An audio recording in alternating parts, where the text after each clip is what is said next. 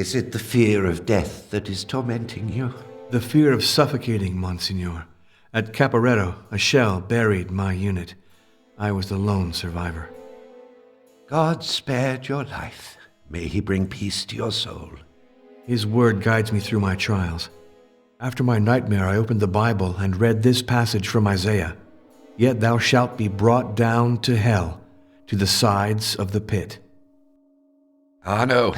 You use the Bible to interpret your dreams. Please, don't sink to superstition. Your Eminence, since God rules the world, nothing happens by chance. Everything is the expression of his will. Everything must have a sense. And it is not in the power of man to discover it. Ah, no. Your hunger for answers leads you astray. Please, let's get back to the matter at hand. The congregation is sending you to Vladoviste in the bishopric of Alba Iula. In Transylvania? The region has just been annexed by Romania, has it not? To be sure. They speak mostly Romanian there, as well as a little Hungarian and German. 3 languages you know well. You will investigate the case of Martha Calugarul, a physician and scientist who died a few months ago. And we're already investigating? The postulator of her cause has presented solid arguments to justify a rapid process. Naturally, this mustn't influence you, but you know your duty, don't you, Mr. Devil's Advocate?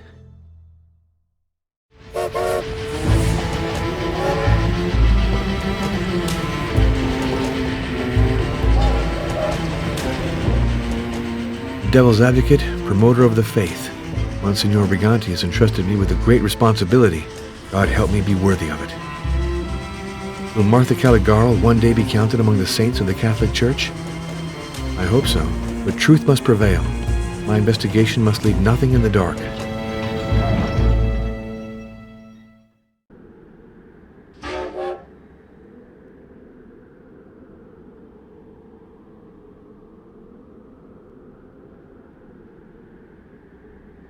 Before anything else, let's try to find that inn where I reserved my room.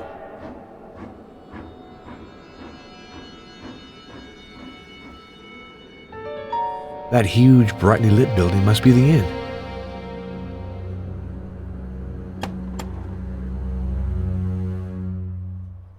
What a delicious-looking basket.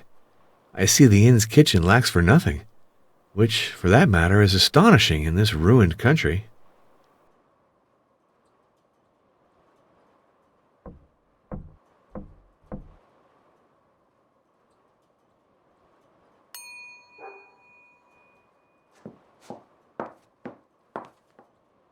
Hello, ma'am.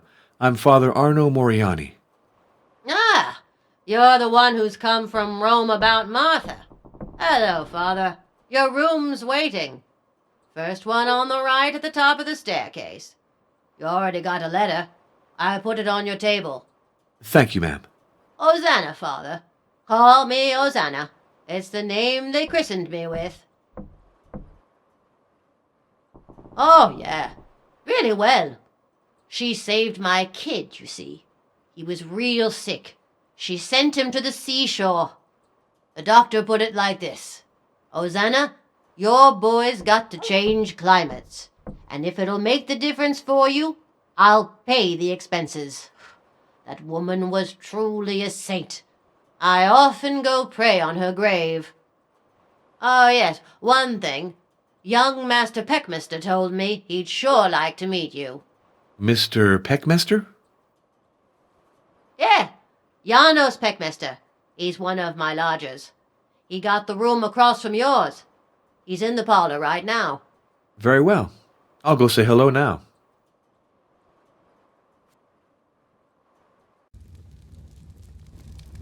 Hello, Father. Delighted to meet you.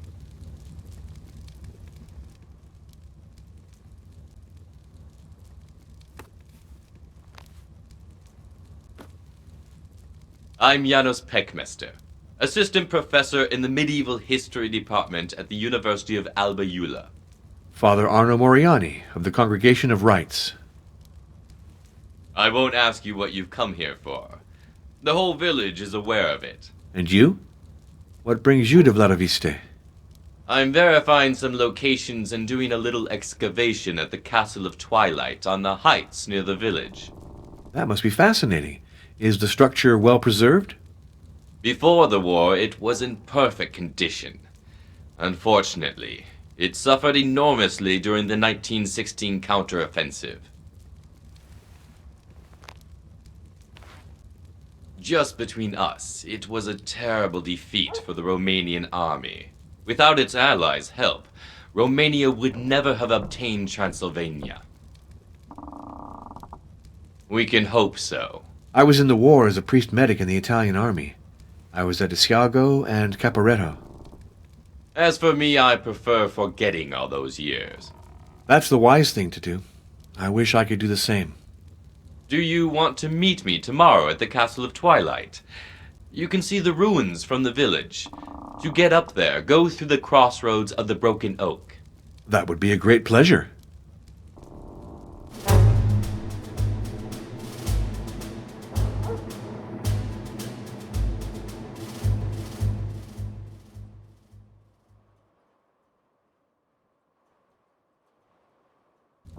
Don't be fooled. This book is just propaganda.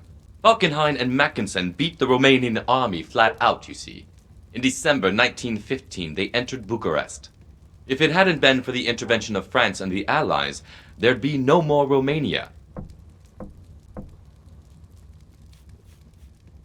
Do you want to meet me tomorrow at the Castle of Twilight? You can see the ruins from the village. To get up there, go through the crossroads of the Broken Oak. That would be a great pleasure.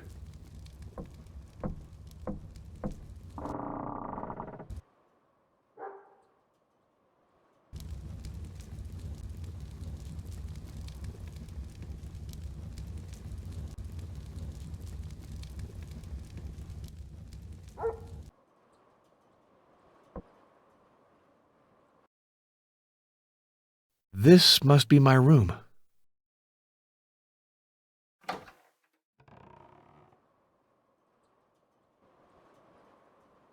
A missive from the Diocese of Alba Iula. It concerns Martha.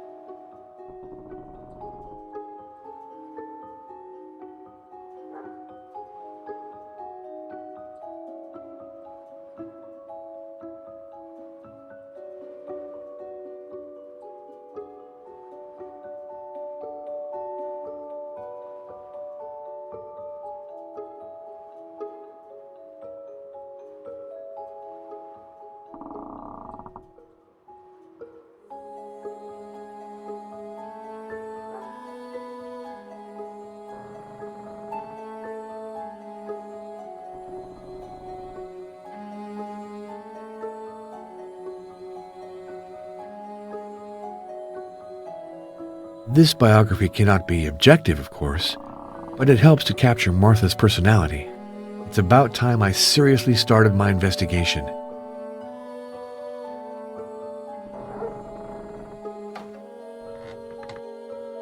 This must be the room of Janos Peckmester. Smells of tobacco. My next-door neighbor is a heavy smoker.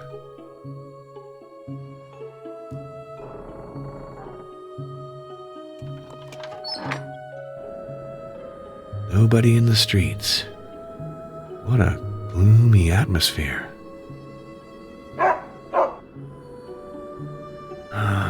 It's not polite to burst in on people this way. I should ring. Come in! It's open! Come here! I'm in the kitchen. Hello, miss. I'm Father Arno Moriani. I am Dr. Maria Florescu. Have you come from the Vatican, Father?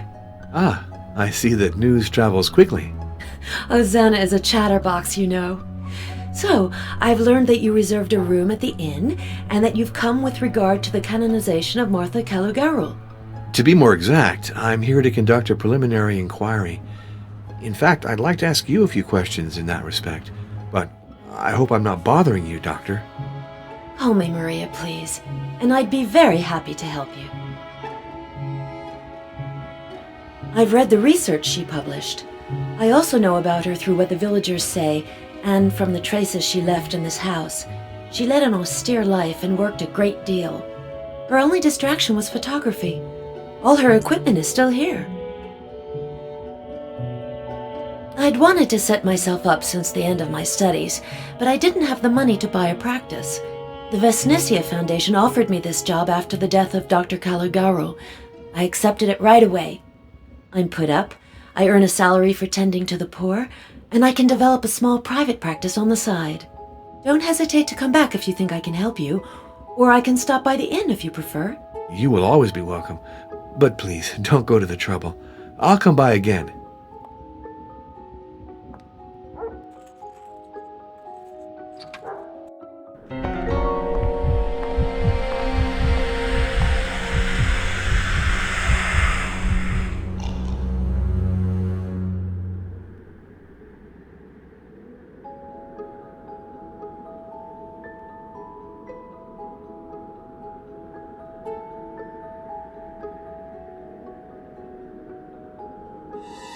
My lord, war has caused so much damage.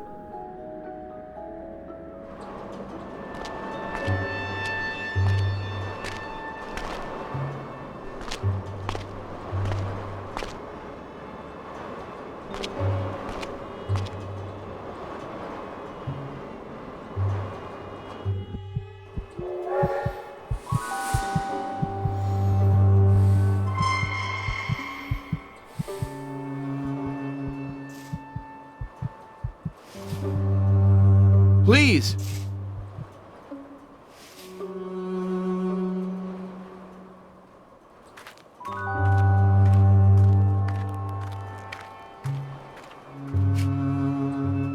How do you do?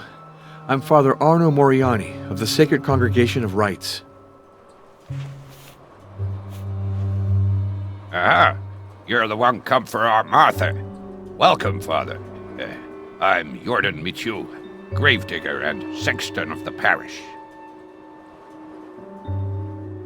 Father Gregorio Nijescu, he left for the south on a cure. He was real tired. Especially after the death of Martha, she helped him a lot with his good works. The bishop hasn't found a replacement yet, so once again we got no priest, like during the war. He left a phone number. Ask for Costanza 135. Sure, I knew her. She was a darn good doctor, with all due respect. And she had guts. She saved a lot of folks during the war. And then, young Ariel, that everybody was sure had an evil eye cast on him and was sure to die. But that ain't all. Yes? She works miracles. Explain that to me. Weren't for her, I'd have the back all busted. 'Cause, let me tell you, she heals even better since she died.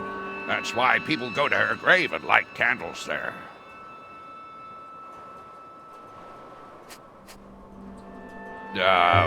She's real pretty, but as a doctor, don't tell her, Father, but she ain't up to our Martha.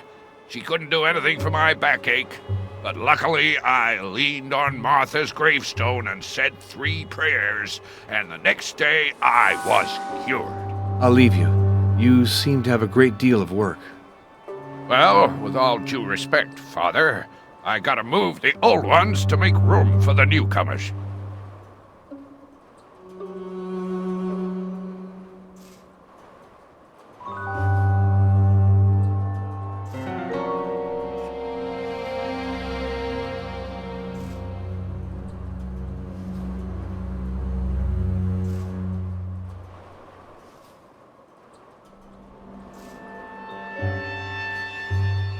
Hey!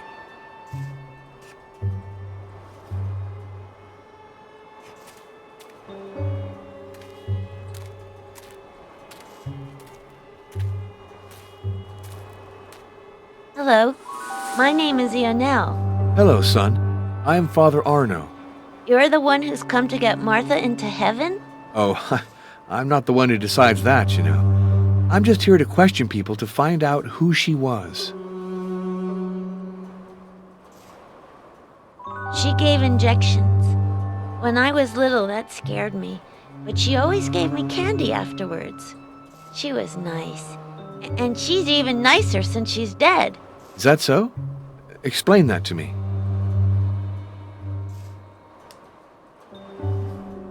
She protects people. When you go to some bad spot in the middle of the night, you have to repeat 3 times, "Saint Martha, protect me, and nothing will happen to you." The gravedigger told me that. And also, when you burn a candle on her grave, you can make a wish. Have you made one? I asked Martha to send me a friend to play with. I had one, but he died. And then another one, but he left, so now I'm bored. She's beautiful. You can see she's a lady from the city. She's the one who gives injections now. She gave one to me, but I'm not scared anymore.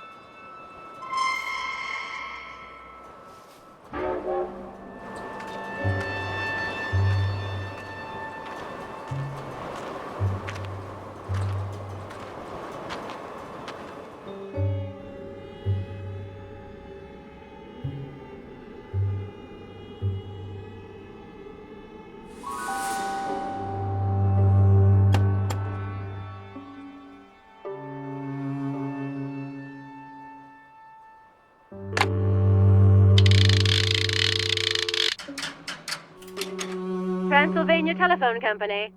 Number, please. Just one moment, please. You're connected. Greenleaf Rest Home. Good day. Could I speak to Father Grigoriu Nigescu, please? This is Father Arno Moriani. One moment, I'll see. This is Father Gregorio Nigescu. Hello, this is Father Arno Moriani. I belong to the Sacred Congregation of Rites, and I'm investigating the case of the late Martha Caligaro. Ah, yes, I'm aware of that. Not very good, actually, since you ask. But what good does it do to talk about it? Prayer is my only comfort. She was a good Christian, courageous, charitable, and she attended Mass regularly. I appreciated her a great deal. Some of my parishioners think so. The diocese realized that and asked for the case to be opened. Myself, I don't know. Things like that are way beyond me, you know.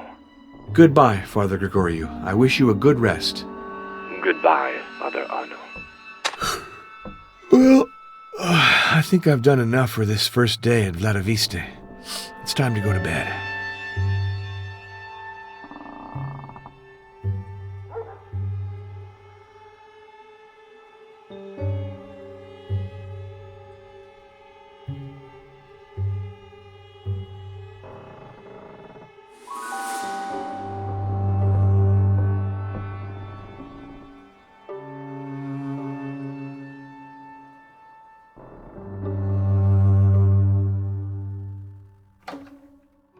Wow, I'm dead tired.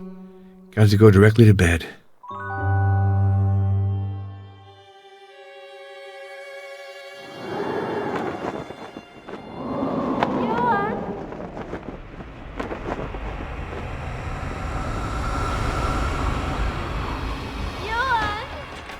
Luciana, Johan, may I come up?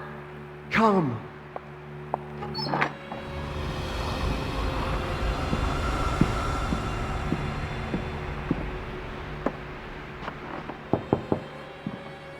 Yano.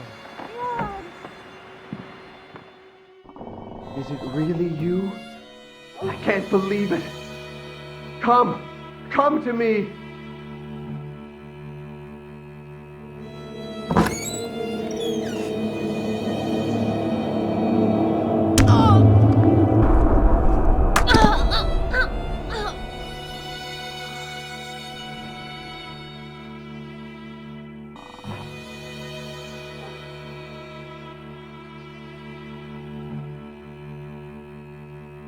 Oh, Lord, free me from night terrors.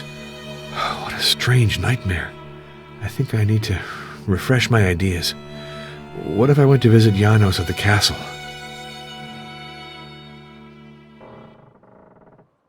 I really would like to move this wardrobe. This is a particularly heavy piece of furniture. No way to just slide it.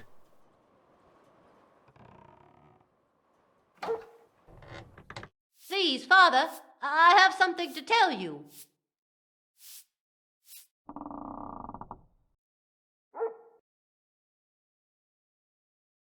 Mr. Stefan Luca, a reporter from the city, arrived here this morning. He's in the parlor. He sort of told me to kind of tell you he'd like to talk to you. A reporter? Very well, I'll go. Wait, Father. I also wanted to tell you. I have to make up the room to the right of yours for Mr. Luca. And maybe it's dumb, but I don't dare go in it anymore. Oh? Why's that, Ozana? Well, it's like it was kind of cursed. Really? What makes you think that? The spot. The black spot. The more I rub, the less it goes away. And then the crucifix. It falls down on its own. Come. What can I do to reassure you? Please, put the cross back in place. I don't dare touch it. And bless the room. That way, I'll be able to go in it to do the housework.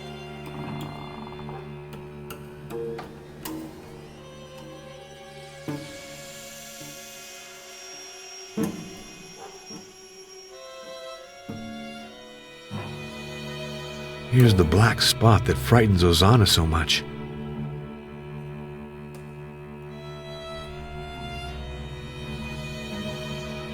Gloria Patri, et Filio, et Spiritui Sancto, sicut erat in principio, et nunc, et semper, et in saecula saeculorum. Amen.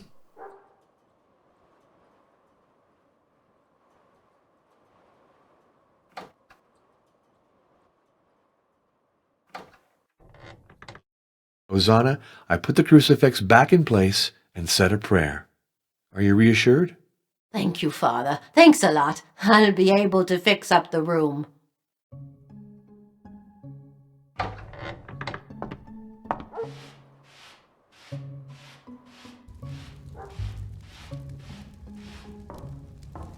Father Arno, I was expecting you. Delighted to meet you, Father. Concerning Martha, I mean Dr. Calugarl, it's very important that you know. She was murdered. What are you saying? Yes. I didn't introduce myself. Stefan Luca, journalist. It's a good thing that you're here. Since the departure of Father Gregoriou, this village really needed a priest. Yet I didn't come to replace him. Of course, I know why the Vatican has sent you, for Martha's canonization. But I want to talk with you about something else. There's something much more serious. Martha, well, she was killed for defying evil. My God. I should have helped her more. I wrote an article, but he prevented me from publishing it. He's very powerful, you know. Martha was not his first victim. I'm afraid I don't follow. Are you skeptical? I was too. But read this letter that Martha sent me 3 months before her death.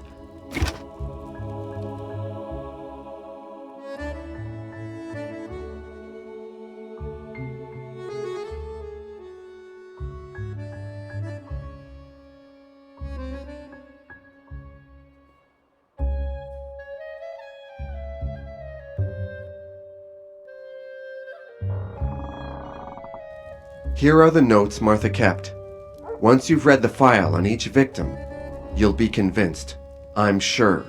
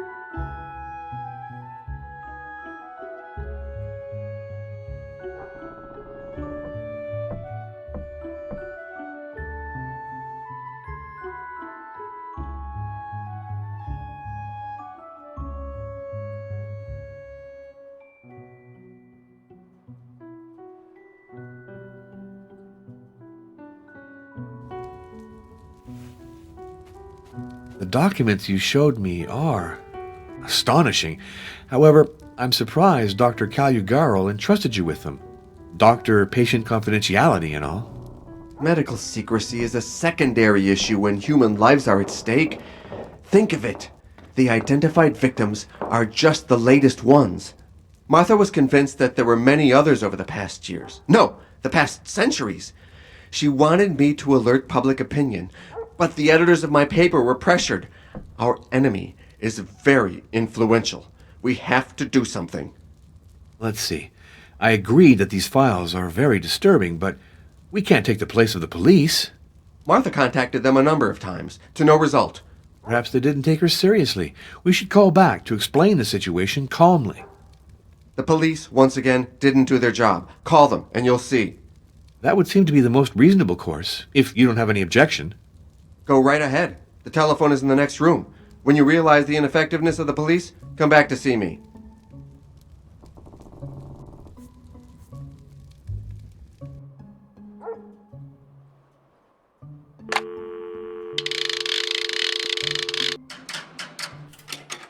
Number, please. You want the police? Yes, put me through to the police station in charge of Lada Vista, please. Hold the line. You're connected. Provincial Police, what is it? This is Father Moriani. Well, several people died in Vladoviste in mysterious circumstances. Vladoviste? You have the wrong department. You have to contact the Transylvania Regional Brigade. Ask for Inspector General Brutar at Alba Euler 22.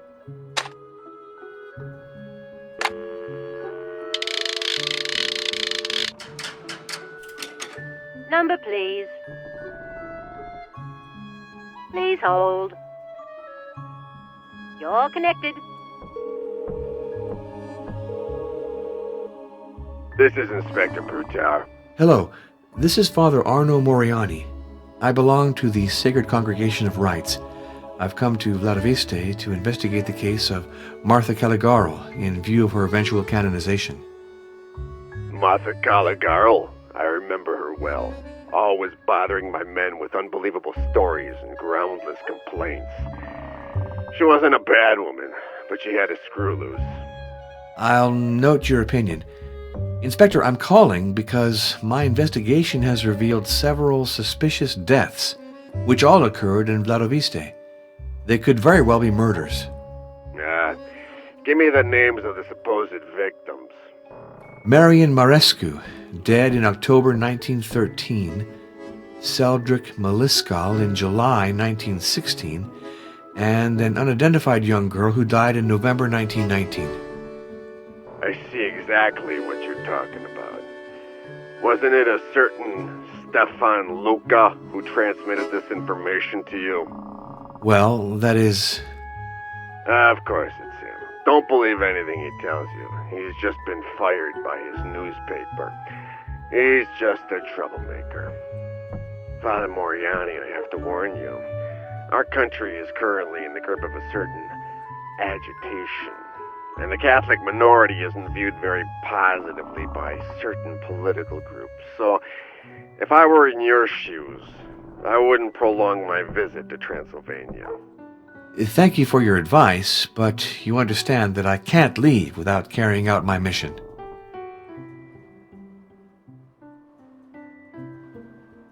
Yeah, go on. I'm listening. Well, we have 3 individuals dead in the same region and in the same manner, drained of their blood. That would suggest the work of some perverted criminal, wouldn't it? No, believe me. It would suggest, rather, that your informant is bored and has a fertile imagination. None. Did a physician examine her body? Certainly not. Why bother? Her death wasn't at all suspect. Goodbye, Inspector. The police think that Martha was mad. Her case doesn't look good, but it's out of the question for me to close the file without digging deeper. Let's go back to the journalist to question him.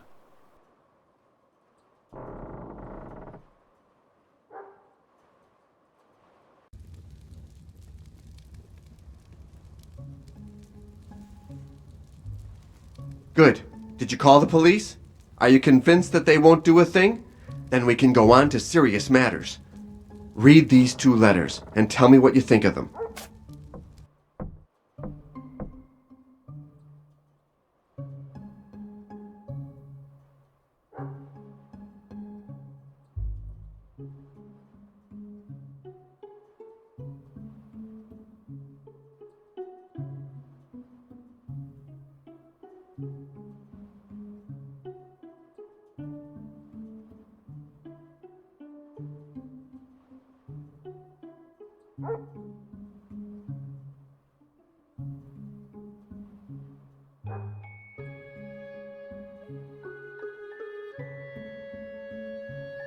Vampires, hosts. My lord, I must elucidate this sorry affair. Let's subject Stefan Luca to some methodical questioning. The letters you showed me raise a lot of questions. First of all, what exactly does the term vampire signify? Vampire, wampir, upir, upir, brucolacus for the Greeks. Do these words really evoke nothing for you? To tell you the truth, they do. I seem to recall reading something about these, creatures. So, if I understand right, Martha tried to drive them back with a communion host ground into a powder? That's right, with the crumbs from the host. She drew a protective circle. Tell me, was the host consecrated? I suppose so. Did Father Gregoriou know that this sort of activity was going on in his parish? The best would be for you to ask him the question. That's the frightful reality. And why don't the residents do something to rid themselves of a curse like that? Because they're resigned and submissive.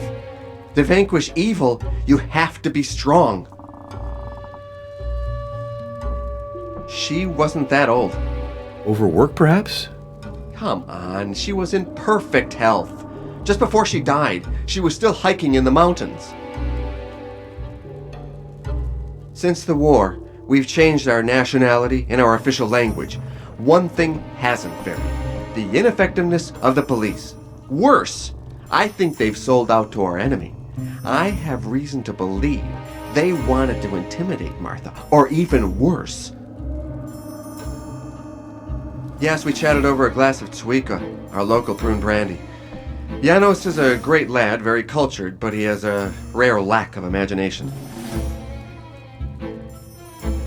Young Maria? No, I didn't want to frighten her. I don't think she can help us in any case. Father, help me resume the task that Martha began. With a priest at my side, I'd feel stronger. It's not so simple.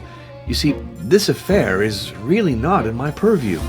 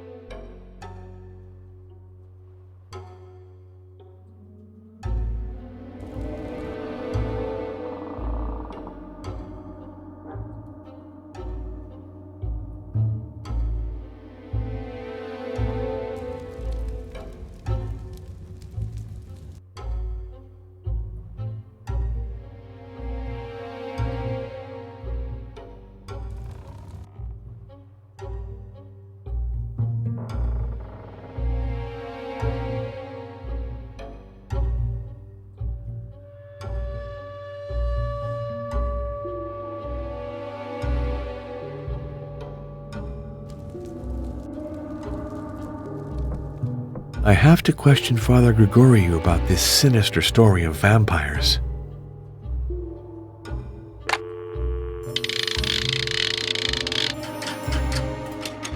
Number, please. Just one moment, please. You're all connected. Greenleaf Rest Home. Good day. Could I speak to Father Grigoriou Nigescu, please? This is Father Arno Moriani. One moment, I'll see. This is Father Gregorio Nigescu. Hello, this is Father Arno Moriani. Father, I have to discuss a very delicate subject with you. Please answer my questions very precisely. It's important. Do you know Stefan Luca? He's a journalist, a friend of Martha's. They developed photographs together. According to Stefan Luca, Martha Calugaro believed in vampires and engaged in strange rituals. It's true. And before you ask the question, yes, I helped her. You do know the position of the church on this subject, don't you? I know it. And I don't doubt that it's a very reasonable position when you think about the question, seated in an office in Rome. But in Vladoviste, the situation is different. Do you want me to tell you how things happened? I went to the dispensary to give extreme unction to Seldrick, a poor child who's wasting away. I uttered a few of the usual prayers, and then I gave Martha the sacred hosts. She used the wafers to draw a protective circle around the sick boy. Was it sacrilege? You're entitled to think so. But the child was going to die in spite of the transfusions. We had to try everything to drive away the creature that was feeding on him. What would you have done in my place? Unfortunately not. 2 nights later, the window opened mysteriously, and the wind blew away the protective circle. Martha found the child dead, with wounds on his neck. Yes, a waste of time. The war began shortly after the child's death. I left the village to serve as an army chaplain. Upon my return, we tried to save a young amnesia victim. The girl seemed possessed. She ripped off the garlic necklaces that we hung on her neck and left her room every night. She didn't survive long. Young Ariel almost died as well. But Martha saved him by sending him away from the village. It was probably the only thing to do. It's very likely. I knew she was threatened. I'd offered her a dog to protect her. Now that seems to me to have been laughable. As if a dog could have stopped the enemy she was confronting. Do you think that enemy was a vampire? A supernatural creature? An emanation of the devil. If you'd lived a few years in Vladoviste, you wouldn't doubt it. Martha spoke to me of it. It's a sort of accursed way of the cross, which leads to the source of evil. She embarked upon it against my advice. I wanted to protect her. Oh, I was wrong. Why is that? She died fighting. I fled. Today, it is she who has the good part. Thank you for your frankness, Father. Of course, you realize that after your revelations, Martha will never be canonized. Yes, of course. What does it matter if she rests in peace? Another thing, if a direct question is asked, I shall be forced to evoke your part in this business. So be it. But you should know that my only regret is not to have helped Martha more. In the end, I slipped away. It was cowardly of me. The Lord is our only judge. I have no wish to condemn you. Goodbye, Father Gregoriou. I wish you a good rest.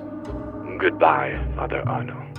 All right, now it's time to make my report to Monsignor Briganti.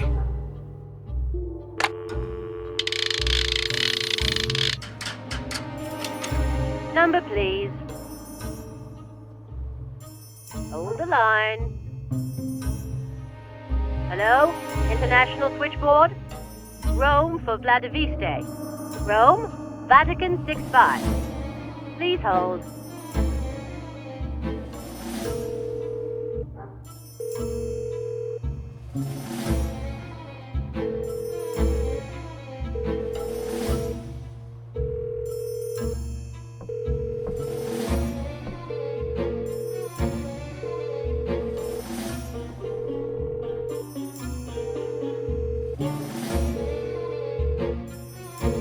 He's not in his office. I'll call back later. Meanwhile, let's go see Janos at the Castle of Twilight. That will give me something else to think about.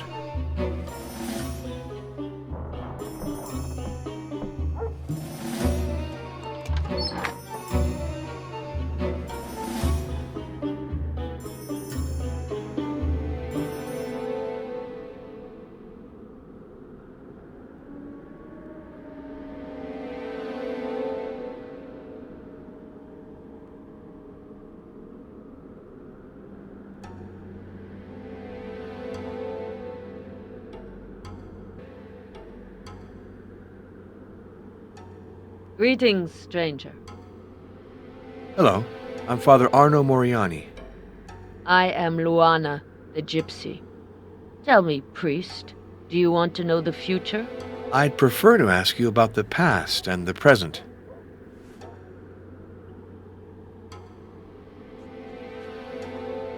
Yes. She did not choose an easy path. From behind the high grass, the wolf observes the flock and carries off the weak and isolated. As usual, the oracle speaks in obscure, mysterious terms. That is because it does not want to lie, nor provoke the anger of the powerful.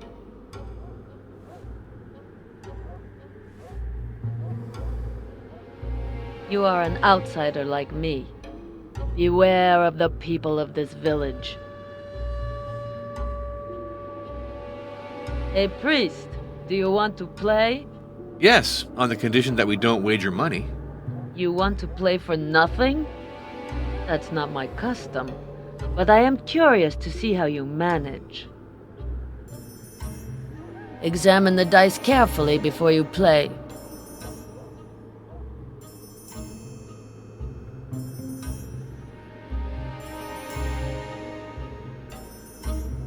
Each one, in turn, must choose a different die and throw it using a horn.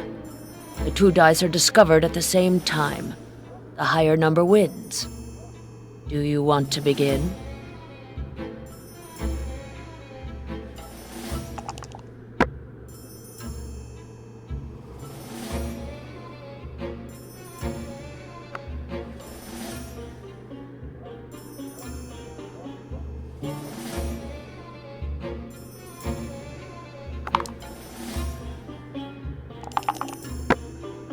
You lose.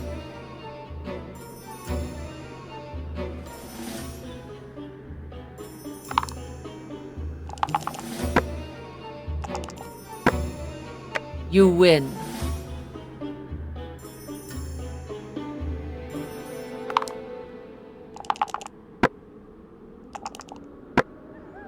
You win.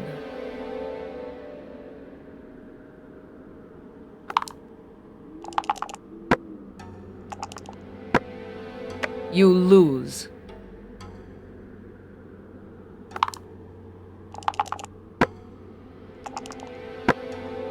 You lose. I've played enough. I have to concentrate on my mission now.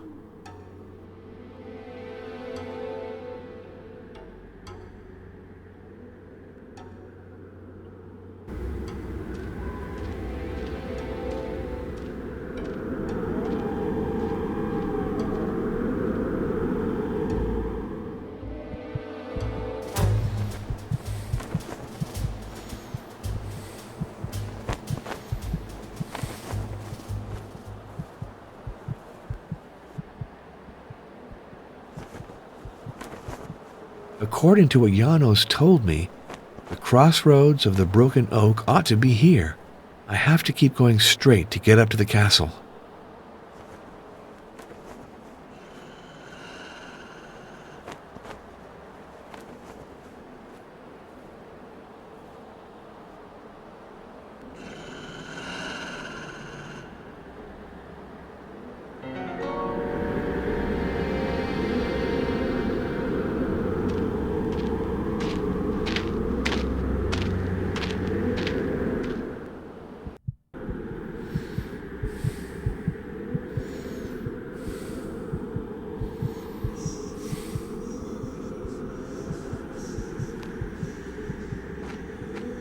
Hello, Janos.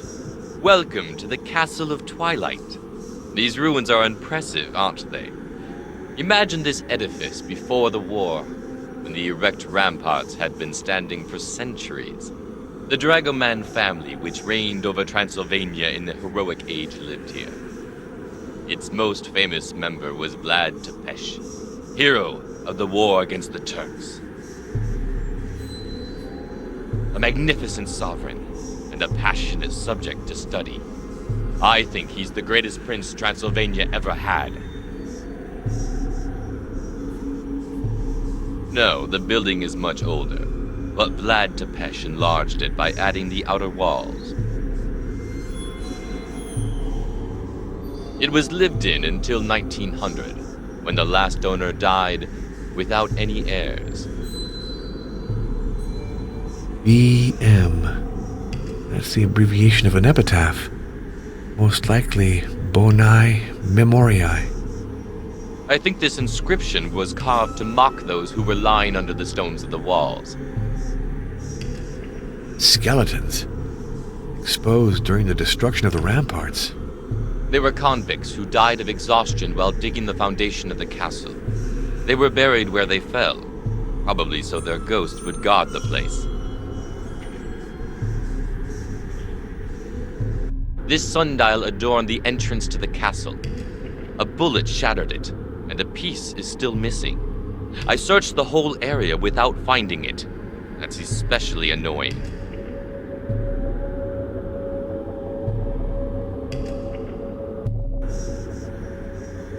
This tree is a Sorbus acuparia, commonly known as the mountain ash or the rowan tree.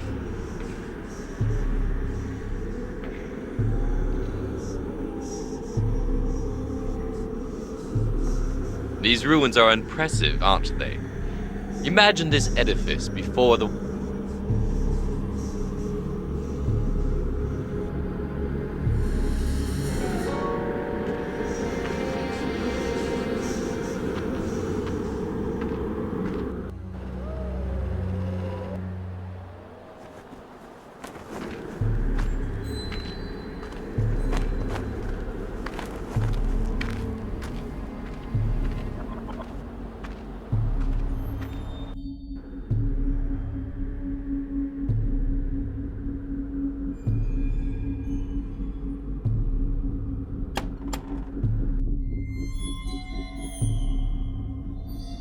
I can't borrow this without permission.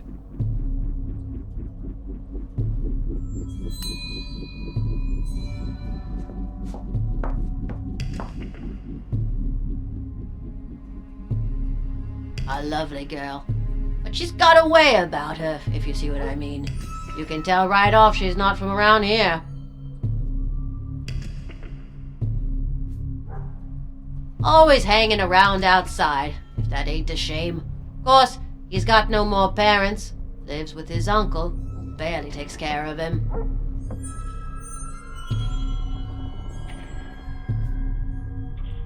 What I think is she killed herself with work. And anyway, she never ate anything. I always knew her thin as a rail even before the war. When you work a lot without eating, then obviously you're gonna...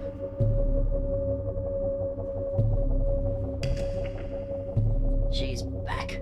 The swindler. With her cards and her dice. She's cheated many a man. What a scandal.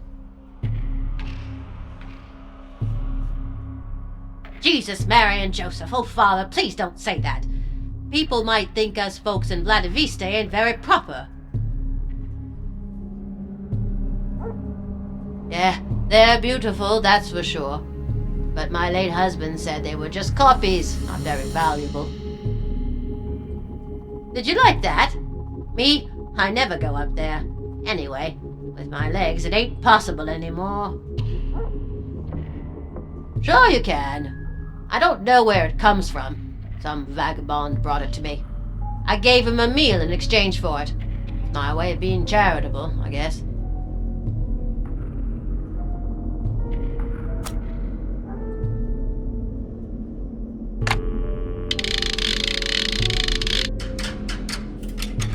Number, please. Please hold.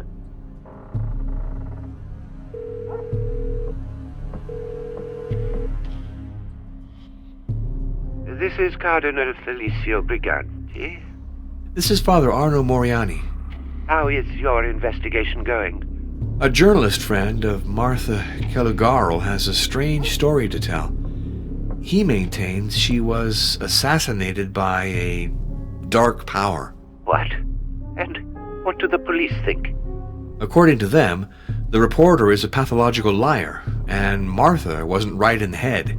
As for me, I'm coming to more or less the same conclusions. I have proof that Martha believed in vampires and kept them away with the sacred host. How could that be? The file seemed so serious. What a disappointment. And as for those vampire stories, tell me, was the parish priest aware of this? Yes. And he did nothing? Said nothing? Well, that is...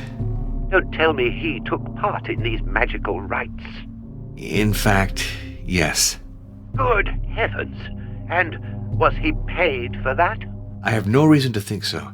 He seemed entirely disinterested and sincere to me. And he's very sick. Oh, rest assured that I don't want to incriminate him personally, but we have to react at once, or people will say the Catholic Church encourages superstition. Stay near your phone, please, Arno. I'll make 2 calls and get right back to you.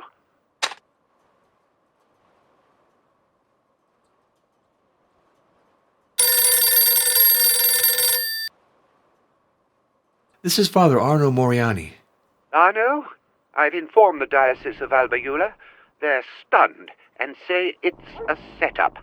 Are you sure about what you're putting forth? The testimony of Father Gregorius seems conclusive to me. How could a priest encourage practices of the sort? That's the crux of the matter. I spoke about it upstairs, and learned to my consternation that we're not dealing with an isolated instance here. Believe it or not, this is the 20th century, and there's a fresh outbreak of belief in vampires. It's probably connected to the success of certain novels that have troubled impressionable minds. And so, I have new instructions for you. I suppose that I close the Caligaro file then? Certainly. And you open another one on vampires. Excuse me? You heard me right. Study the legend. Demolish it. Prove that it is not based on reality. We'll give your report widespread distribution. Yes, but hasn't the Church already taken a position on the question? To be sure. Benedict XIV formally condemned belief in vampires, but that was 2 centuries ago. It's time to bring his message up to date. What exactly am I to do? Seek the origins of the myth, but also pay attention to its literary aspects, its recent manifestations. Show that those phenomena that terrorize the naive are either pure fabrication or have explanations that aren't supernatural. Let me insist on one point, Arno. For your research, it's important that you consult the best scientific experts. We need the authority of a doctor and a historian to support your conclusions. Do you think that a rational discourse can vanquish superstition? I know the battle is never definitively won, but it must be fought. I hope the task doesn't seem too daunting for you. Not at all.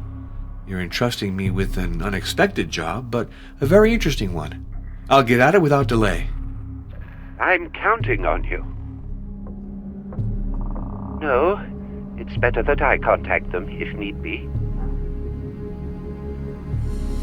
The Diocese of Albayula let it be known that the canonization of a local native would enable the Catholics, who are in minority in Transylvania, to reaffirm their identity with regard to the Orthodox. This can be very important in a nation under construction. That's why the process began so quickly. It would seem self-evident, but the diocese might object. I'd rather not run the risk, unless circumstances force you to. If you had to celebrate a funeral mass, for example. Your mission is delicate, Arno. It's difficult to accomplish without offending someone, but I have faith in you. You'll know how to act suitably. Goodbye, Your Eminence. Be well, Arno.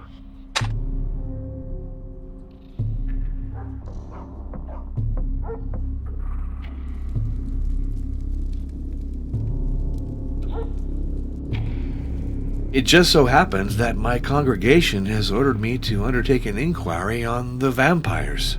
Inquire? We have to fight! Suppose they exist. If that's the case, isn't it essential to study them first? Know thy enemy. Ours is wily and difficult to get at, unless we take the path of the dragon. That was Martha's conviction. The path of the dragon? The dragon. The vampire. Dracula. All these names designate our adversary. The path of the dragon leads to his lair. Look at this file that Martha entrusted me with on her return from Turkey. She had established that the path comprised 7 trials. The related documents are sorted in 7 folders. I know that work. It's Raphael's Crucifixion. Yes, photographed by Martha. According to her, this painting has a connection with the first stage on the path of the dragon. Really? The painting has a hidden meaning? Martha thought so. She spoke to me of other versions of the same work of art, slightly modified reproductions she examined in private collections. According to her, to understand the hidden message, the original's not enough. It has to be compared to the copies and the variations noted. Do you have other versions of the painting? Unfortunately not. Martha gave me this file at the beginning of her research, for she feared her papers would be stolen. Afterwards, we had a falling out, and she didn't transmit anything else to me. I'm certainly lacking some essential pieces. We're radically changing style, you could say. This other document is a sketch Martha made of an ancient bas-relief. The inscription is hard to make out. It vaguely resembles Enochian. But the drawing is clear. The figure is slashing his veins. I see the sketch is classified in the first folder with the crucifixion. Is there a connection then between these 2 documents and the first stage of the path? For Martha, there was no doubt about it. Here's a sketch of another bas-relief, from the same place as the previous one. Martha associated it with the second trial. There aren't any other documents? Nothing for the 5 last tests? They're all I have, but I'm sure that Martha found many others, if I'd only been more conciliatory.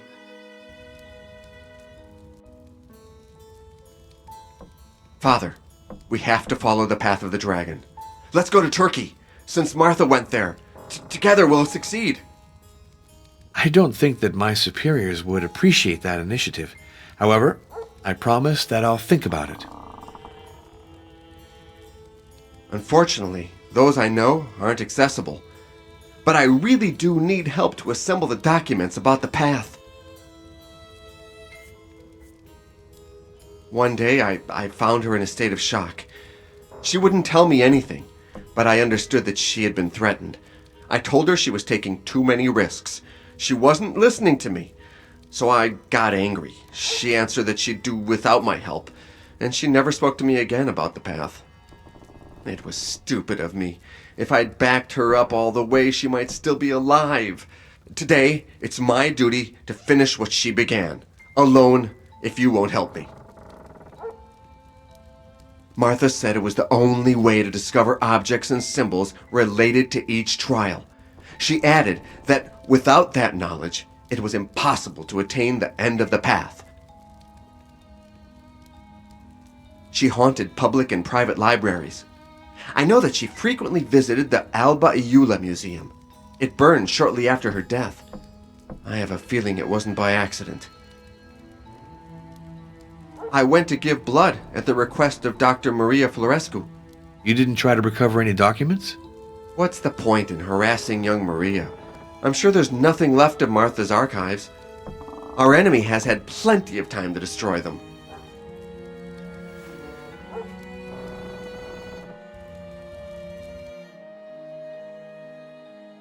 Dr. Florescu came by. She asked for you to go to the dispensary because she needs blood donors, if you're so inclined. Fine, I'll go there. Those ain't legends, Father. Begging your pardon, but you shouldn't talk about those things. It brings bad luck. Tell me, Father, do you think Martha will be sanctified? Do you mean canonized? Yeah, that's it. I hope she'll be canonized. A saint and a pilgrimage. That's what Vladivista is missing. That'd sure make people come, you know. I haven't the heart to tell him the truth.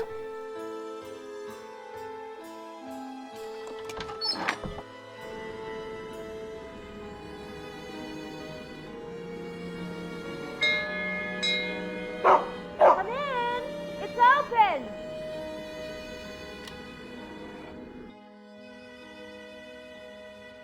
The treatment room.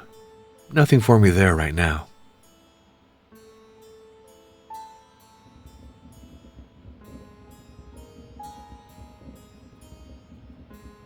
Thank you for stopping by. I noticed that my blood stocks were really insufficient. Would you let me take a sample of yours? Certainly. I was a priest medic during the war. I saw many lives saved thanks to transfusions. Oh, so you're a nurse as well. Then you'll be able to do it yourself. Great. I have to rush off to see a patient on the other side of the village. Oh, what exactly do I have to do? Draw your blood and place the bottle in the refrigerated chest. The combination is easy to remember. The date the dispensary was built.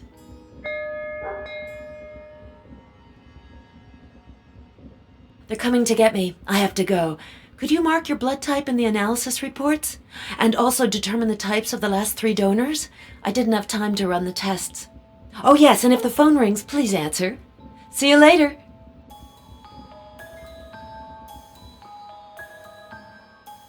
All right, down to work. I hope I haven't lost the touch.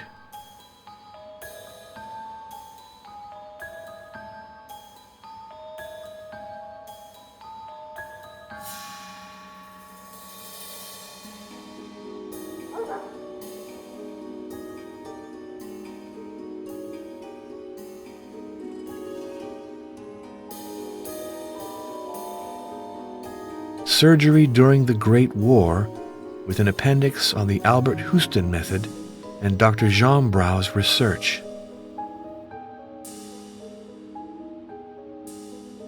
Statistical demonstration on the utility of asepsis in the operating room.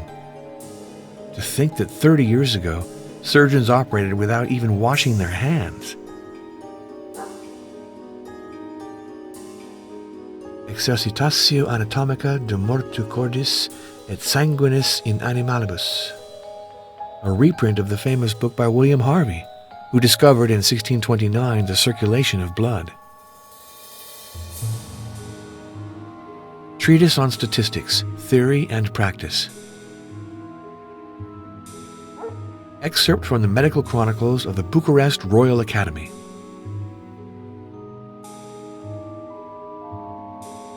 The Descent of Man by Charles Darwin. Spontaneous Generation, The End of a Myth, That's a look back at Pasteur's revolution.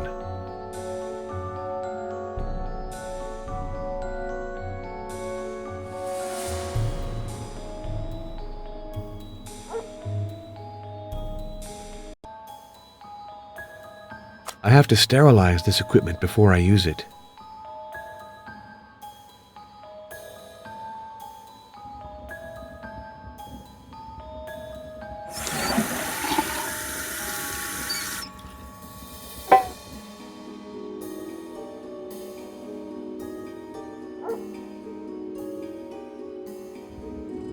It's not hot enough to boil the water.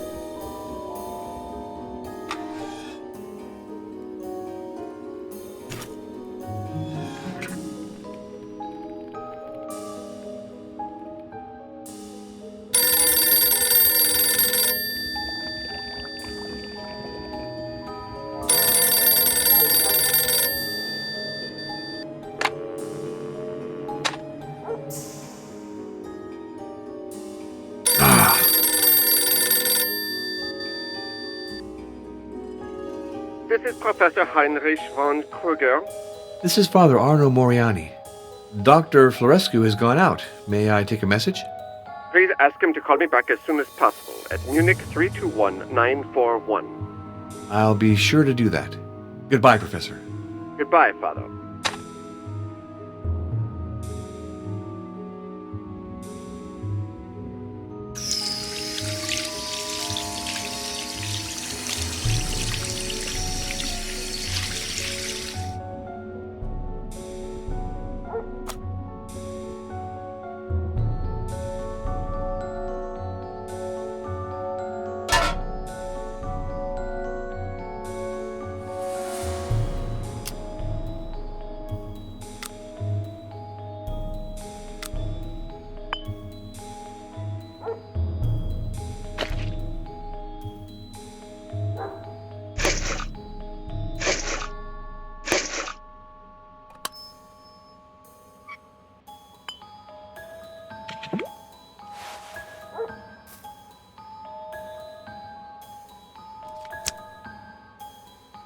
I've done this hundreds of times to other people, but giving yourself a shot is not the same thing.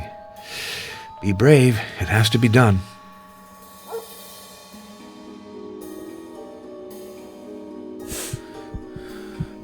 That's the right place. All that's left to do is press the needle deep into the vein.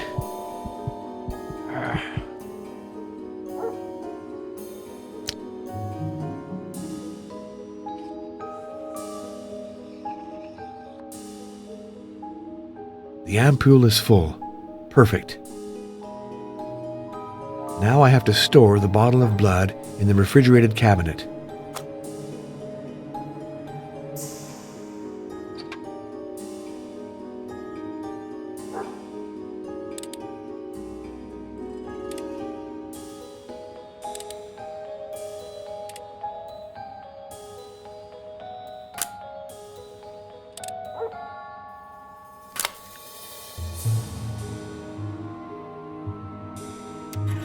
The door of the refrigerated cabinet mustn't stay open too long.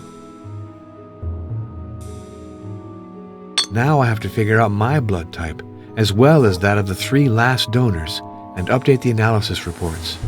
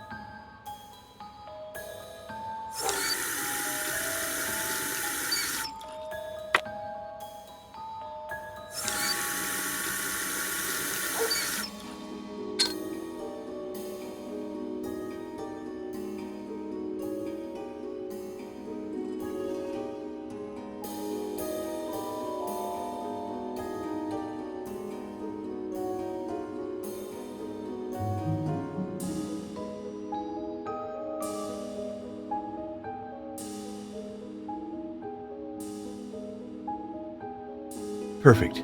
I'm sure of my results. Maria should be happy. I've done my work well.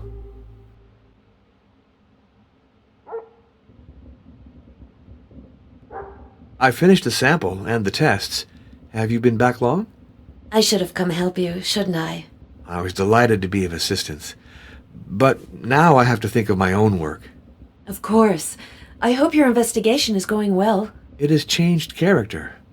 As strange as it might seem, I now am ordered to study some supernatural creatures, vampires. Vampires? Like Dracula? Dracula? Don't you know it? It's a wonderful novel. I'll get it for you.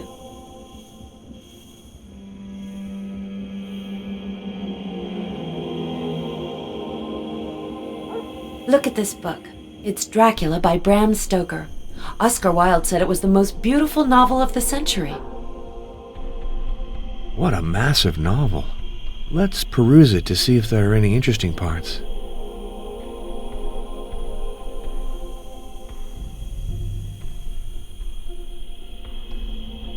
I was captivated by this novel, and you know the strangest thing? The author used Vlad Tepes as his model for the character of Dracula. Vlad Tepes? The voivode? The very same one.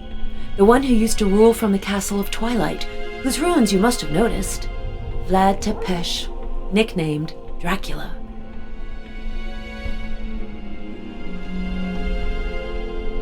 I can guess what comes next. He wants me to call back as soon as possible. You don't really want to, if I'm not mistaken. Professor Kruger is a great scientist. He worked with Martha and now insists on me continuing her research. But I haven't a research scientist's soul. Anyway, it's too much work. Now, isn't that a shame? Oh, please, Father, no sermons. I promise that I'll take it upon myself to finish the analyses he wants from me.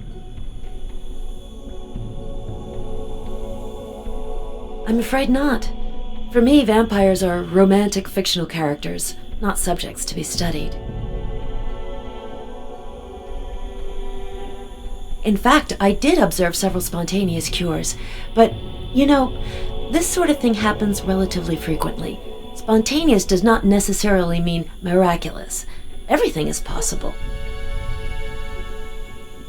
Stoker speaks of this voivode Dracula who earned his nickname attacking the Turks beyond the great river at the very border of their country.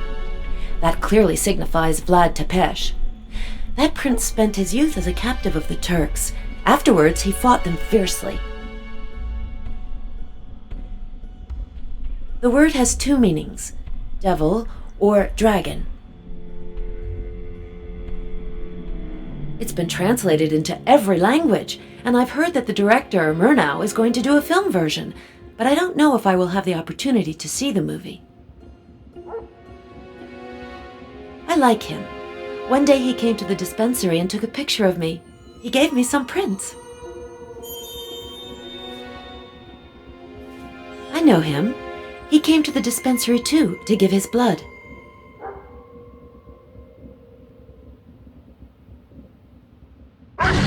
Adele, lie down. I'm sorry. That dog is unbearable. No, he's not. He's a good watchdog. You're kind. He's a good dog. His presence is reassuring. He keeps prowlers away, and any cats or foxes who might attack my birds.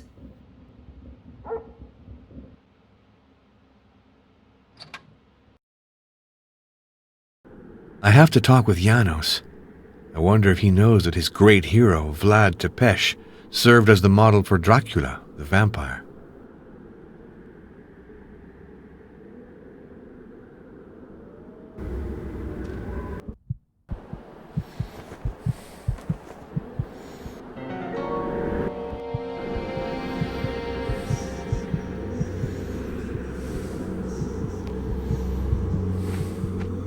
Hello, Janos.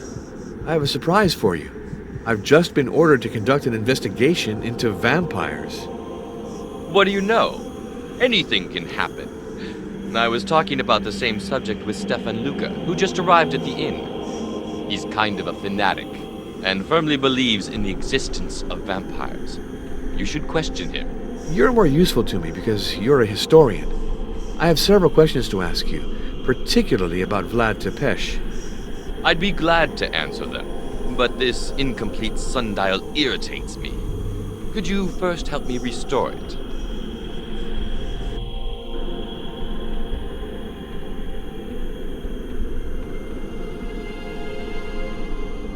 Dragon. It's the dynastic emblem of Vlad's family. Where did you find it? A vagabond gave it to Ozana. Perhaps I should return it to her. Oh, but its place is here. The person who took it had no right to pillage these ruins. I must admit, you're right. Can you hear? The wolves multiplied during the war. Now that peace has returned, they're hungry.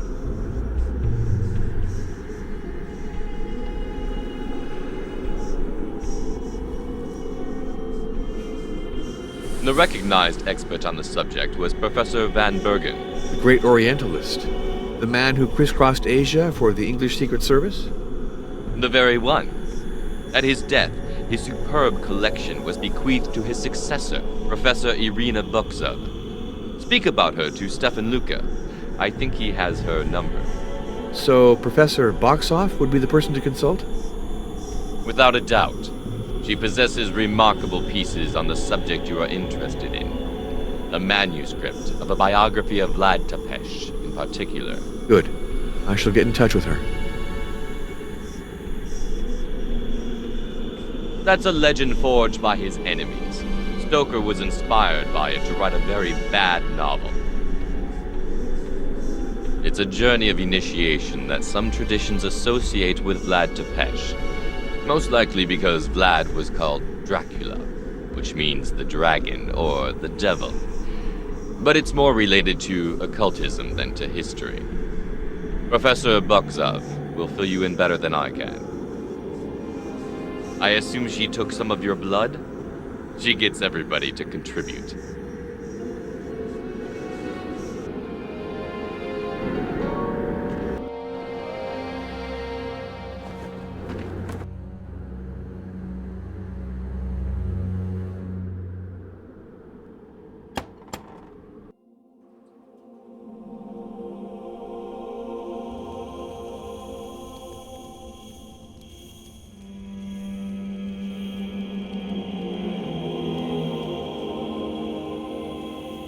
Irina Buxov? I tried to contact her, but I was rejected.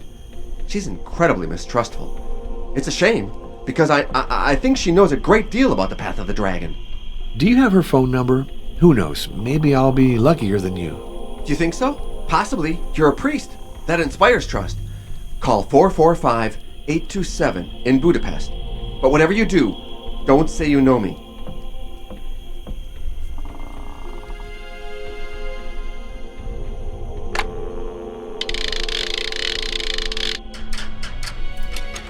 Number, please.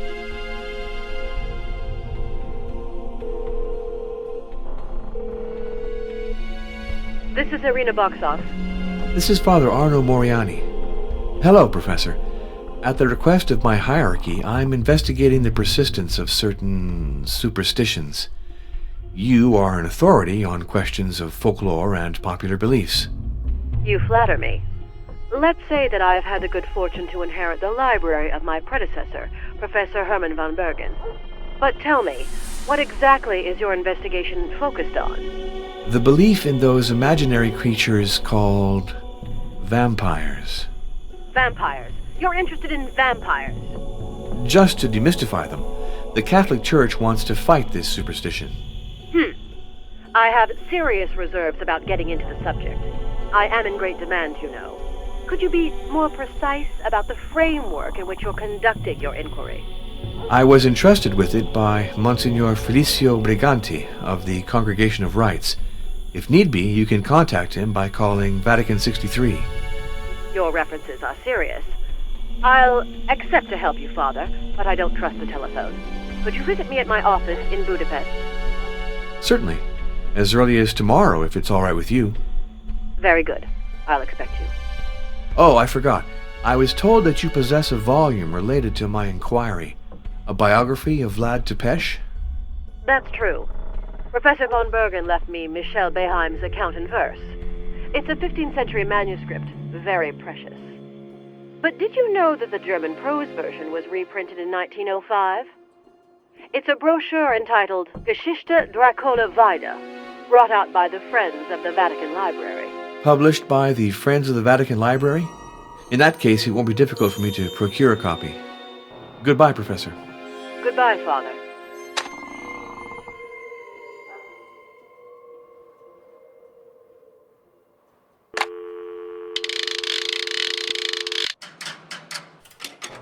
Number, please.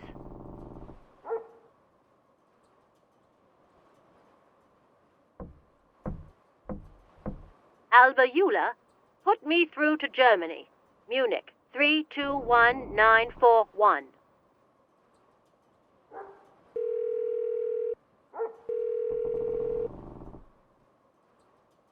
This is Professor Heinrich von Kruger.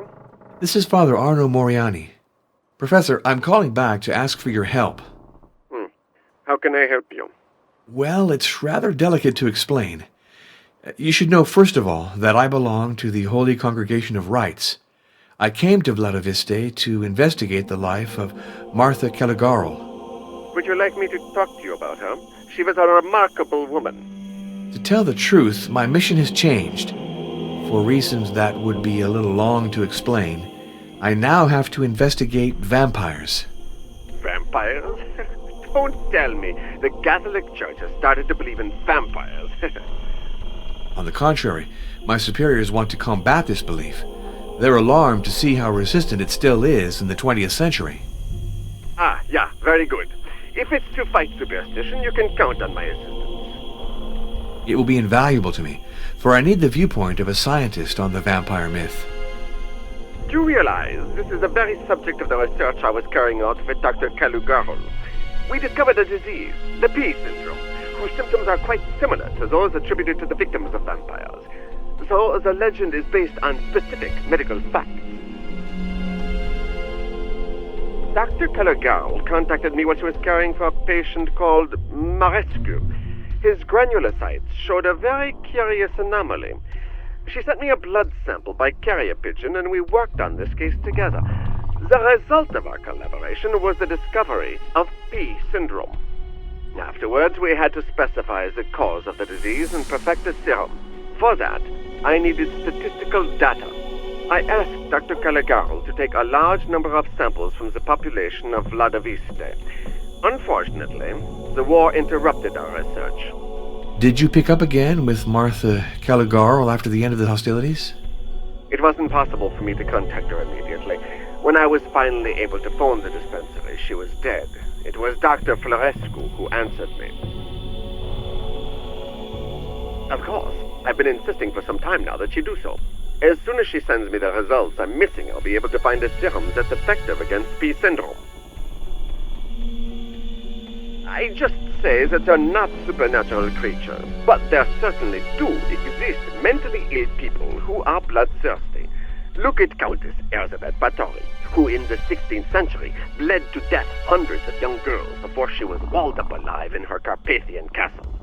In addition, as I mentioned, patients afflicted with the P syndrome suffer from very odd physical and psychological disorders that make them resemble the victims of vampires. Oh, what did these patients do?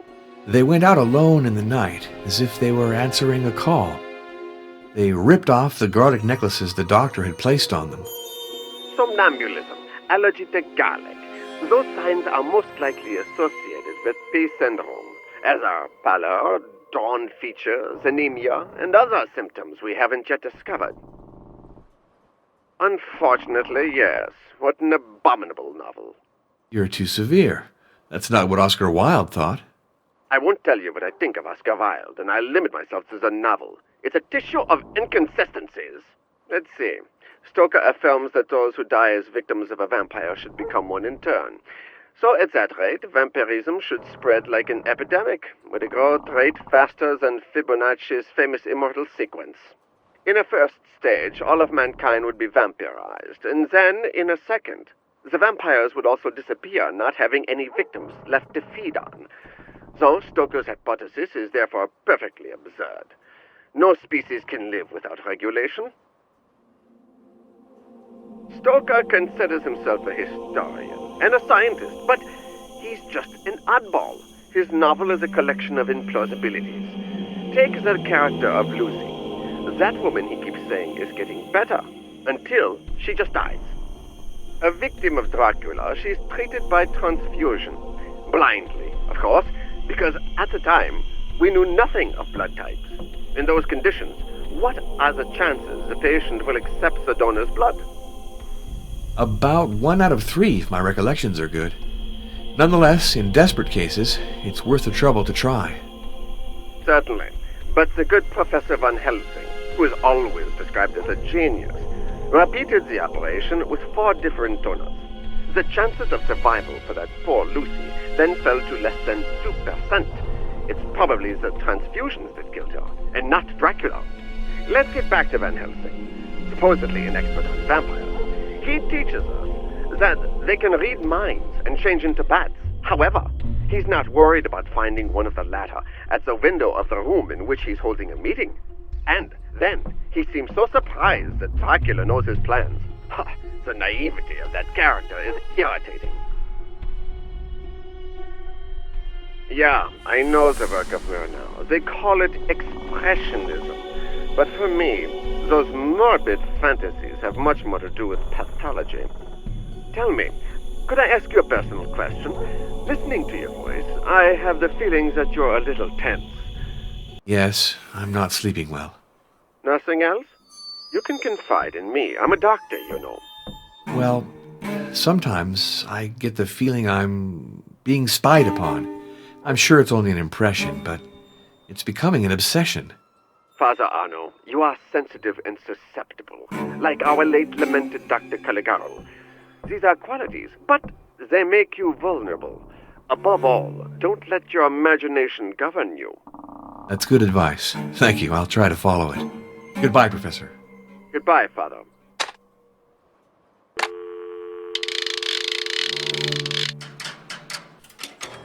Number, please.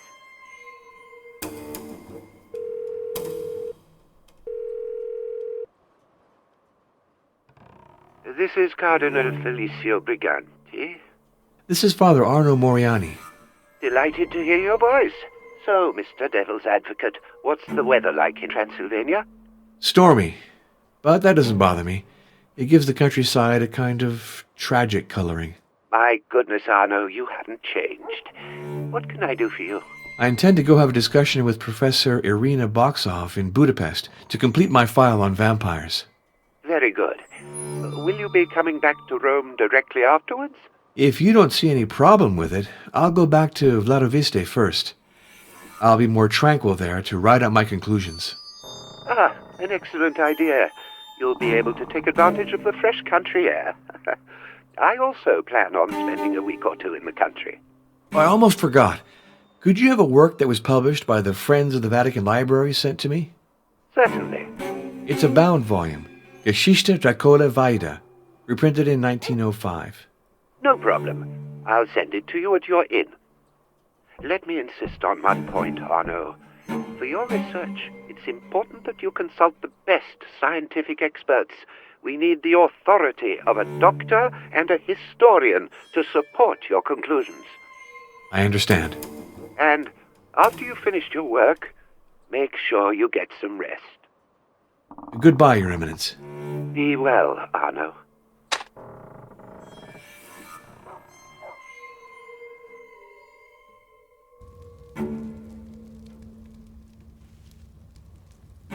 He used to correspond regularly with Martha before the war. He didn't believe in vampires. According to him, the victims were sick people who needed to be cured. Martha shared his opinion at the beginning. It was during the war that she understood the truth.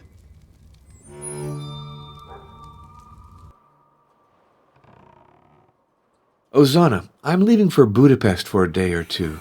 Would you please keep my room? Well, that is... Naturally, I'll pay you for my keep, even for the nights that I'm not here. In that case, of course, Father. I'll keep your room for you.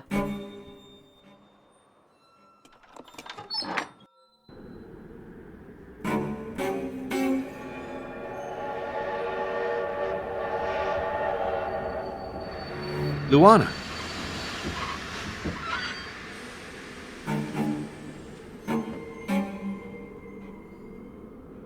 Certain things, but I also know the virtues of silence. As much as I want to know.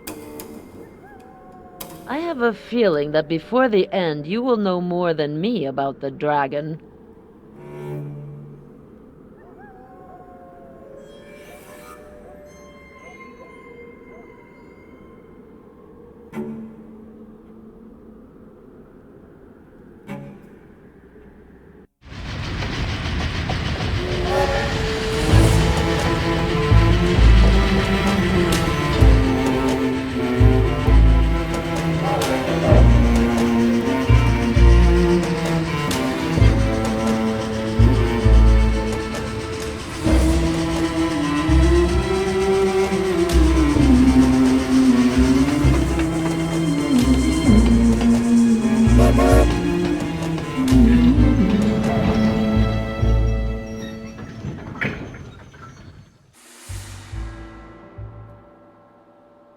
I won't go in without knocking.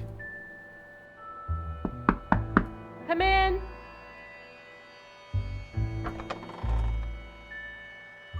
Father Arno, I presume? You didn't have too much difficulty finding my office? No. The concierge told me what I needed to know. You have a wonderful place. All the art objects surrounding me were bequeathed by my mentor and friend, the late Professor Hermann von Bergen. I know his reputation. He was a great traveler. And a distinguished scholar. But tell me, did you have a pleasant journey? Yes, thank you. I admired the Transylvanian landscape, then I fell asleep. And you've come from Transylvania? From Vladiviste, to be precise. The homeland of Vlad the Impaler. You made the right choice of locales to investigate vampires. Herman went there too when he was young. He never told me. I've had various hypotheses, of course, but I must confess, the question intrigues me. And to think that the answer might lie behind you. The personal papers of Herman are in this strongbox. He died suddenly, and didn't have the time to give me the code for opening it. Can I try to open it? I'm no expert in the matter, but with a little luck... Gladly. I'd be very grateful if you managed to open Herman's strongbox. It's a container of acid. If anyone tries to force the strongbox, it breaks and destroys everything within it. I'd be very grateful if you managed to open Herman's strongbox.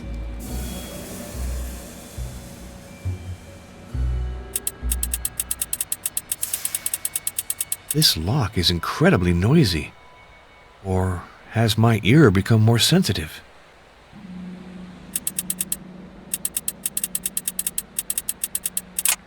I can't get over how clearly I can hear the mechanism. It's extraordinary.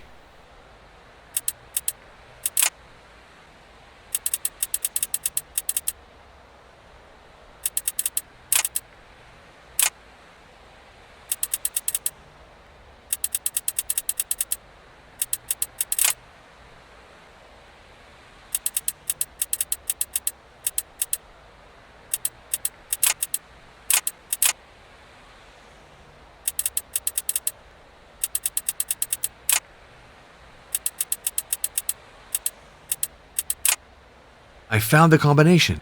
MDCCCXX. Looks like a number in Roman numerals. Thank you for opening the strongbox, Father. Would you be so kind as to deposit the contents on my desk? A wax cylinder and a letter. Let's see the letter.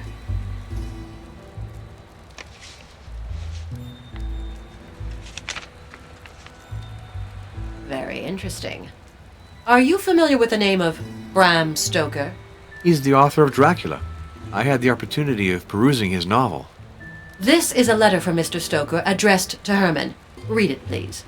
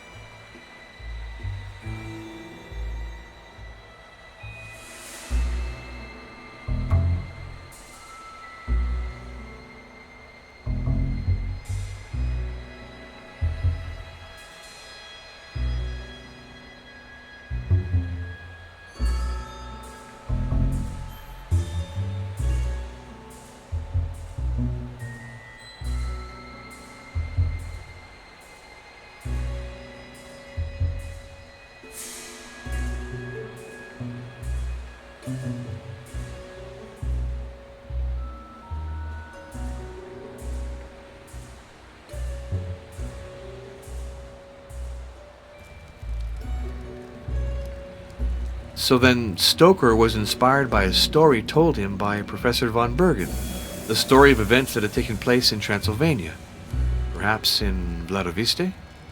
It's probable. Did you know that Professor van Bergen knew Bram Stoker?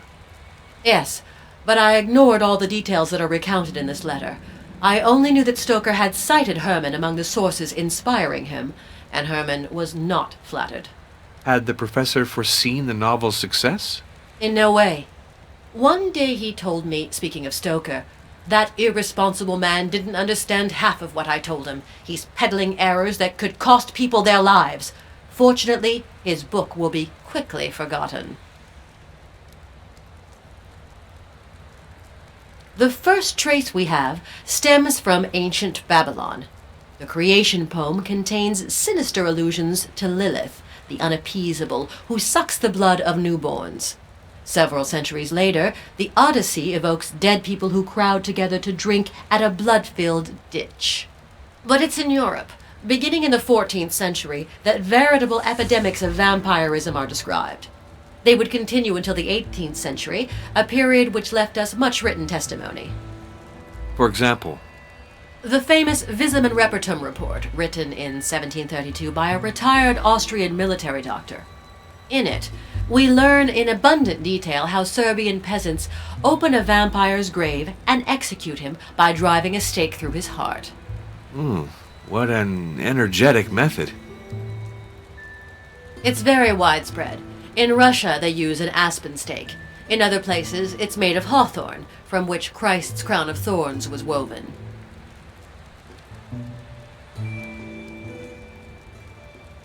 It has to. Reports describe hundreds of grave openings. The vampire's cadaver is identifiable because it's perfectly conserved. It often appears swollen by the blood it has absorbed. The blood stains its clothes, its nails, or its mouth. It's sometimes so abundant that it overflows the coffin.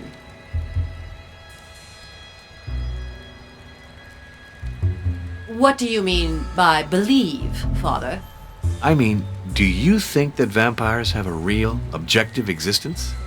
Real or objective? You must choose, Father. Because the only immediate reality is subjective. The rest are just hypotheses. All right, your viewpoint is unassailable. So let me reformulate my question. According to you, has the existence of vampires been demonstrated? Jean-Jacques Rousseau said, "If ever there was in the world a warranted and proven history, it is that of vampires.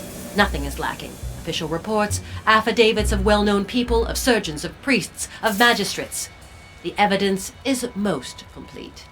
Yet all these stories and affidavits seem very confused to me. I sense nothing coherent behind it all. Didn't you say yourself that the traditions don't agree? Don't take the legends literally.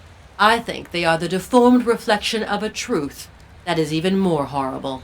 This book, The Lords of Twilight, is the most rigorous volume ever written on vampires. Open it.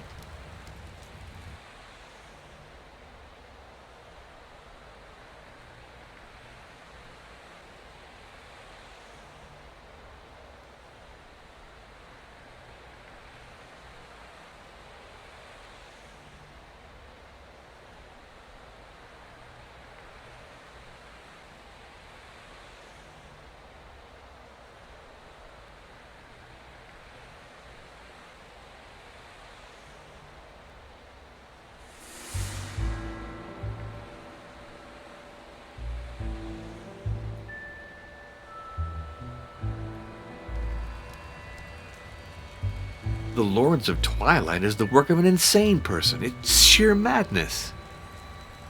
Father, the war that has just ended shows that the whole world can go mad. In less than 30 years, evil will seize power and the earth will once more catch fire. No, not so quickly, not so soon. After the carnage we went through, the world will take the time to let its wounds heal. You'll see. The author of the book, the Thule Society that publishes it, all of them are criminals who won't hesitate trampling on corpses to gain power and eternal life. The war will come because of them and their like.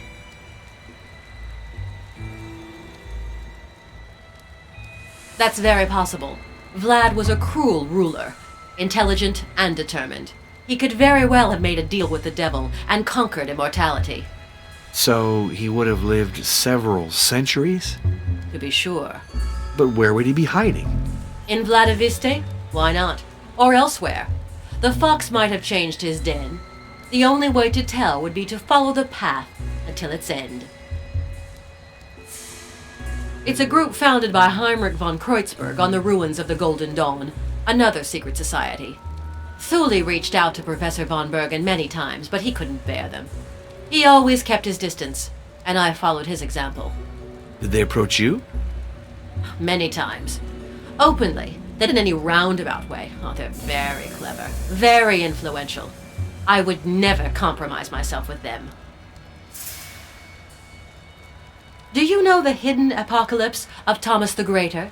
Yes, there are those who say it is a prophetic work. Here it is. Open the book, and you will read some astonishing things. This page reveals the origin of the Great War, the assassination of Archduke Franz Ferdinand at Sarajevo. The event that would submerge the world in horror had been announced centuries before in this book. Really? This page, you say? Forget the direction you ordinarily read in. Try to compose words vertically or diagonally. See? Casus belli. The cause of the war. Exactly. The prophecy contains two other terms that cross the first one. Look for them, and you will find the date and place of the assassination.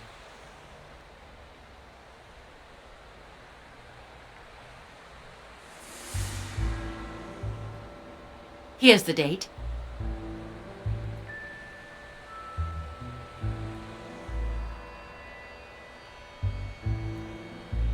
Here's the place. Everything's there. In 1914, in Sarajevo, the incident that caused the war occurred. It can't be a coincidence. It's very odd, I grant you that.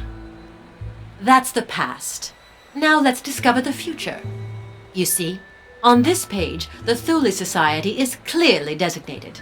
Its name is associated with Kaiadis, which means massacre. To know more, look for connected terms.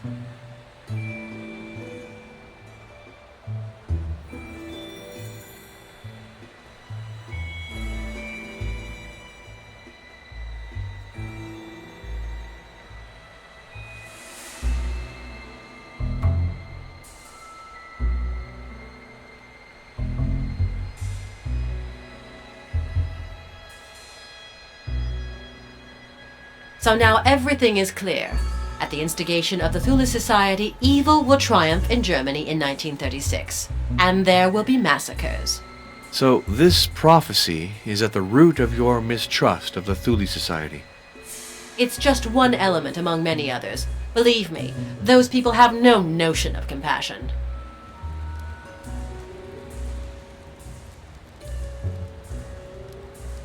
I see it as a way to force destiny, to attain, thanks to the Force, spheres forbidden to man.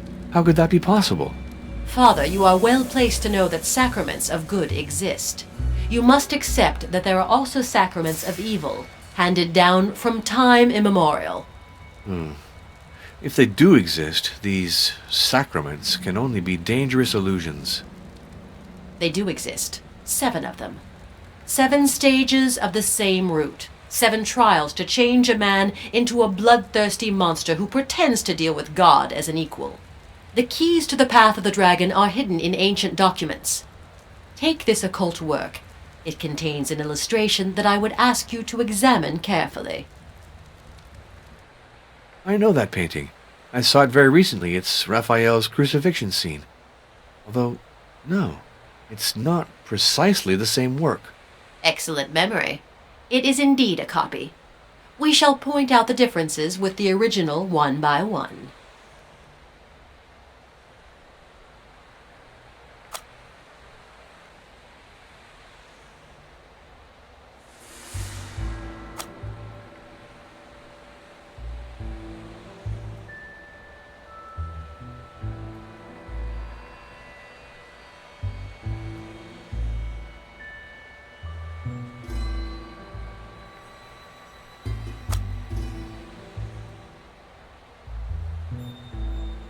In the original painting, the angel on the left holds 2 chalices.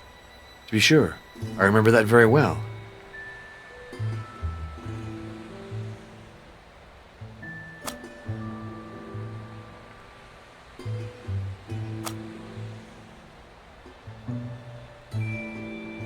In your copy, the angel on the left is only holding 1 chalice. Absolutely. That's the most flagrant difference.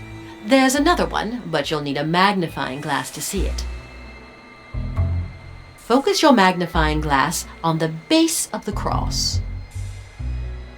An inscription, but it's in ancient Enochian. Do not let your blood flow in vain. Strange locution. What meaning do you ascribe to all this? Herman had an idea on the subject.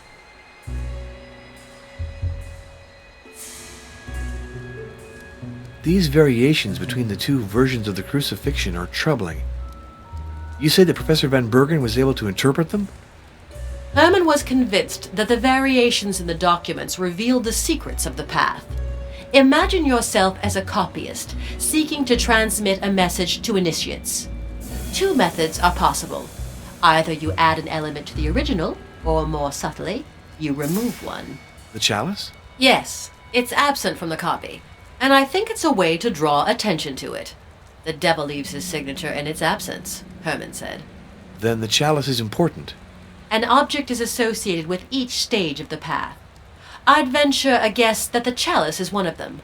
There are 6 others to discover. What happens at the end of the route?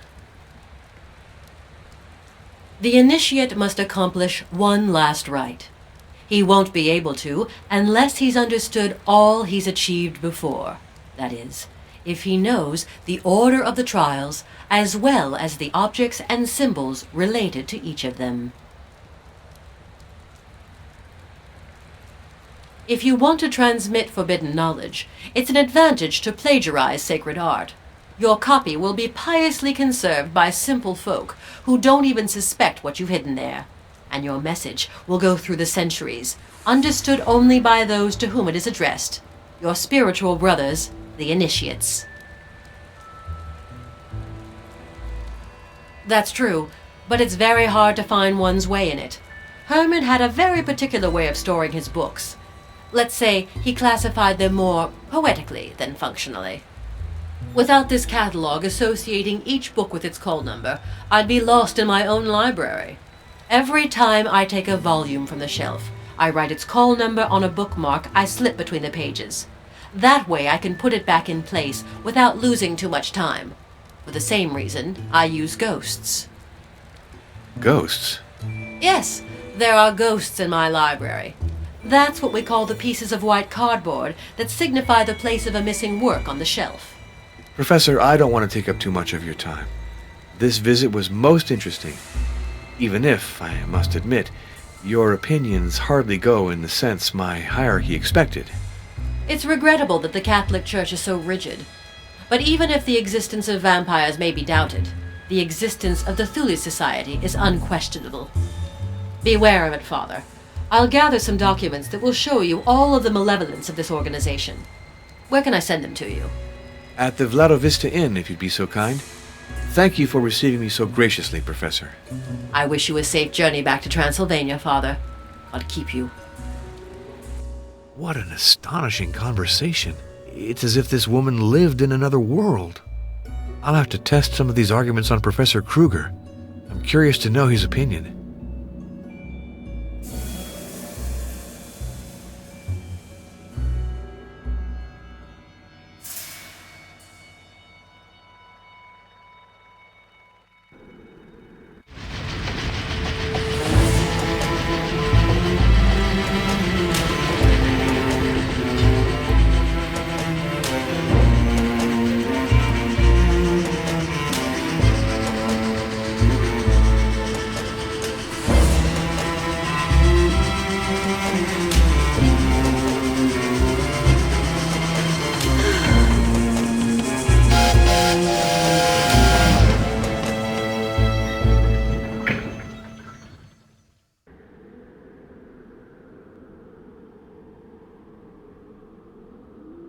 I've got to see Janos and Stefan. They'll surely be curious to know how my conversation with Professor Boxoff went. But first, let's stop at the inn to see if I've received any mail.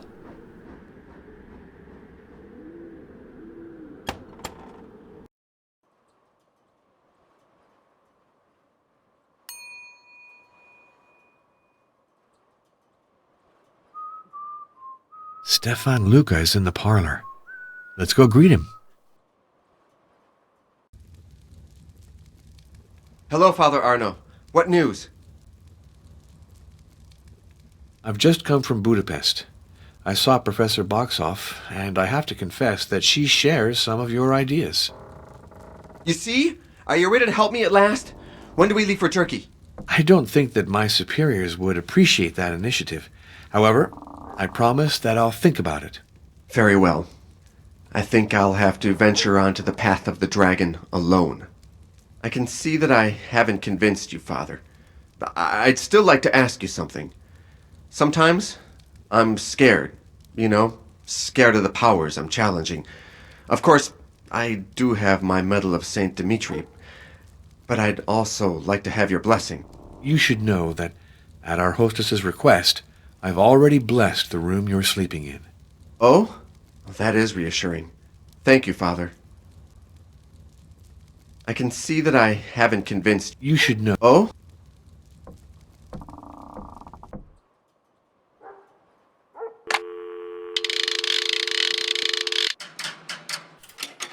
Number, please.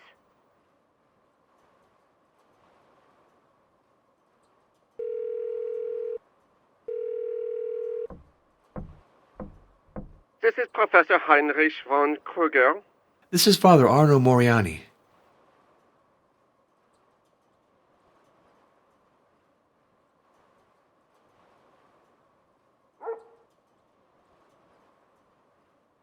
Yeah, I noticed they coincided with epidemics of the plague. Masses of people died, they were buried quickly, and sometimes when they were still alive. They tore at themselves while trying to escape their coffins. If they were disinterred, their bodies were found bloodied. In short, they made perfect vampires. Cases of premature burial like that aren't uncommon, even today. A colleague told me of a pregnant woman who gave birth in her coffin. The poor lady died of suffocation with her child.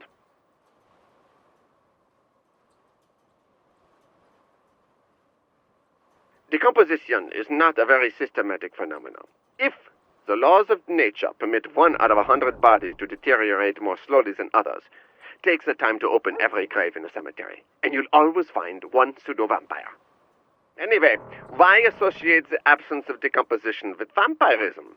The phenomenon has been observed with many holy figures. For example, Francis Xavier and Teresa of Avila, to cite just two. Explore the archives of your congregation, and you'll find dozens of cases. Decomposition produces gases that can give the cadaver a swollen aspect. The liquid that oozes from corpses is an odd phenomenon, but did you know that the venerable Lebanese monk Charbel Maklouf has sweat liters of blood since his death? Does that mean this holy man is a vampire? What a pompous name. What does it refer to? An initiatory journey having to do with vampirism. Professor Irina Boxoff takes it very seriously. Himmel, esotericism, secret societies, initiatory journeys. What an old-fashioned hodgepodge. But even the greatest minds sometimes go astray. Himmel, esotericism, secret societies, initiatory journeys. What an old-fashioned hodgepodge. But even the greatest minds sometimes go astray. Prophecies. What exactly did the professor say? Great evil will come forth in Germany in some 15 years. There will be massacres and a new world war. And what is the source of these prophecies? The hidden apocalypse of Thomas the Greater. Ah, yeah, the Kabbalistic version. Do you know it? Of course. I also amused myself when I was a student with associations of letters. By the virtue of the law of numbers, once in a while, you obviously have to find a combination that makes sense. You think that all of this is just coincidence? Yeah, and that book can be made to say just about anything. Wait a minute. I'll go get my copy.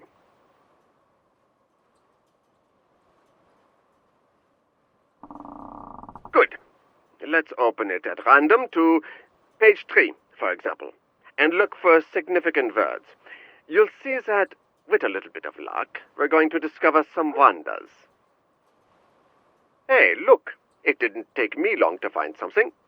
I see other words, but I'll leave you the pleasure of the hunt.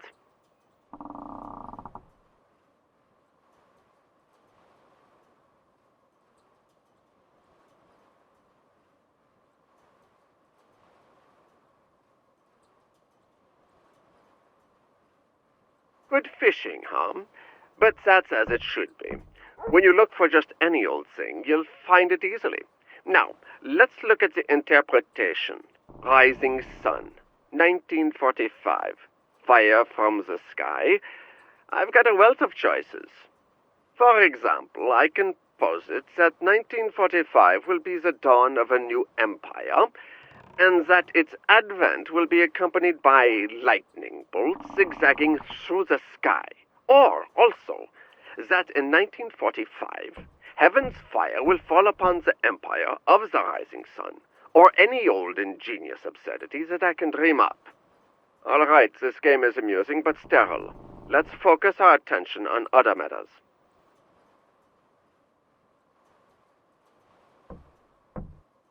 If I can shed any light on them for you. Here it is. In Vladiviste, I met a gypsy who played both cards and dice. Can you describe the games to me?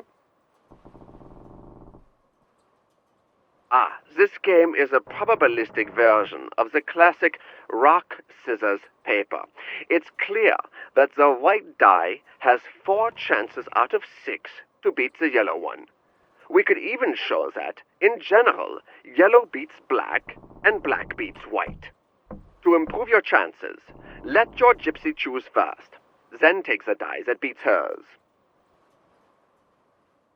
Goodbye, Professor. Goodbye, Father.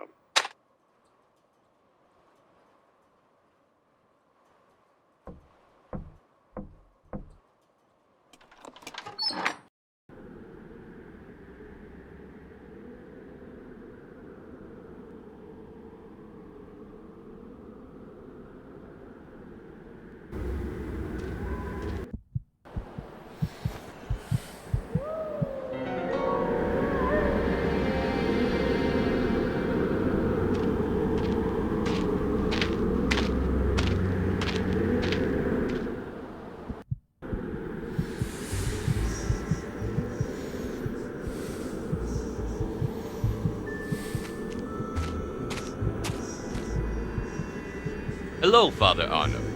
Are you back from Budapest? Yes, I spoke at length with Professor Boxoff. She takes testimony about vampirism very seriously. Age makes many academics lose touch with reality. But tell me, did she show you the manuscript about Vlad Tepes? It wasn't necessary. I was able to procure a printed edition, which is more than enough for my needs. You know I'm not very interested in esotericism. Vlad was reproached for everything, even for having abjured orthodoxy to convert to Catholicism. But his life is only known through the writings of his enemies. You have to read between the lines. Among other things, it's said that one Easter he treacherously seized all the noblemen in his country. They add that he made them labor naked on the enlargement of his castle till they died of exhaustion. But they omit to point out that these noblemen had betrayed all the previous kings. They were leading the country to its ruin through constant plotting. By eliminating them, Vlad was acting for the best. That's one view of things.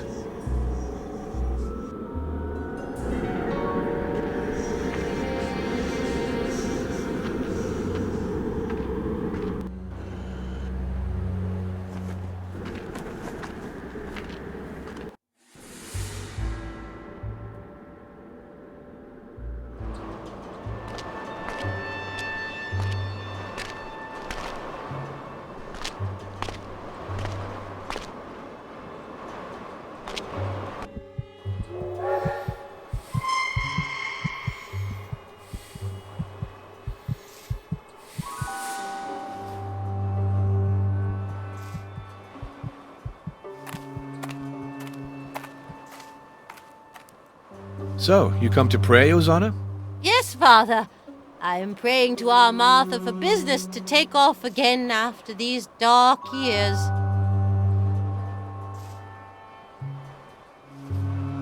see, Father, the war ruined lots of small businesses. So it'd be good for Vladiviste if Martha became a saint with a pilgrimage and the whole thing. Father, now about Martha, I've got to tell you something. My sister-in-law caught that chest disease. It was just before Dr. Florescu arrived. There wasn't no doc in the village. Well, my sister-in-law touched a scarf Martha'd worn, and she was cured just like that.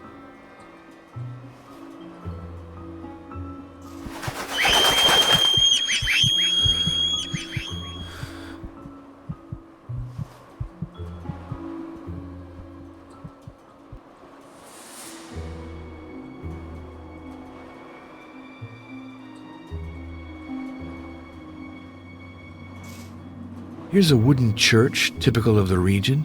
What luck that the bombing spared it.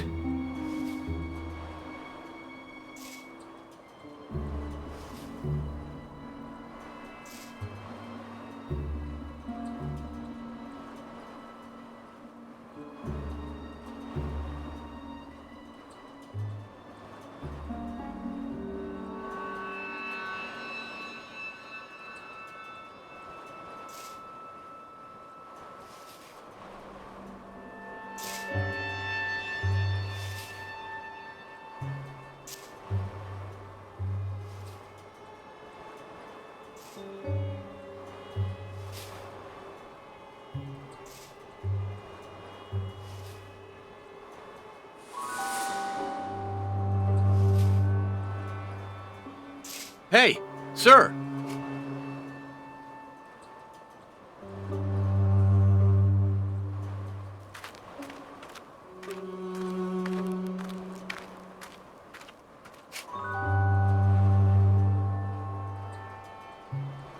She was found in the dispensary, lying on her bed, calm, like as if an angel had come to get her. We all wanted her to have a real nice burial, but we had to do something simple, 'cause the funeral parlor's been closed since the war. Oh well, he's buried in the corner up there. He was a strong guy, did road work. Still, he passed on real quick. Dead of the cold. Maybe. What's sure is, she didn't die at peace. I'd rather not talk about all that.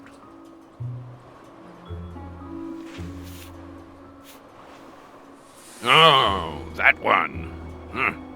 With all due respect, Father, she cheats at cards like at dice. Or if she ain't cheating, then she must be in league with the devil. Leave the devil out of all this. Oh, well, whatever. In any case, I always lose against her. Well, then don't play anymore. Legends. Remains to be seen if it's legends. Could be you'll find some who'll talk to you about it. Maybe. I'd rather not talk about all that.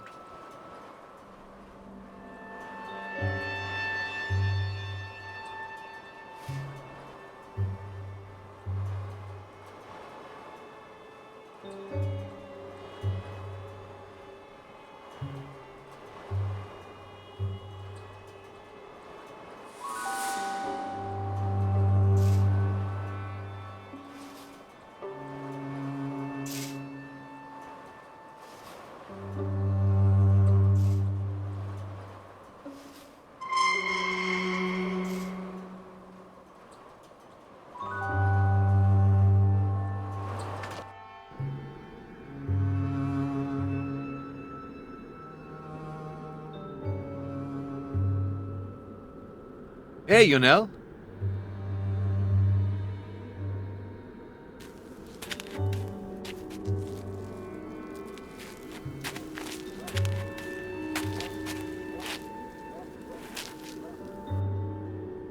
I saw you throw your discs. You're quite good. Yes, I'm very good. But since Ariel left, I have no one left to play with. Oh, can two play that? Of course. There are different rules, but what I prefer is playing against the wall. Explain it to me. Each player throws his disc. The one who arrives the closest to the wall without touching it wins the point. The first one to get 2 points wins the game. And if you hit the wall? That's bad luck. You lose the point immediately, even if the other guy hasn't played yet. Oh, then the one who plays second has an advantage. For sure. That's why we draw lots the first time. Then it's always the winner of the previous point who starts. Do you want to? Great! But usually grown-ups aren't interested in playing discs. They should be. It's a fine game. Shall we draw lots to see who starts? No. Since I know the game so well, it's best for me to start. That'll give you a little advantage. I'm always ready.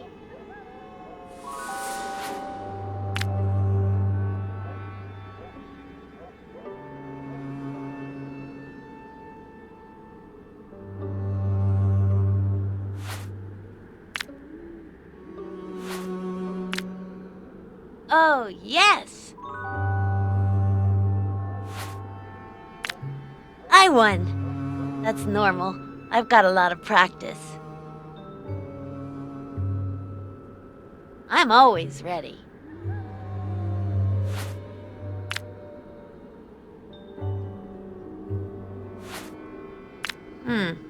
Looks like the discs are the same distance from the wall. Let's play the point over.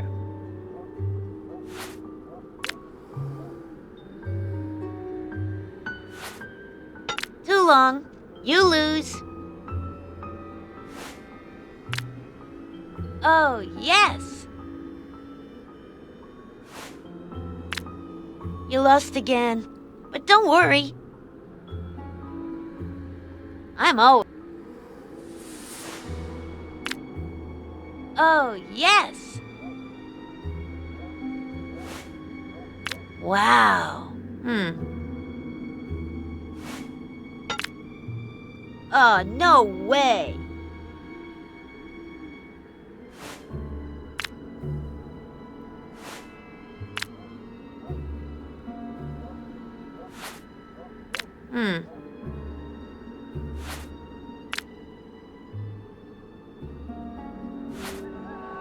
Wow. Excellent. You're really in the game now. In any case, it's fantastic to play with someone who handles himself so well. Now, I'd like to show you my treasures. Look in my bag.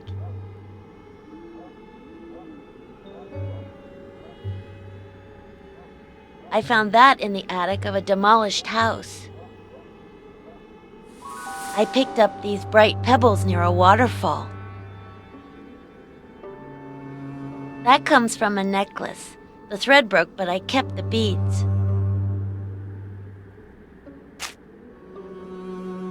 A silver needle. Take it. I'll give it to you. I see you like music. That's my slingshot. It means a lot to me. Yes, I understand. I don't want to give it away, but I will trade for it. In exchange for what? I don't know. Some really precious treasure.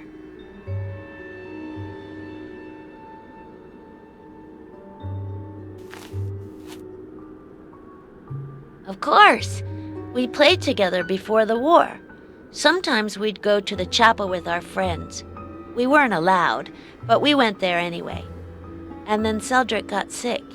He went to the dispensary, to Martha, and then he died. He's my friend. He's great at the disc game. He got sick, but he's not dead. Martha sent him to the coast to cure. Lucky guy. Now the bridge is broken and you can't get in anymore. Except through the underground passages. But I don't know where they are. And you really have to be careful about ghosts. Ghosts? Yes. You can hear them crying at night. Ariel even saw them. Naked men carrying rocks to build a wall, Women and children, too, stuck on stakes. You're the one who doesn't look good, Father. You're so pale. She wanted dice against my uncle. I could have beaten her for sure, but she didn't want to play with me.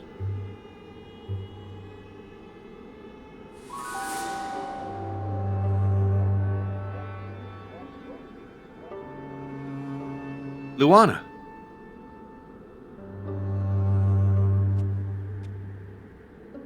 You are an outsider like me.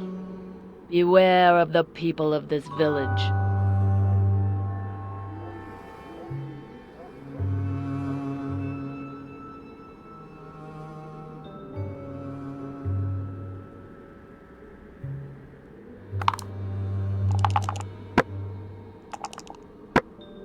You win.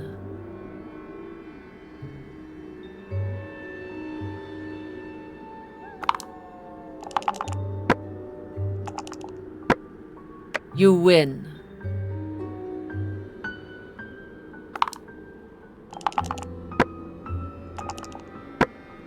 You win.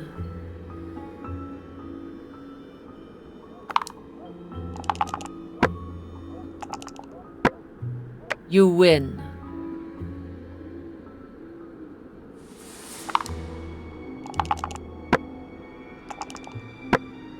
You win.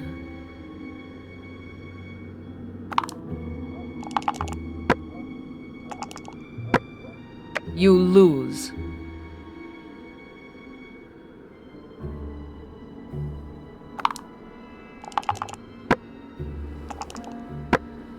You lose.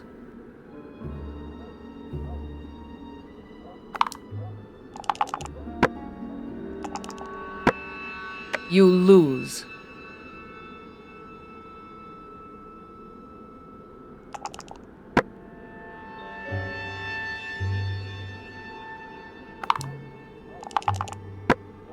You win. Look carefully at your cards before you play.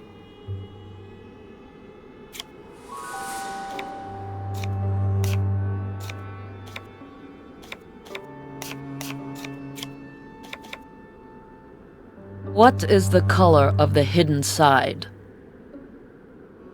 Pick up the card. You lose.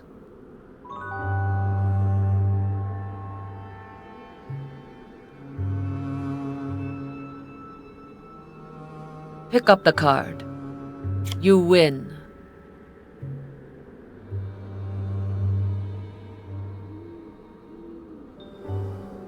Pick up the card. You lose.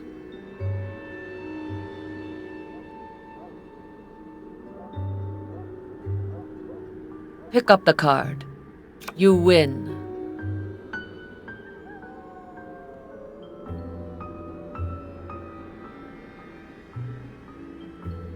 You are an outsider like...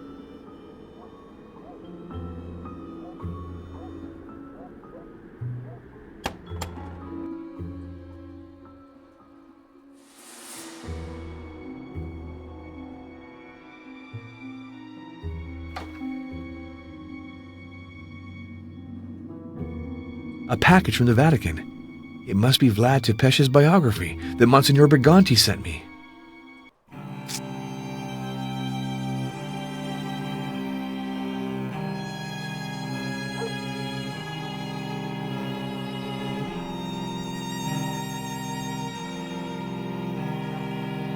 All right, the time has come to call Monsignor Briganti to tell him my investigation is nearing its end.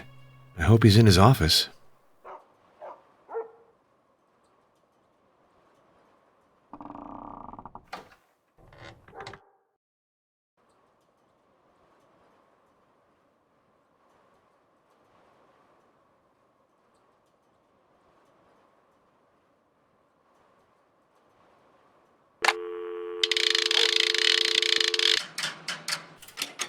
Number, please.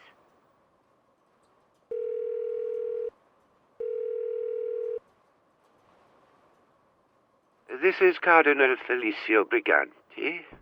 This is Father Arno Moriani. So, your stay in Budapest. Instructive. But I must admit that Professor Boxoff's opinions are rather disturbing. Oh, that's alarming. I do hope that you intend to conclude the way we expect. Rest assured. I also spoke with Professor Kruger, who approached the problem in a very rational manner.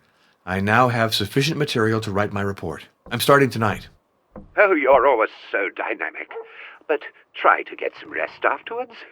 If you like Vladoviste, stay there a while. Walk, read, pray, enjoy the calm and the silence. I'm going for a 2-week retreat to a little monastery in Abruzzo. We'll see each other when I get back to Rome. Goodbye, Your Eminence. Be well, Arno. I worked late. I finished my report, then I went to bed. It was hot and humid. Arno. Arno.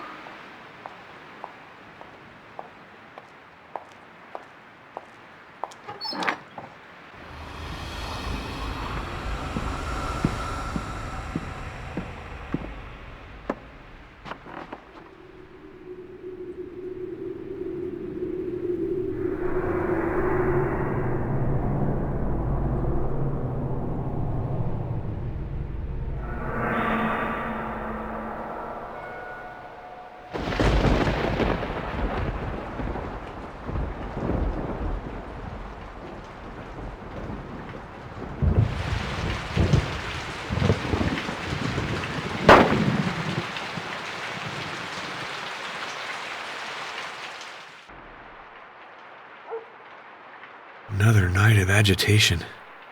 That's the 3rd time I've dreamt of Maria. I'm attracted to that woman, it's obvious. Lord, preserve me from temptation. This medallion, I saw it in a dream.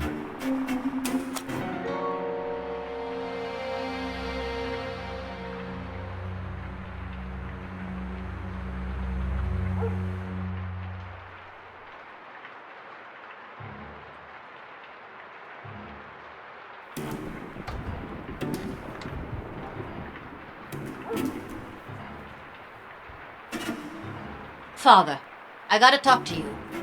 What is it, Ozana? Well, Mr. Luca asked me to wake him up early. He wanted to leave for Turkey. For Turkey! Imagine that. So, I knocked on his door this morning several times, but he didn't answer. He locked the bolt. I don't know what to do. That is disturbing. He might be sick. Do you want me to force the door? Hold on before you break an expensive door. Maybe he's sick, but maybe he's just a heavy sleeper. He likes prune brandy, and he can down a good deal of it. Still, we have to make sure he's all right. Father, if you can get into Mr. Luca's room without breaking the door, that would fix everything. It's the wax I use to polish the tables. I hardly have any left, but if you need some, take it.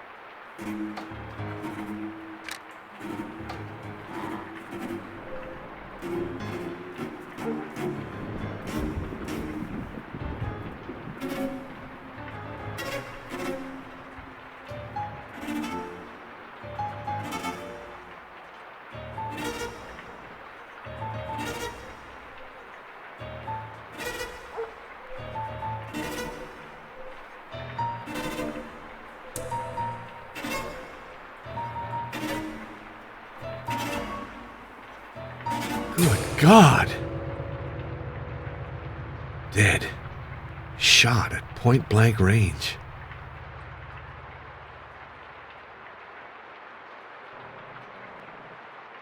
Stefan's medal. And to think he thought this would protect him.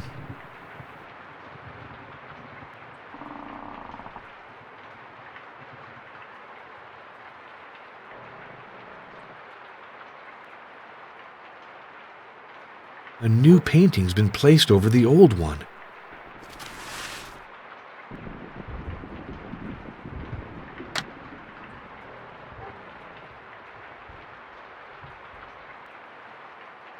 I smell a pharmacy kind of odor. A Bible in Greek.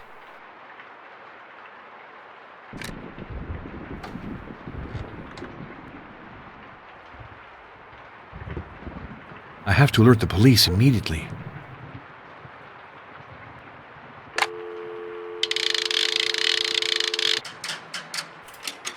Number, please.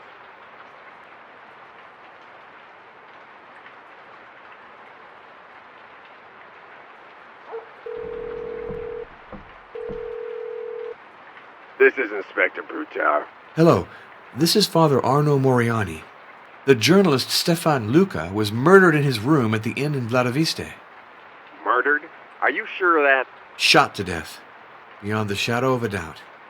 That's regrettable, because I can't send anyone over. There's turmoil in Albayula. But you really can't come? Impossible. The situation here is very serious. We fear riots, and I need all my men. Then what must I do? Let's see. Can you contact the doctor? Yes, Dr. Maria Florescu. Let her examine the corpse and send us a report. We'll open an investigation as soon as possible. Goodbye, Inspector.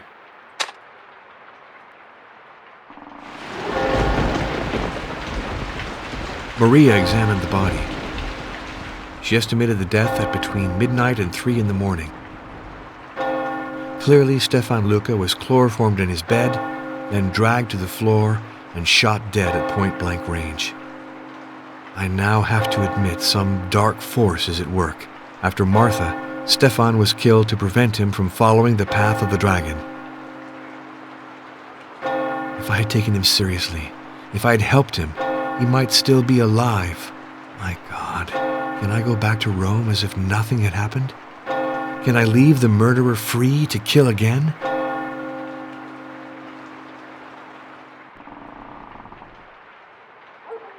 I have made my decision. Since the police aren't doing their duty, it's up to me to pursue the job Martha and Stefan undertook. So I'll follow the path, wherever it might lead, and with the Lord's help, I'll confront whatever awaits me at the end. I'll have to ask Ozana why she covered all the inn's mirrors.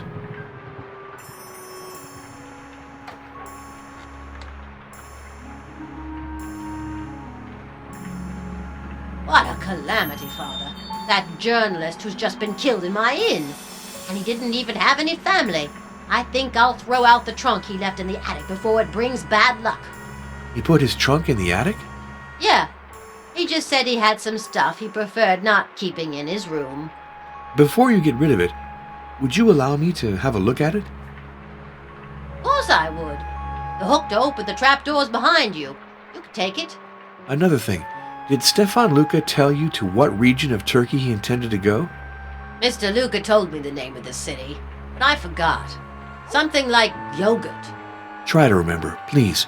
It's important. Oh, it's so stupid. I just can't come up with the name. Maybe Mr. Peckmester knows. He's in the parlor. You ought to ask him. It's the custom. We always do that when someone's died in the house.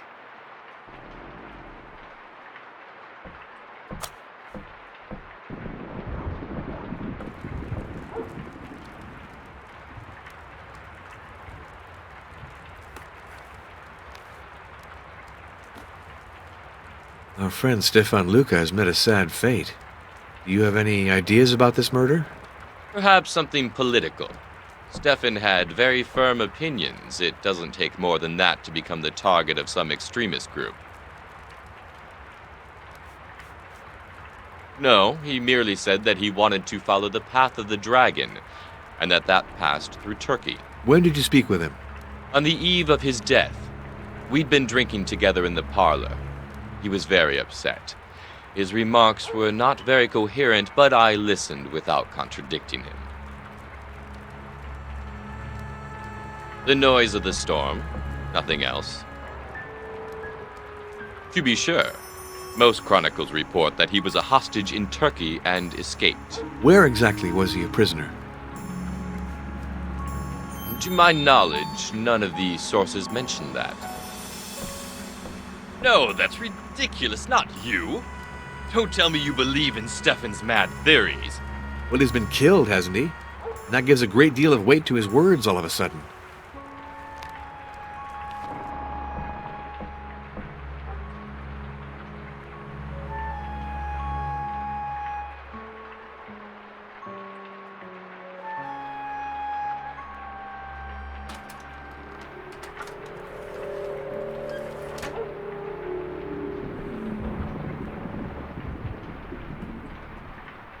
Here's our journalist's trunk.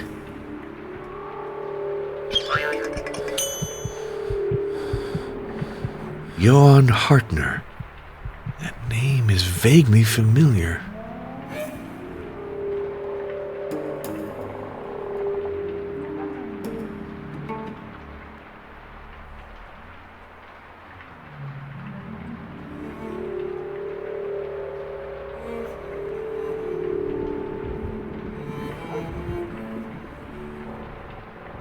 First, let's lift off the lid.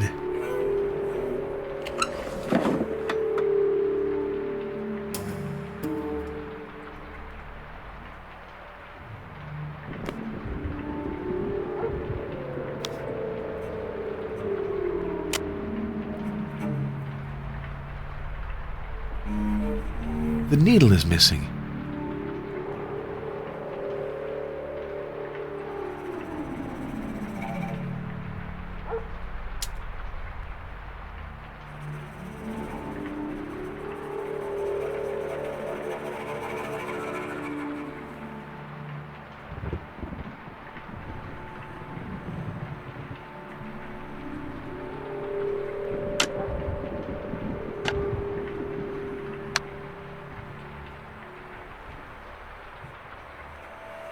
It'd be better to disassemble everything and store it before closing the box.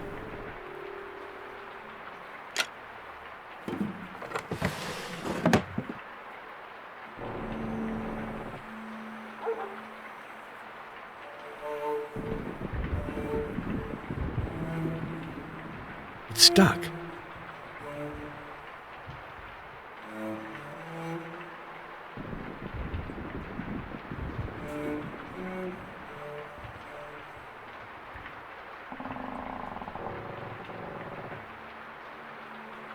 When the chain is removed, Stefan's metal fits perfectly into the hollowed out part.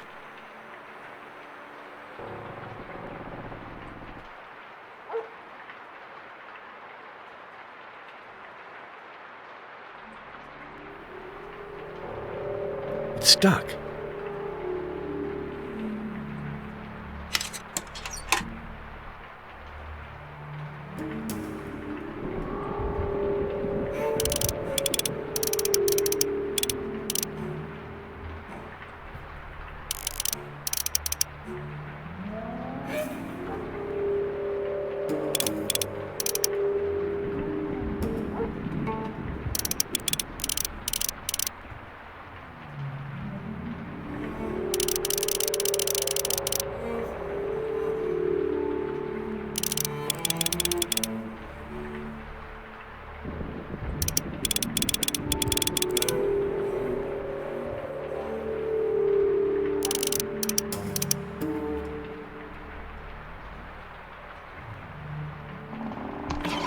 I am already acquainted with these documents.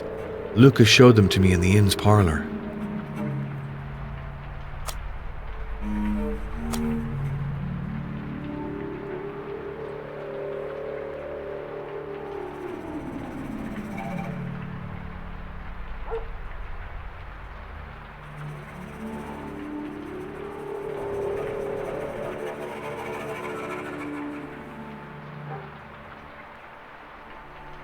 Where exactly is the Fox Peak mentioned in the letter?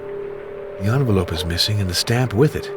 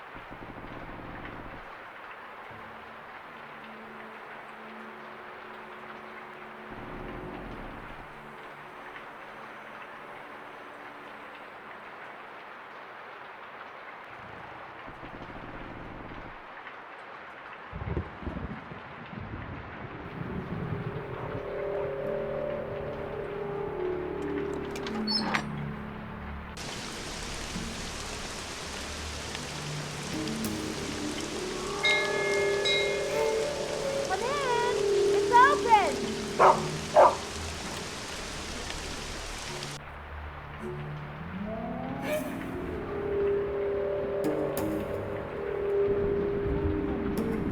I'm happy to see you. I was thinking of that unfortunate Stefan Luca. What happened to him is horrible. You're right. And since the police aren't doing anything, I've decided to conduct my own investigation. You can count on me to help. Thank you. To discover the truth, I will have to ask you questions that might be indiscreet sometimes.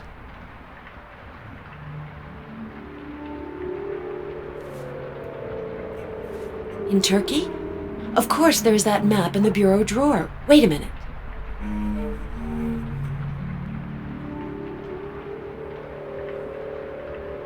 Look at this train ticket. I found it slipped within a map of Turkey.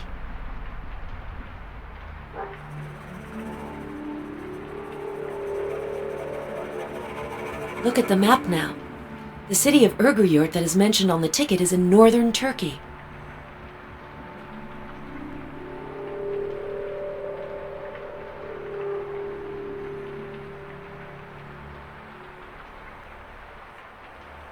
Maria, you did me a big favor.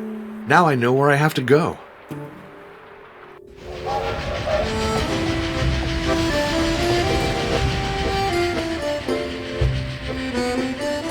Following Martha's tracks, I took the train for Bucharest, then Constantinople. A last leg brought me to Erguyurt, the closest station to Dracula's ancient prison.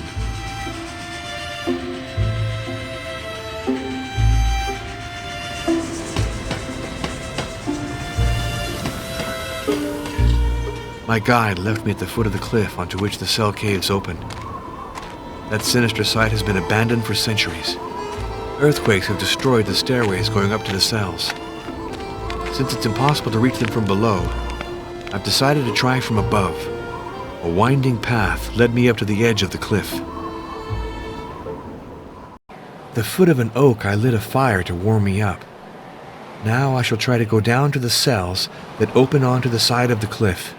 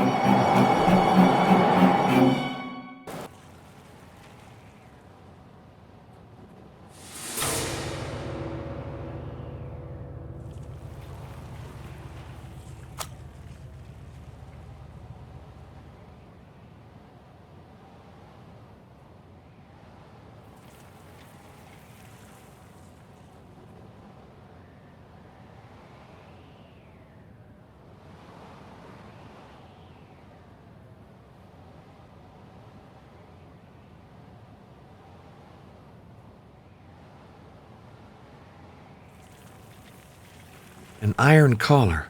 There's an inscription, but it's almost erased. Horizon brand cigarette butts. I'm pretty sure that's a Romanian brand.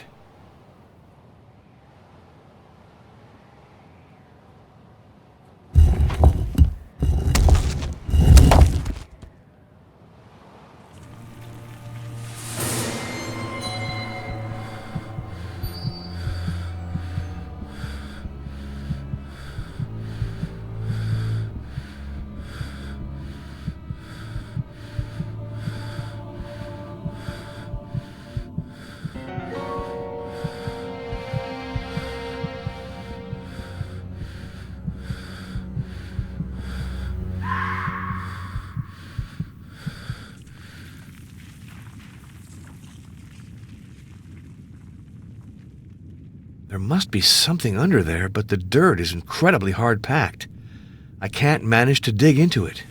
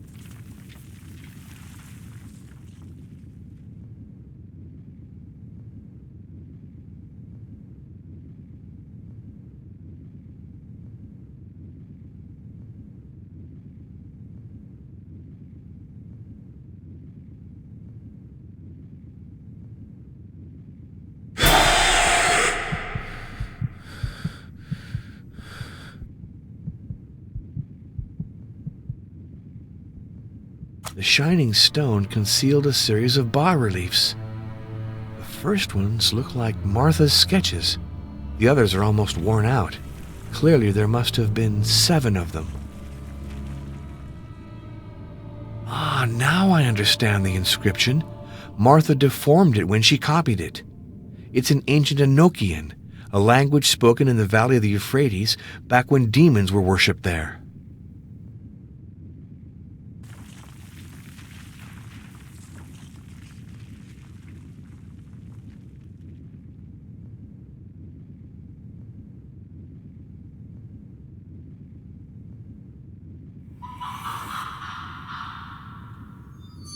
Empty.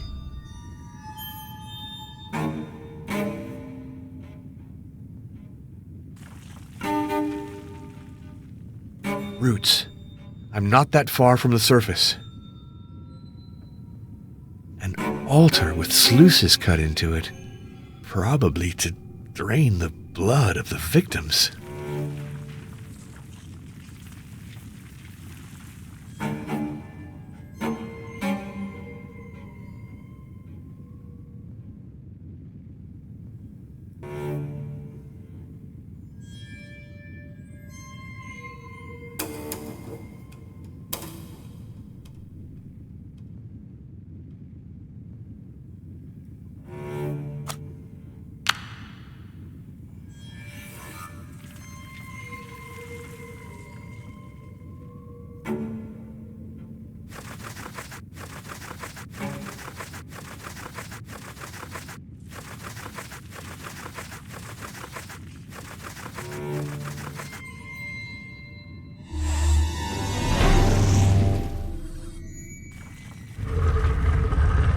A stairway. I hope that this passage will lead me back to my campsite.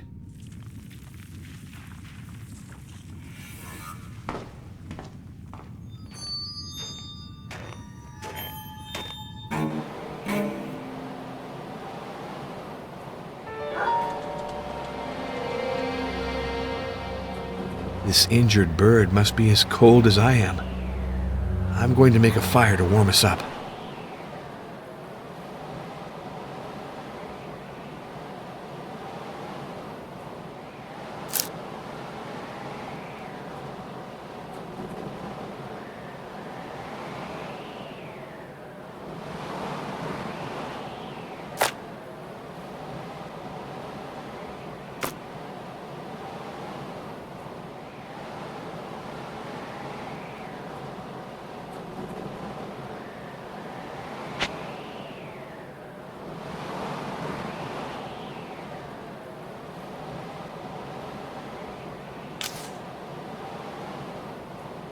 Oh well, I've no choice. It's for a good cause.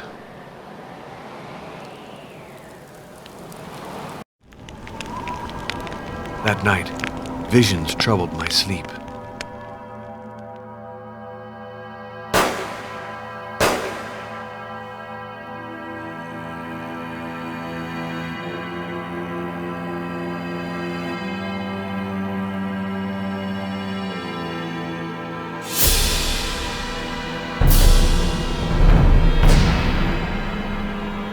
This dream has revealed to me the exact nature of the first trial.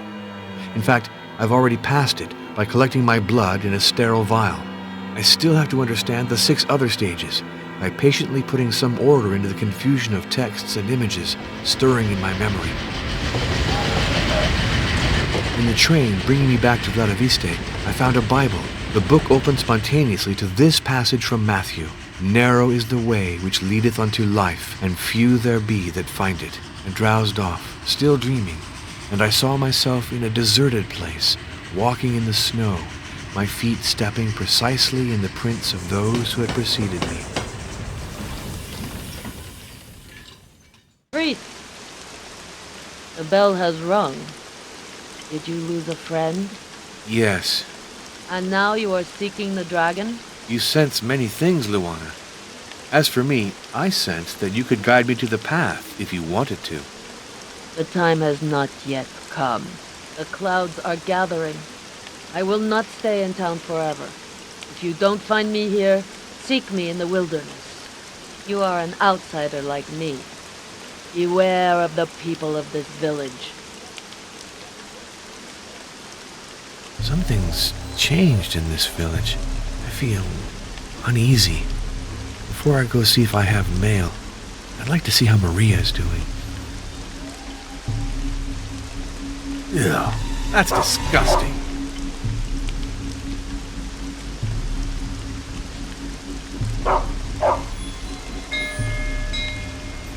Come in!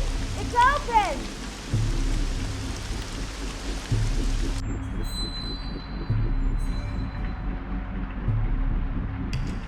Maria, I'm worried about you. Are you all right? Of course, don't worry. Who painted those horrible things on the walls of the house? Riffraff. But they didn't dare come into the dispensary. That's disgusting. It's sad, but the shame is on them. Really?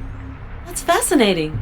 I suppose so, but my work is to show that everything can be explained with no mystery being involved. So then the Vatican doesn't want to believe in vampires.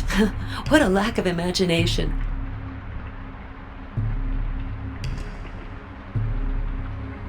Apparently everything stayed here. Her clothes, her books, her paintings, her travel souvenirs. I stuffed everything into the closets because I couldn't bring myself to throw anything out.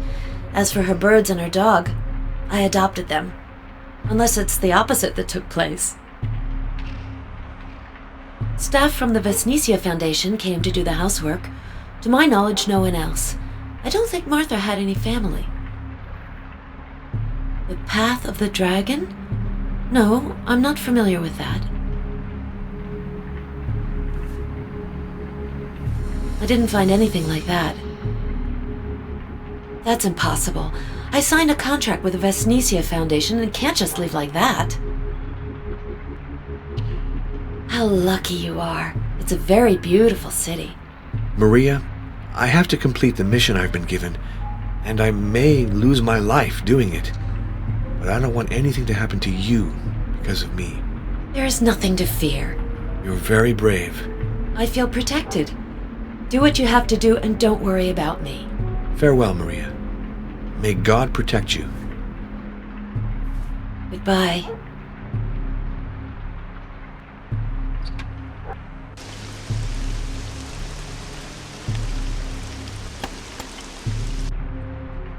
Ah, so you're back, Father. I got it. I remembered. Erguyurt. Pardon me? Yeah, the city in Turkey where Mr. Luca wanted to go, whose name I didn't remember. Well, it came back to me. It's Erguyurt. Thank you, Ozana. Also, I wanted to ask, without offending you, are you going to be staying much longer? I don't know.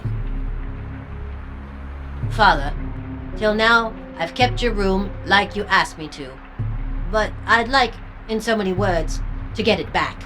Really? Why is that? Is your inn full? Haven't you got another available room? No, it's not that. But you see... Hosanna, you have no reason to ask me to leave your place of business. I intend to keep my room, for which I pay quite regularly the agreed price. Very well, Father. Don't take it badly. He's gone to see his family for a few days. He told me to wish you good luck in your investigation, if he doesn't see you again. I don't want to know, Father. I'm an honest woman. I don't look at things like that.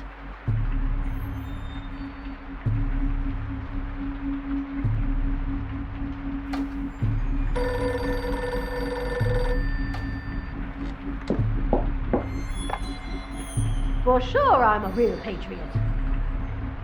Well, no, of course not. But I told him, but he doesn't listen to me.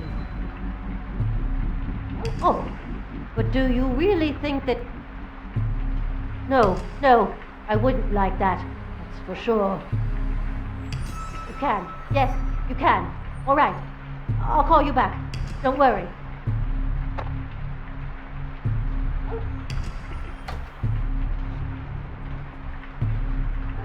Neither stamp nor address. Someone carried this letter directly to the inn.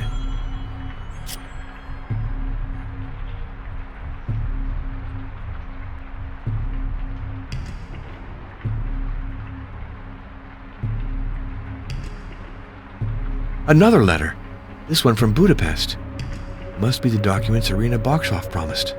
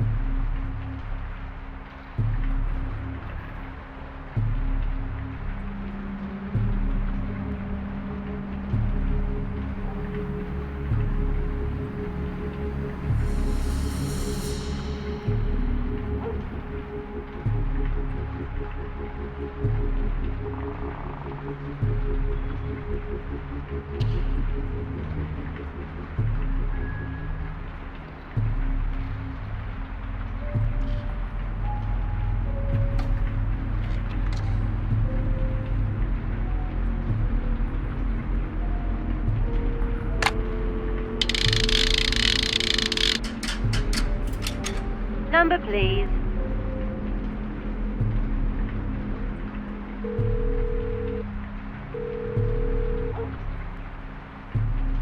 This is Irina Bokshoff. This is Father Arno Moriani. I received your file on the Thule Society. And the letter from Kreuzberg I sent the next day? Not yet. It shouldn't be long.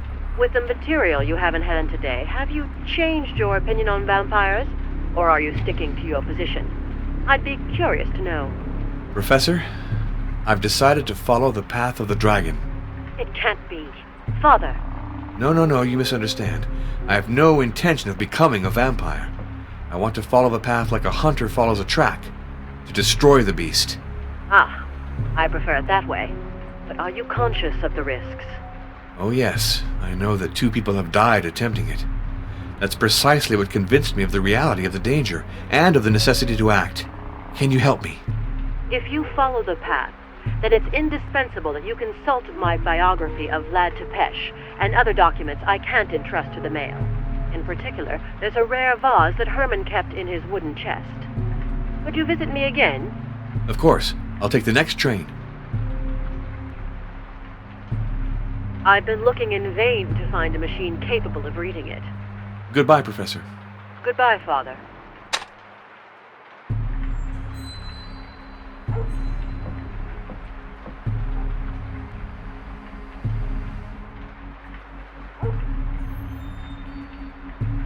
No point in taking this device if I'm incapable of making it work.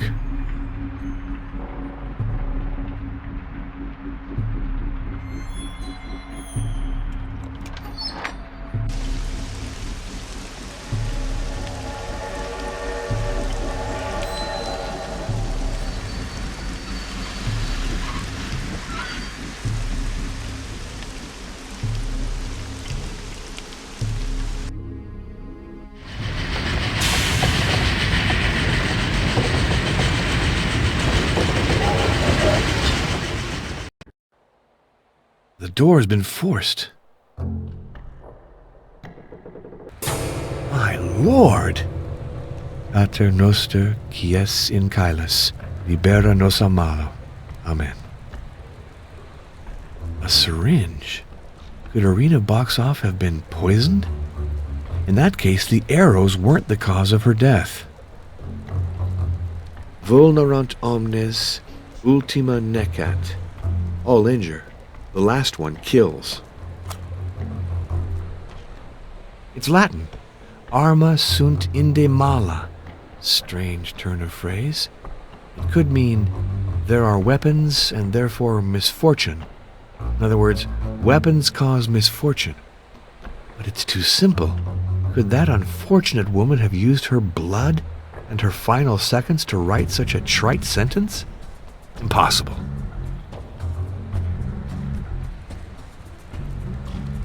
The library's catalog. All that's left is a charred cover.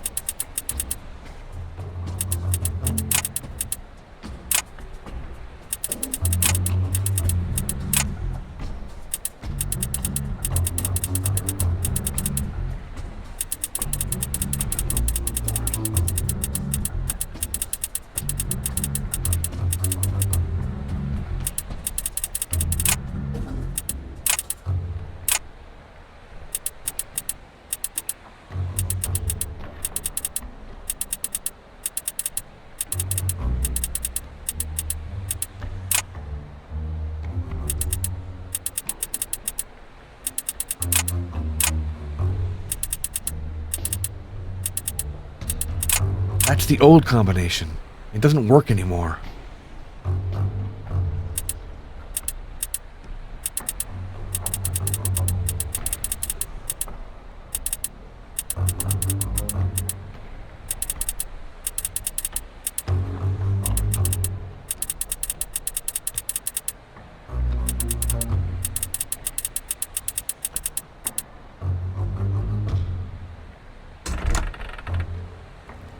The cylinder. Irina put it in the strongbox.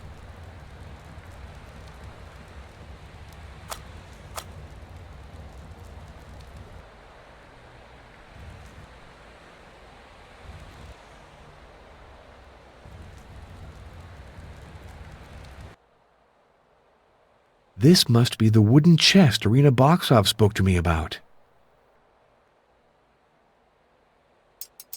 The mechanism is well lubricated. I won't be able to find the combination by ear.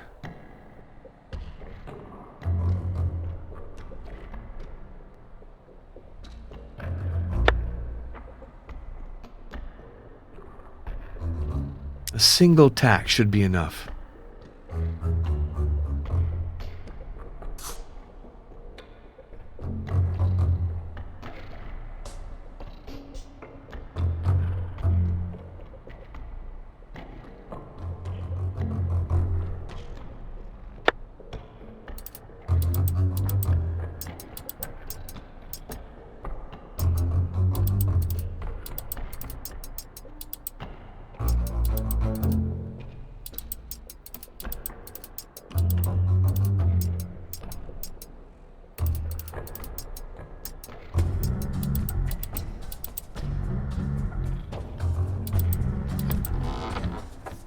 What an astonishing piece.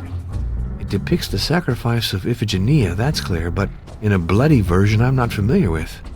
According to Euripides, divine intervention saved the maiden.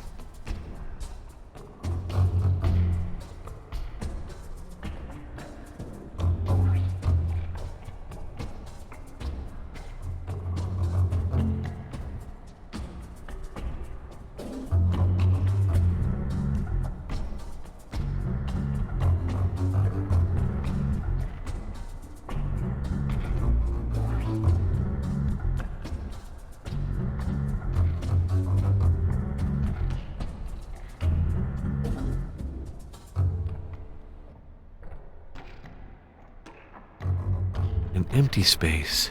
It's strange that Professor Boxoff didn't place a ghost there.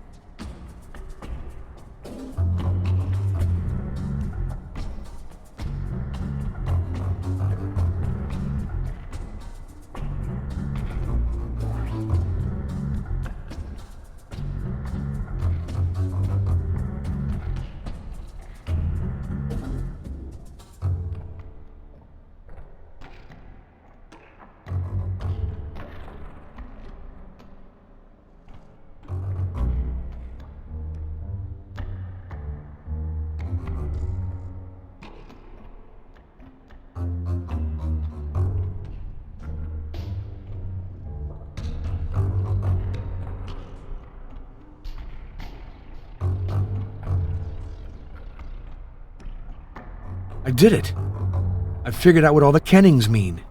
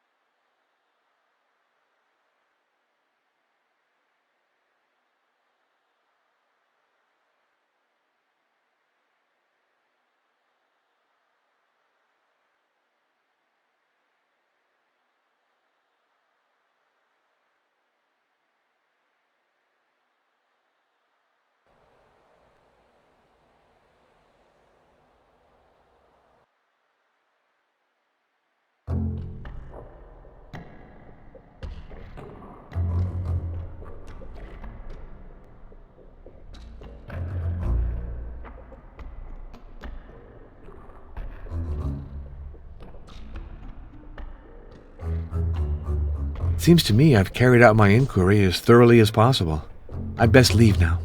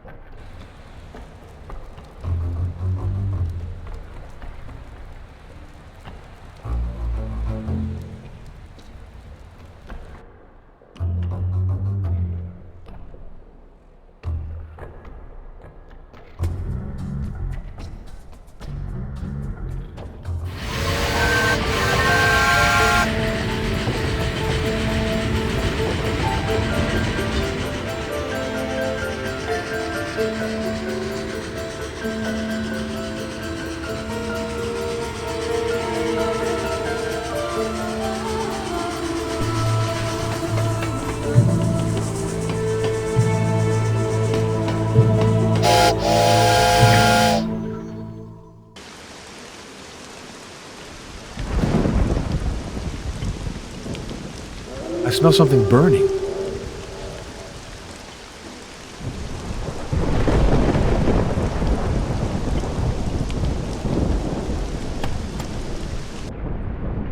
Ah, here you are, Father. There's mail waiting for you up there.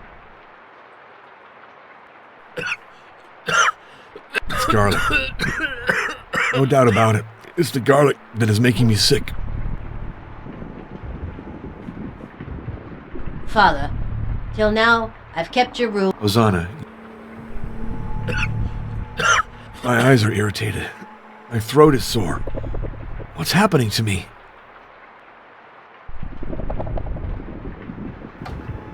Careful! I must have set off some mechanism.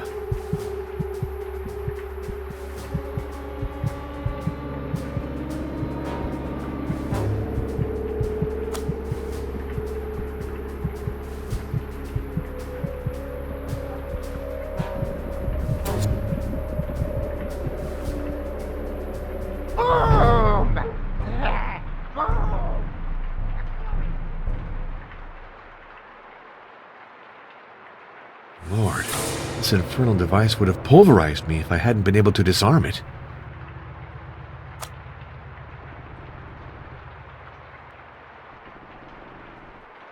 A letter from Irina Boxov.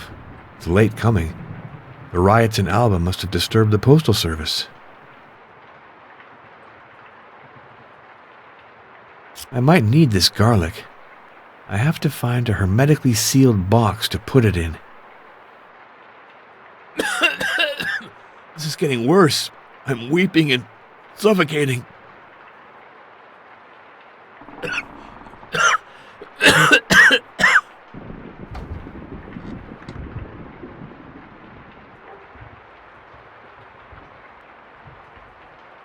No point in taking this device.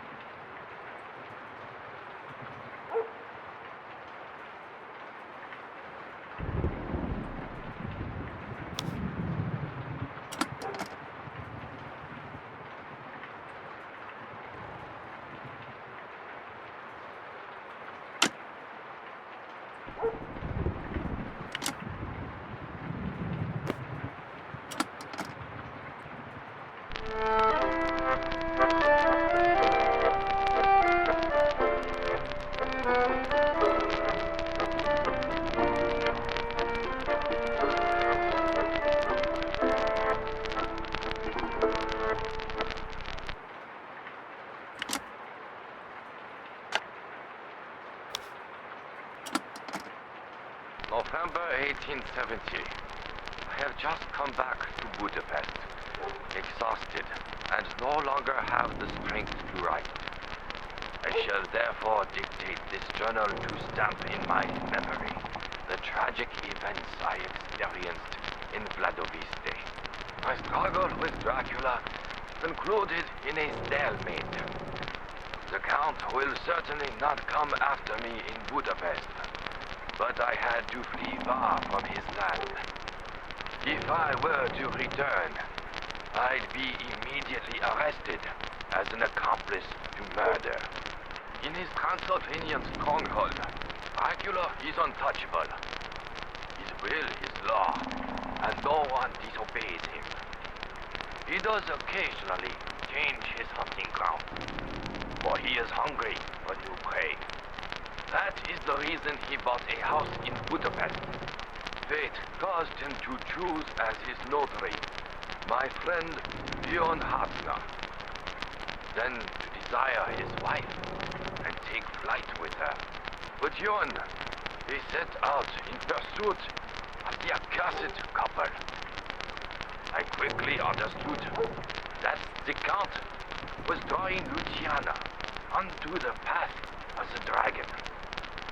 By an engagement present, he wanted to offer her eternity. We followed the lovers from city to city, but unfortunately, we were always one step behind. And when, at last, our long chase led us to Vladoviste, we didn't even have time to enter the Count's castle before the horror struck us. We were staying at the inn. My room communicated with Jon's. In the night, I heard Luciana's voice calling out to her husband. My friend, neither ignoring or rather refusing to accept what his wife had become, invited her up to join him. His imprudence might be fatal. Luciana would have bled her husband dry if I hadn't intervened. I battered down the door between our rooms and pierced the vampire's heart. I urged Jon to leave the inn immediately, but he remained prostrate and refused to follow me. As I had feared, my friend was arrested and indicted for the murder of his wife. I learned he died in his cell. The papers spoke of suicide, but I discerned in his death the work of the Count, whose influence extends into the prisons. So, here's Hermann von Bergen's last message, recorded half a century ago.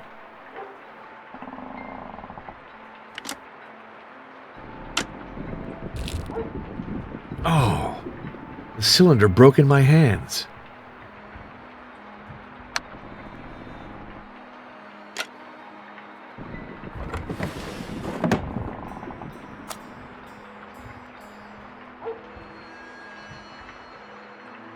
Father, I hate saying this, but it'd really be better if you left. You see, you're causing me lots of worry. Your worries are reasonable. Someone wanted to kill me.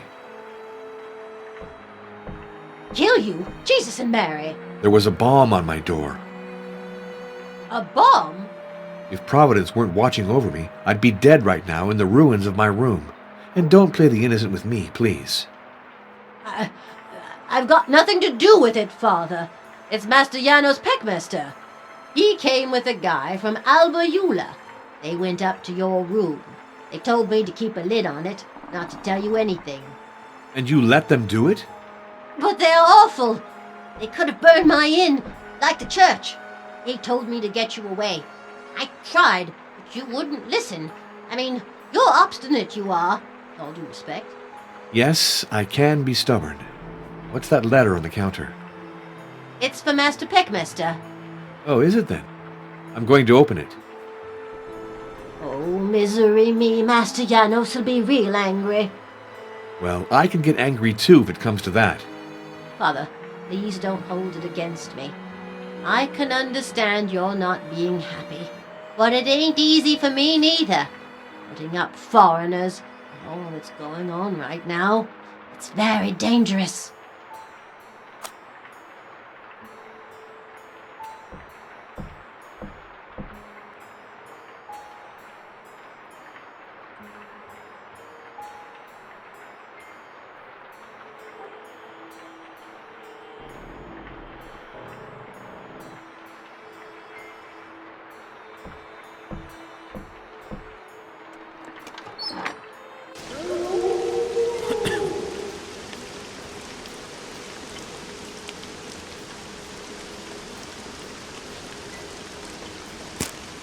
Oh, thanks. In exchange, you can have my slingshot. Take it from my bag. You gave me a really beautiful present. You can take my slingshot.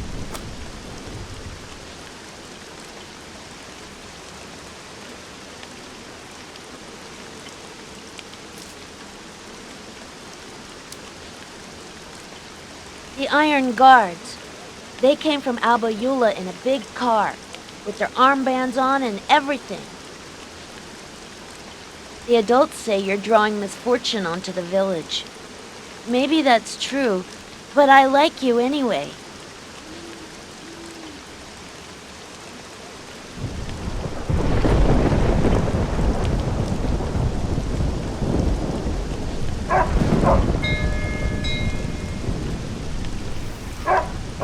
No one's answering. Well then, I'll just go in. I hope nothing's happened to Maria.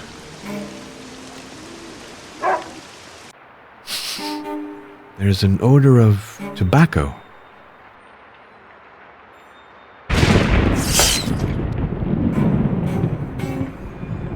Lightning struck not far away.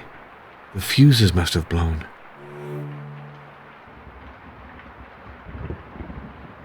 Maria's shawl, drenched in blood. A hammer and a stake. What are these objects doing here? Could they have fallen to the ground during a fight?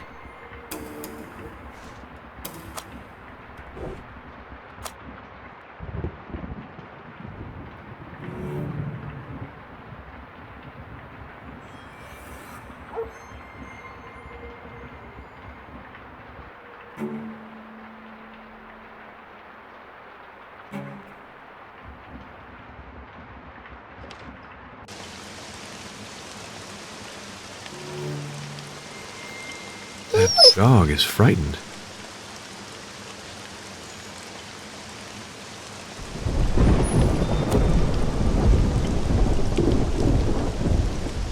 That red light is a control light. The electrical system is in the cellar.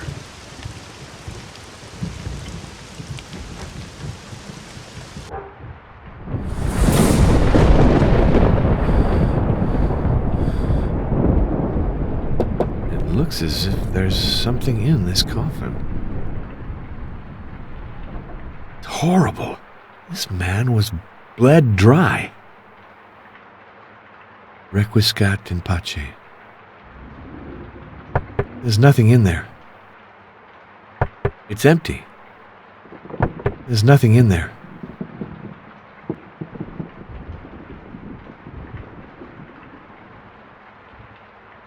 There's nothing in there. It's empty. It looks as if there's something in this coffin. Janos! It looks to me as if he's still breathing, but very weakly. He seems to be in a cataleptic fit. What happened to him? And who put him in this coffin?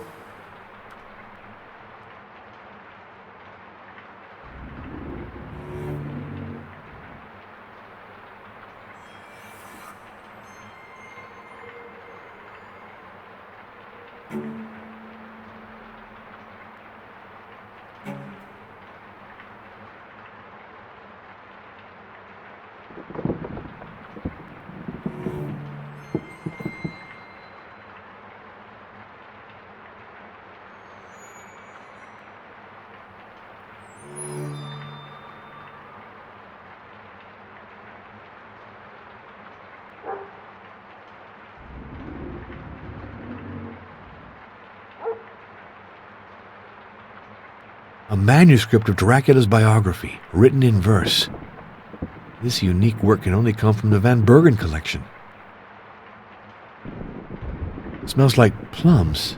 This bottle must contain local brandy. A chrome lighter. Horizon.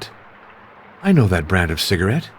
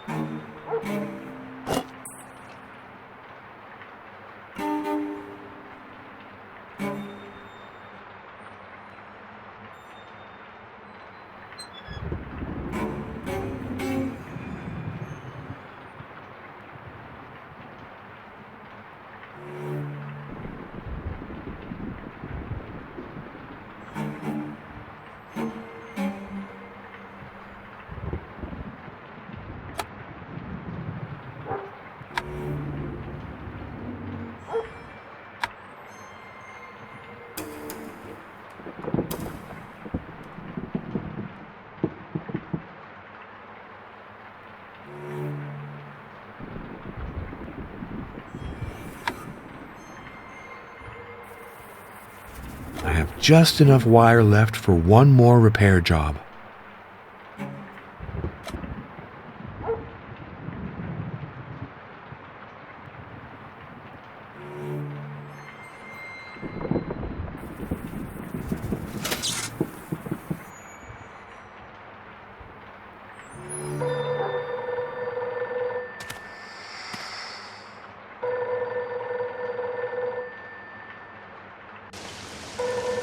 There's light in the lab window. I succeeded in getting electricity back.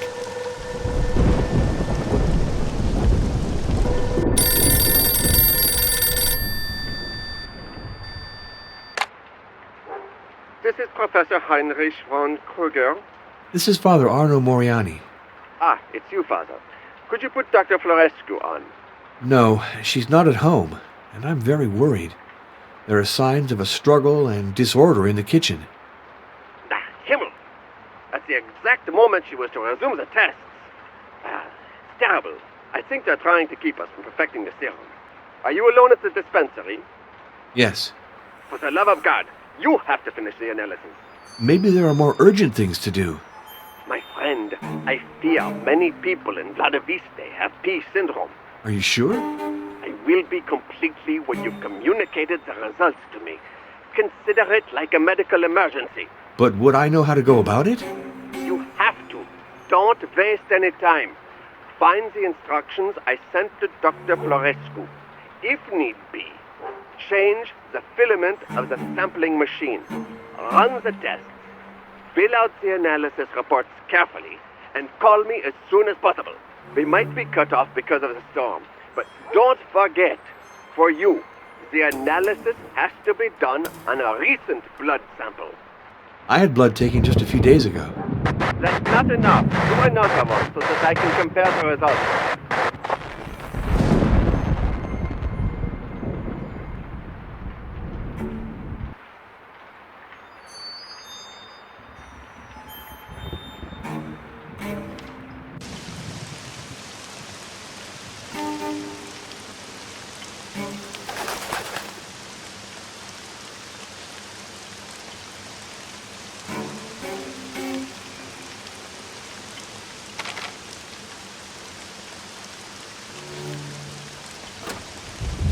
That's the right key. What was it doing in Janos's pocket? Don't move or I'll shoot. Don't turn around.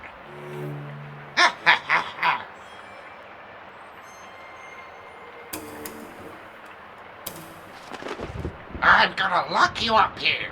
Think it over real good. This box contained photographic paper, illustrated magazines,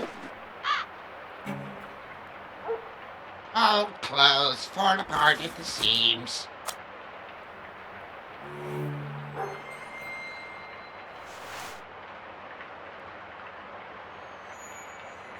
the paintings have been moved recently.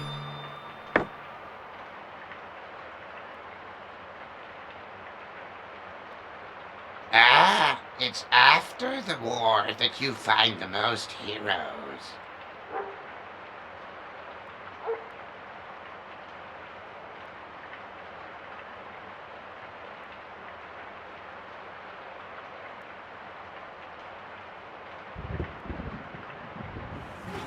I'm uncomfortable rummaging through Maria's things, but if her life is in danger, I can't overlook any clue. Starting from the top.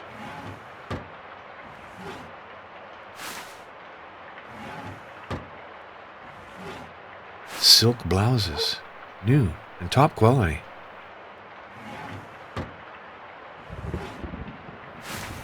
Aha! Didn't Martha write about a case in one of her letters?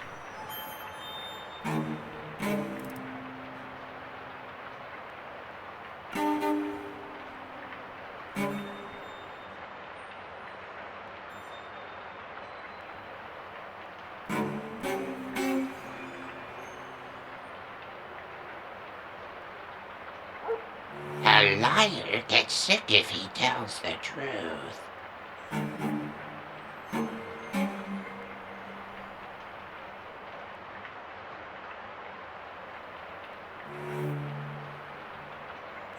I'm gonna lock you up here.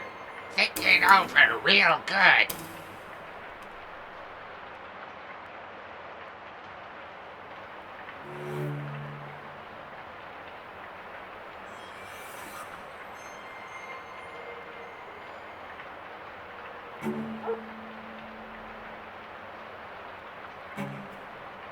Crazy old woman!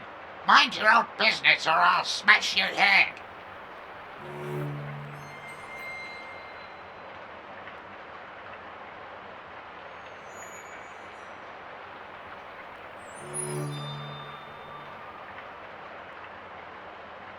It's raining.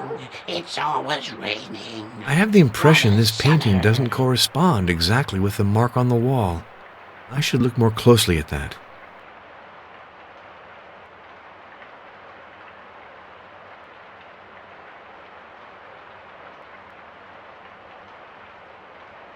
To work now. Come on, up to it.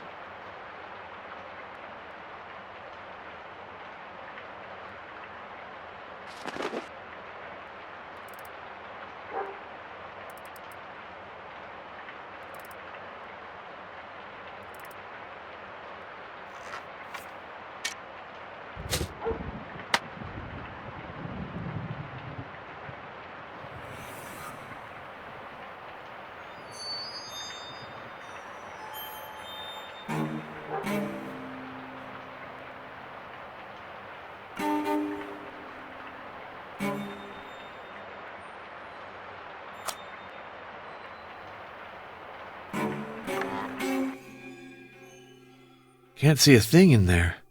Have to reconnect the electricity.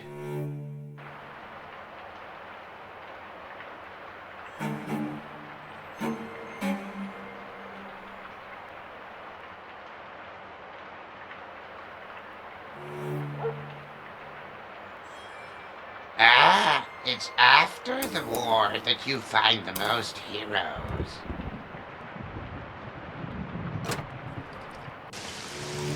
A feeder for pigeons. A hoe for weeding.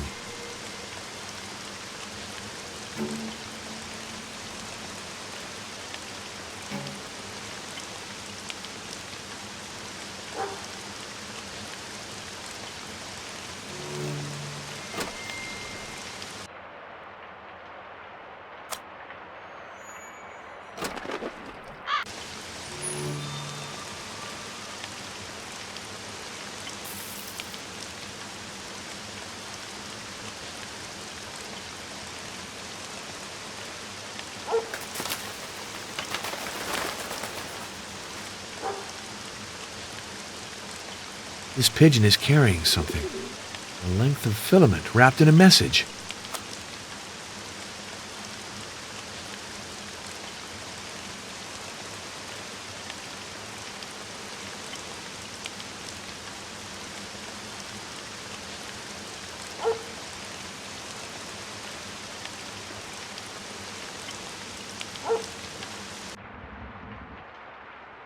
I can't leave without finishing the task with which I was entrusted.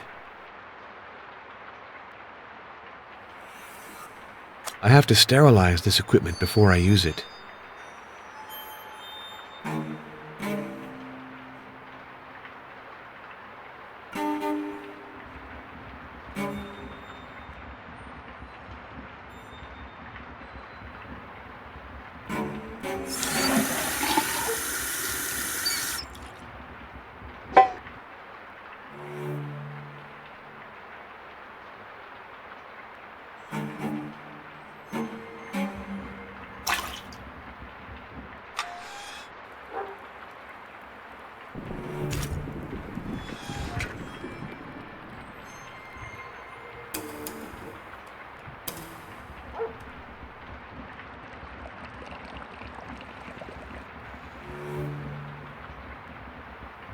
First, I have to wash my hands with soap. Never handle medical equipment with dirty hands. During the war, I saw far too many comrades die from infected wounds.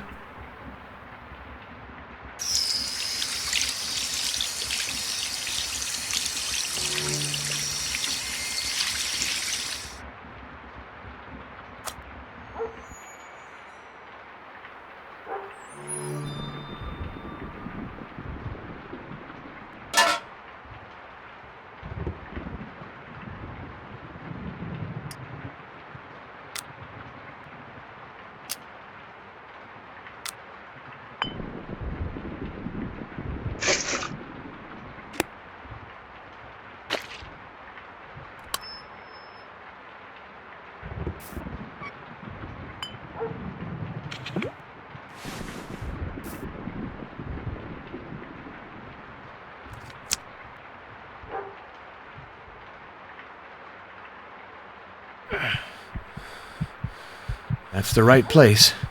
All that's left to do is press the needle deep into the vein.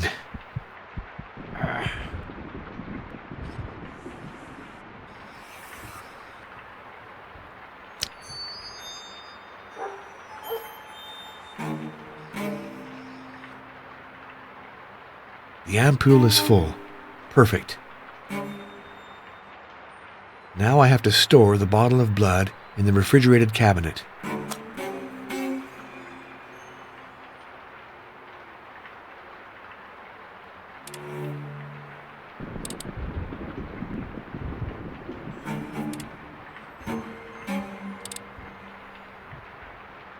$19.05. That was the old combination. It doesn't work anymore. But I know this type of lock. With a little dexterity, I should be able to open it. To start, let's try to find the first number to the left.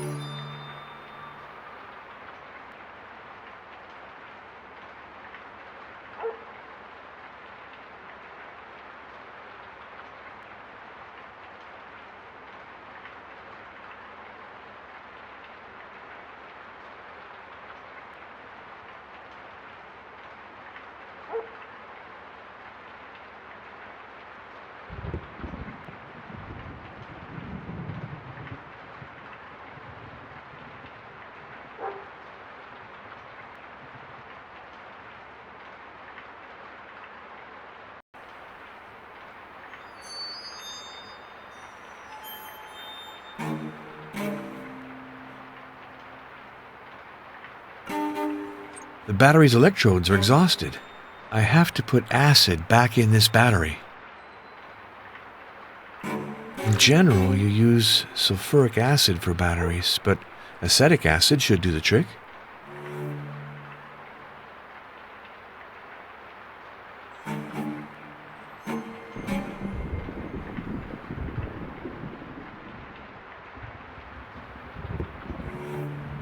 The filament is in the pot. Just have to sterilize it.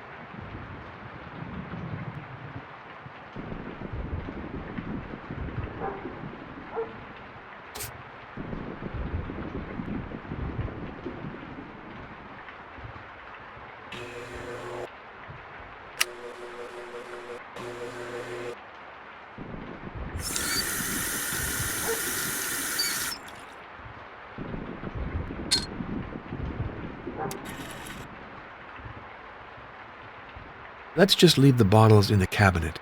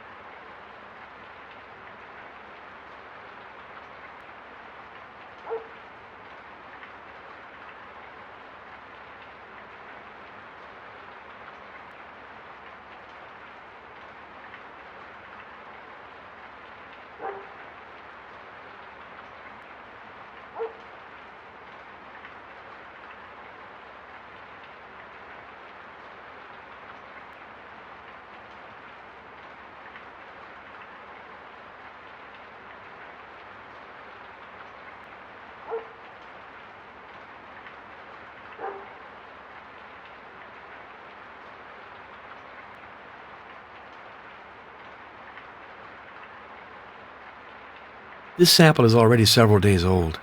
I have to obtain a new one, just as Kruger asked.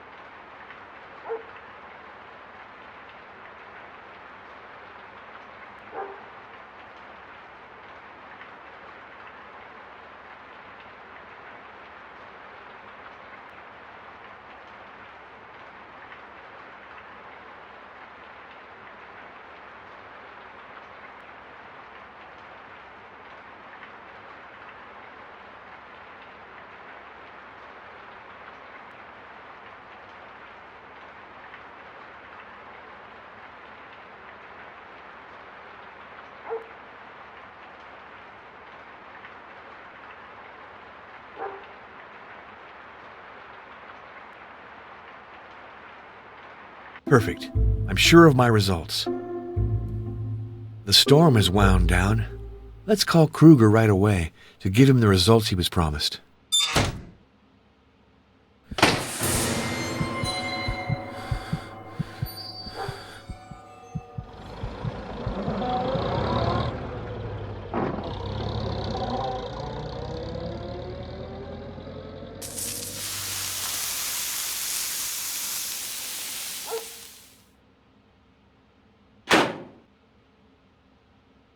The storm has wound down. Let's call Kruger right away to give him the results he was promised.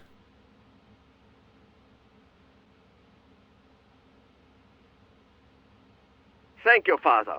I have noted all your results. Excellent precision. I'll get right down to work. I hope that very quickly I'll be able to treat the pay anomaly, as well as its strange variants. I'm happy to have been able to help you, but that doesn't solve my problems. Each of us must do his best. You in the field, me in my laboratory. We'll call each other back as soon as we have something new. Goodbye, Professor. Goodbye, Father. I did what I could for Kruger, but he won't be able to help me follow the path nor find Maria. Now I have to concentrate on my objective.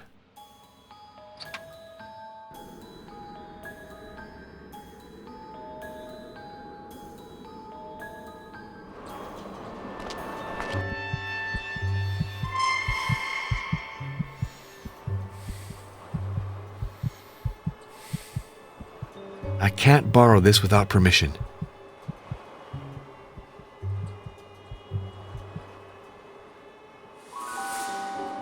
What a shame.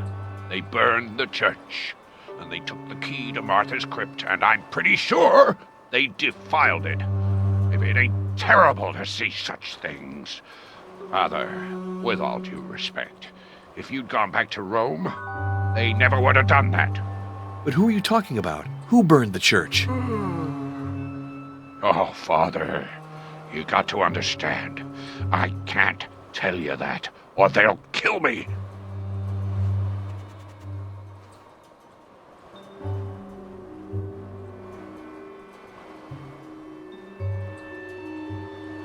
Yes, I know about him. He died in a bad place, the inspector did. Wasn't me who buried him. The police took his body and brought it into the city. Inscriptions. Oh, see, I can't read real good, so I don't pay much attention to them. Well, for sure, I'd like to do you a favor, Father, by lending you my spade, but on the other hand, the times are hard and we're wanting for everything. I was wondering if you could give me some matches.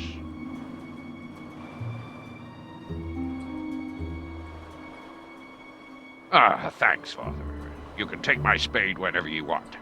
Your matches are more than welcome. They're hard to find right now.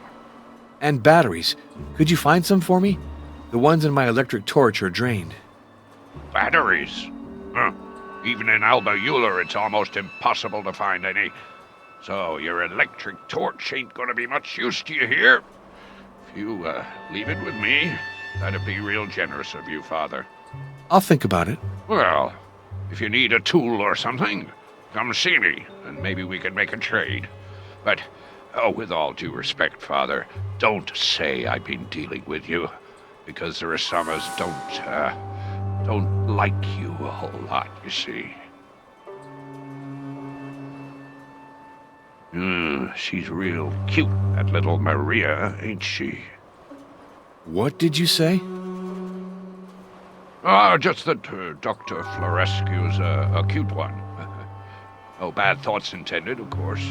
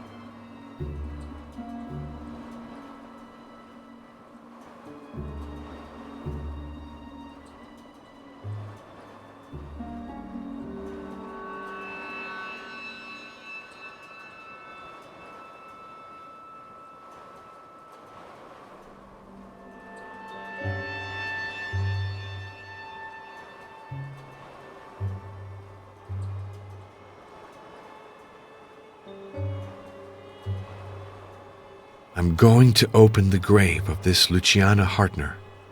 Forgive this profanation, Lord, but this difficult task must be carried out.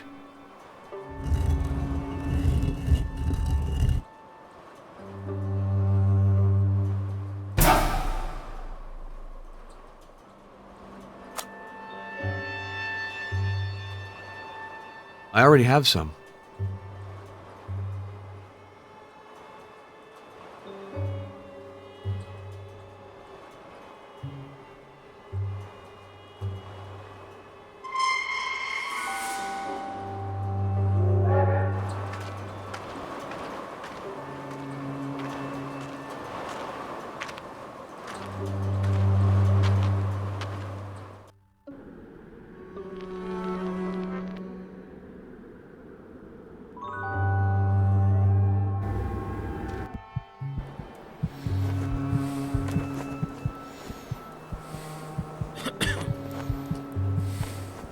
Luana.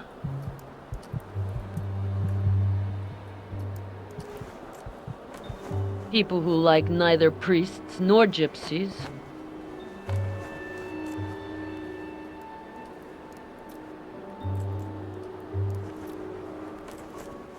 The ones prowling the city are more dangerous. Will you guide me to the path of the dragon? The time has not yet come. First, learn to know your enemies.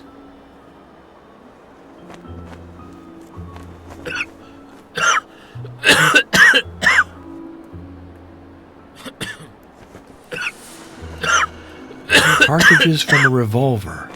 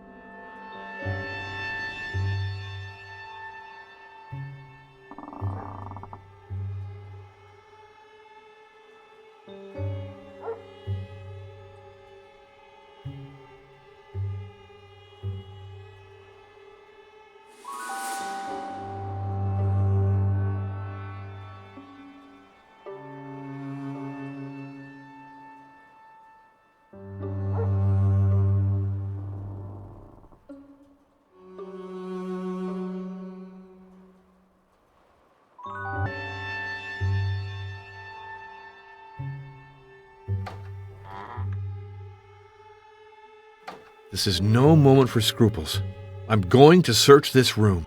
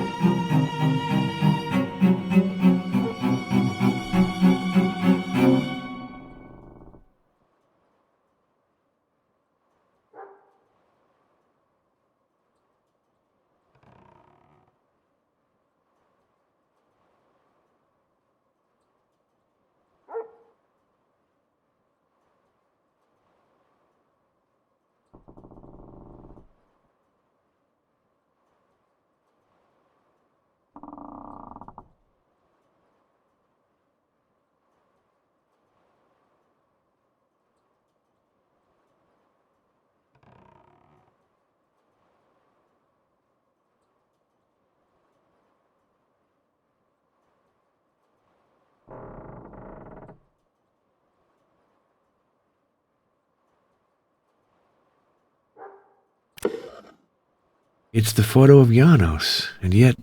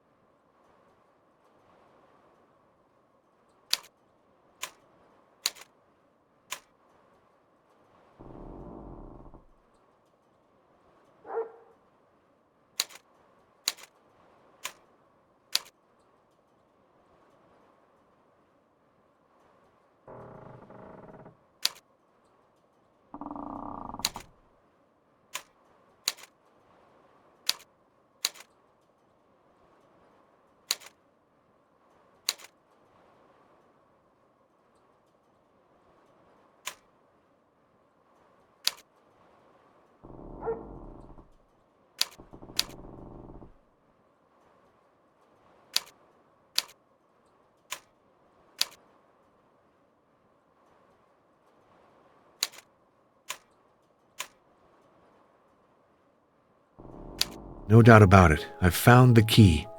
Deciphering the rest of the document will be easy.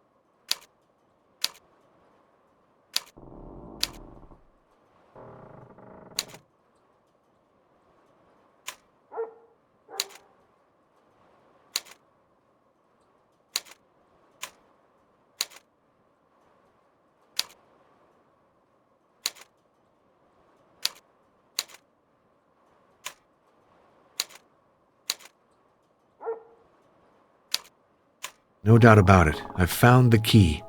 Deciphering the rest of the document will be easy.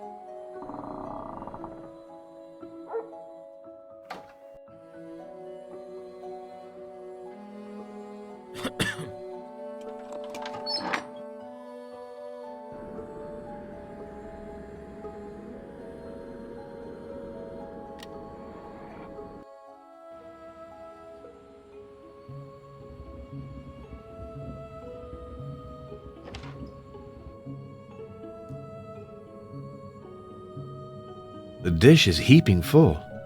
Maria's dog is spoiled.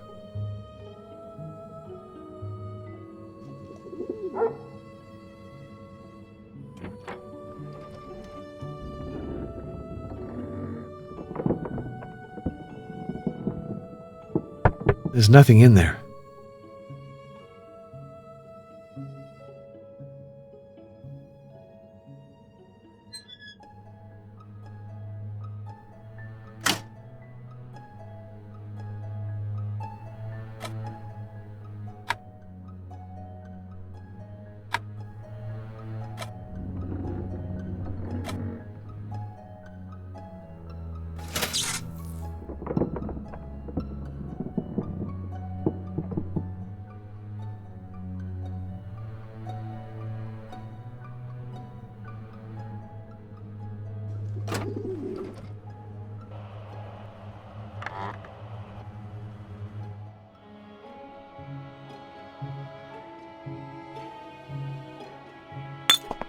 Oh, how clumsy can I be?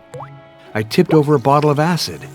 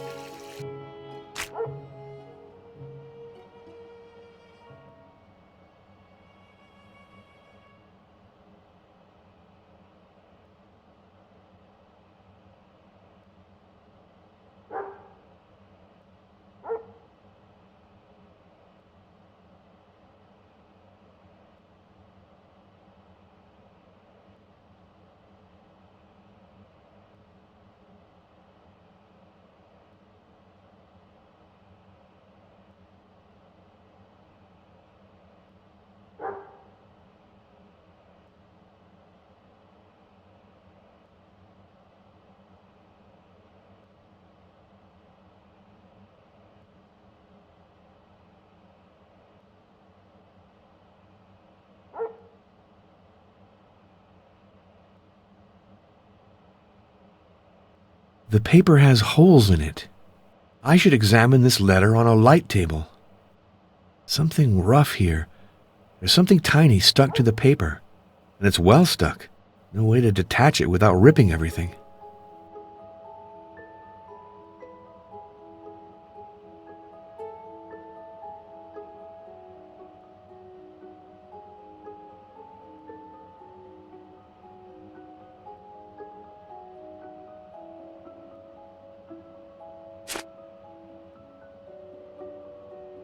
Something rough here. There's something tiny stuck to the paper, and it's well stuck. No way to detach it without ripping everything. The paper was pierced by a needle. The paper was pierced by a needle. Something rough here. There's something tiny stuck to the paper, and it's well stuck. No way to detach it without ripping everything.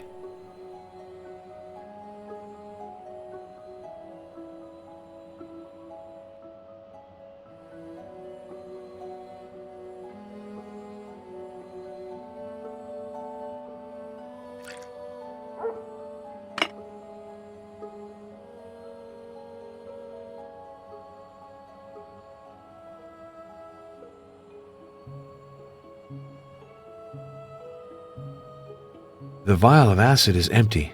I ought to fill it up.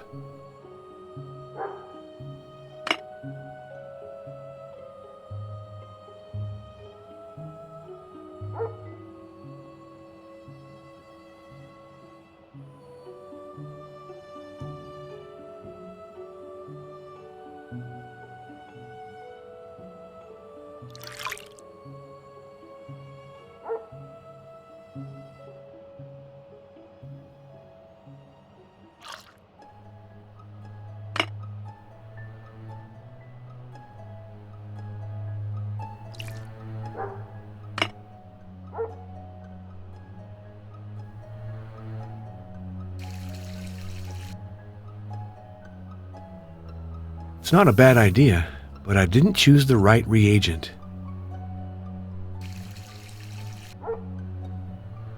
It's not a bad idea, but I didn't choose the right reagent.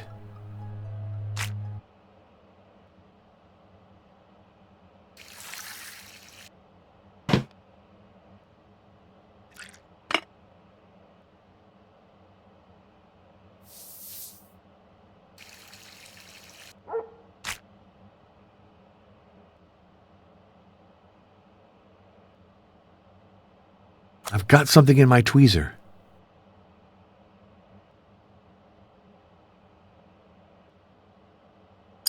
The last period in the letter might well be a microfilm. If that's the case, the enlarger will help me read it.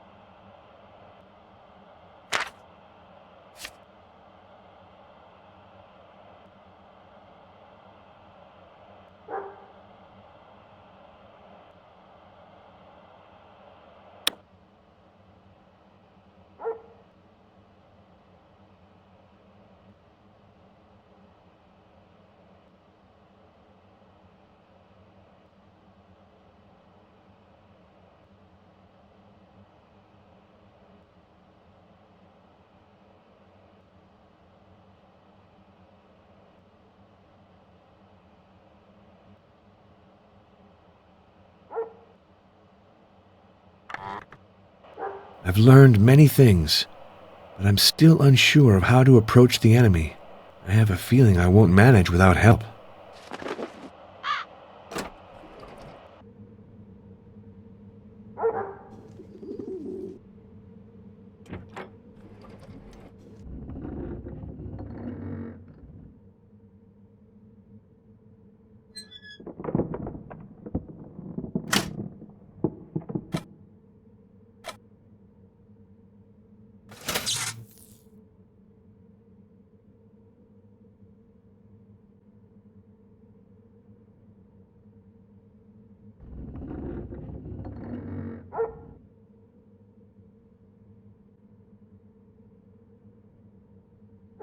A dynamo?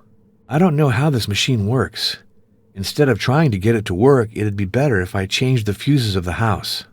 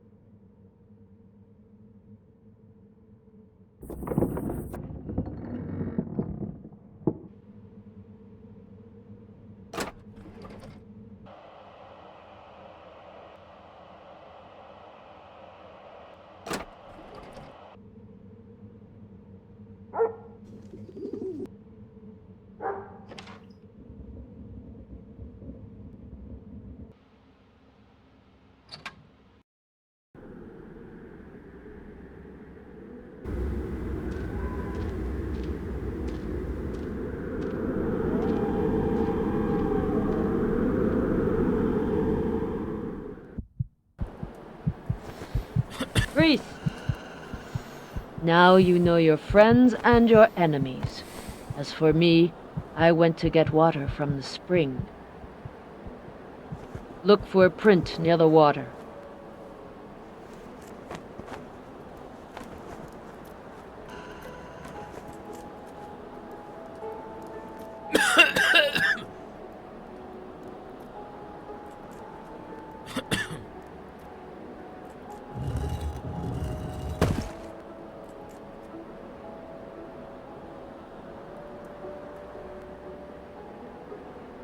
The imprint of a bowl. I have to find something to replace the missing keys.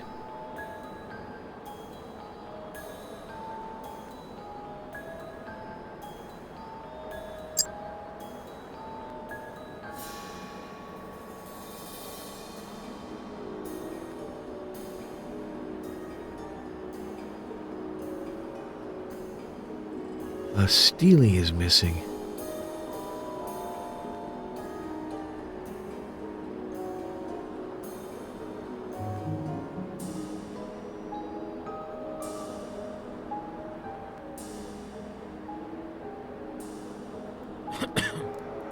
In a chapel, I saw the imprint of a missing bowl. Find the bowl that was stolen.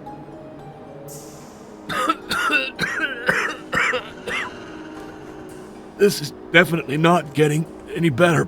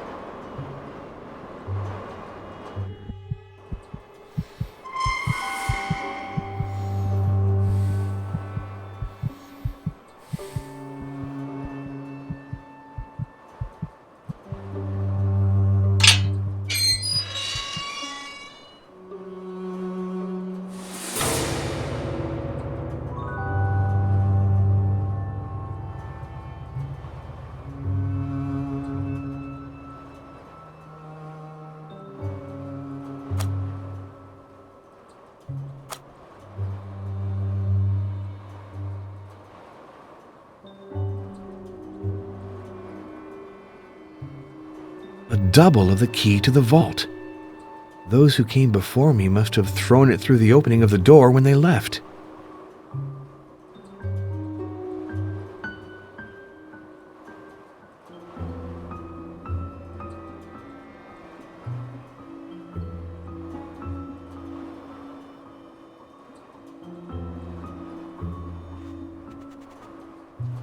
It disappeared, and that was what brought the war upon us for sure.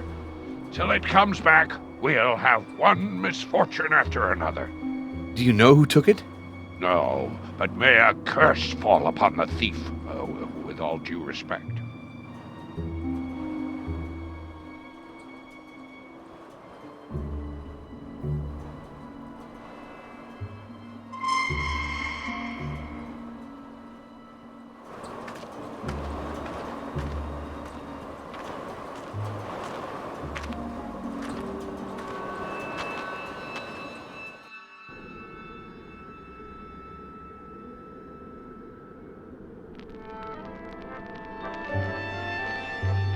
Hey, Yonel.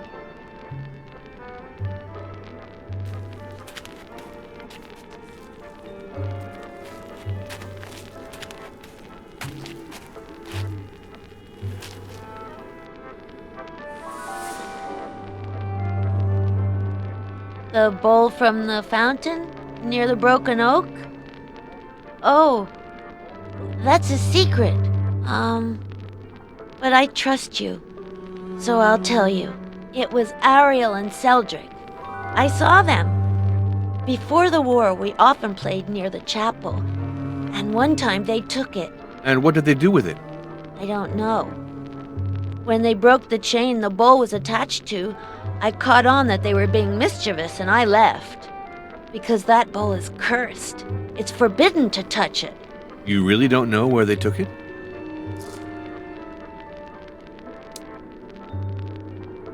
I didn't dare ask.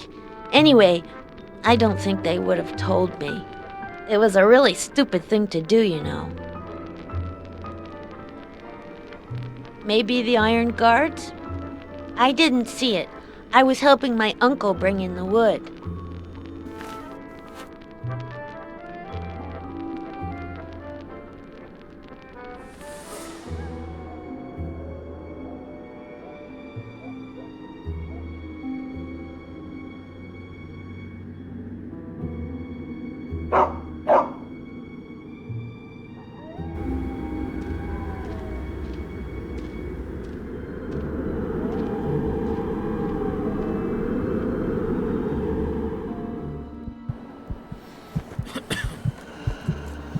Luana, I think children took the bowl. Question the thieves, and you will know where the bowl is.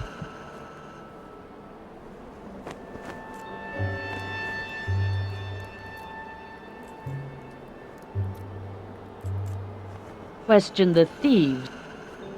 Of the two children who took the bowl, only one is alive, Ariel. He's left the village, but it must be possible to contact him. I'll talk to Ozana about it.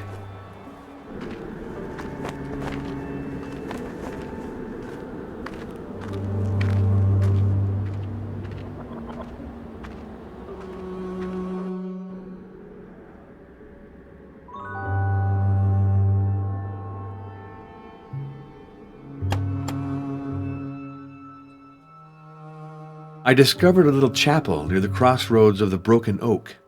Oh, well, I hardly leave the village anymore, you know. In the chapel, there was a bowl that disappeared. Do you know what became of it? Oh, no. I know nothing about that. Yes, he's my youngest. Before, he played with Ionel, but he wasn't a good influence on my boy. Your son Ariel probably knows where the chapel bowl is. Why do you say that? My little Ariel's no thief. I didn't say that. I'd simply like to ask him some questions. Impossible. Ariel's far from the village. Martha sent him to the coast, you know. Could we reach him on the telephone? Please, Father, leave my boy alone. He's not a thief, I swear it. We're not thieves in this family. I'd have to be heartless to persist. Let's go explain the situation to Luana.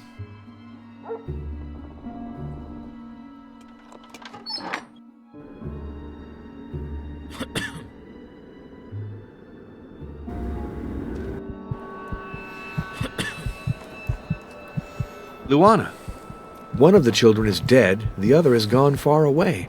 His mother might know something, but she doesn't want to help me. Isn't there another way to find the bowl? Perhaps. But on my conditions. Do exactly as I say and don't ask any questions. To find that which is lost, bring me without delay blood from a battle lost to savage teeth, ashes of a vampire put to death, a hazel wand, not a wreath, the ring of a killer, an Aryan cruel as Egypt's Seth, the blossom of a rose picked where the air is poor yet fresh, fiery berries of the bush known as the mountain ash.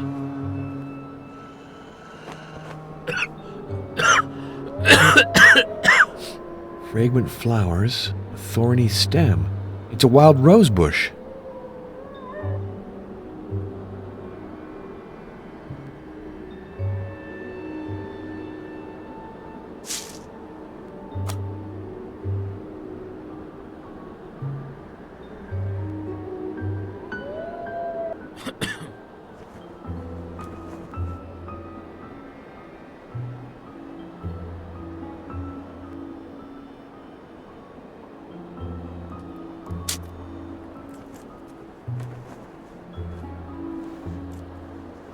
One flower's enough for me.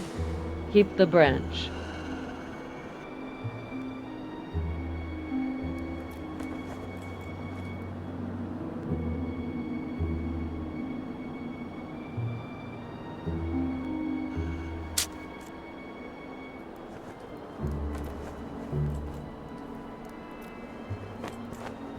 A few berries will be enough. Keep the others.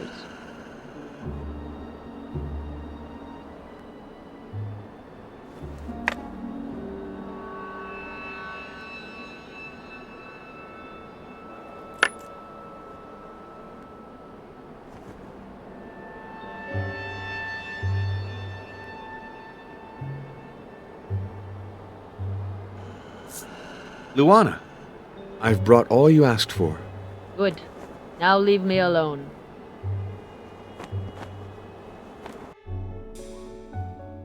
I trust Luana. I know she'll guide me along the path. But what will happen at the end of the route when I'm face to face with the dragon? What are my chances of winning? Very slight, I fear. But I mustn't let fear dictate my conduct. I seem to recall a verse of Peggy, that French officer killed by a bullet right in the forehead. Happy are the dead crushed in this carnage, supine upon the earth in the very eyes of God. I shall send this journal that I've been keeping since leaving Rome to Monsignor Briganti. He surely won't approve my decisions, but he might understand them. And should anything happen to me, someone has to know about it.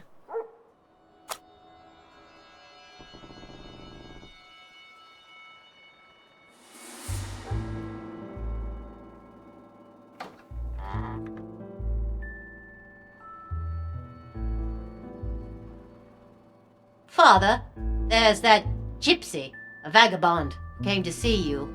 I didn't let her go up, of course, so she left this stick for you.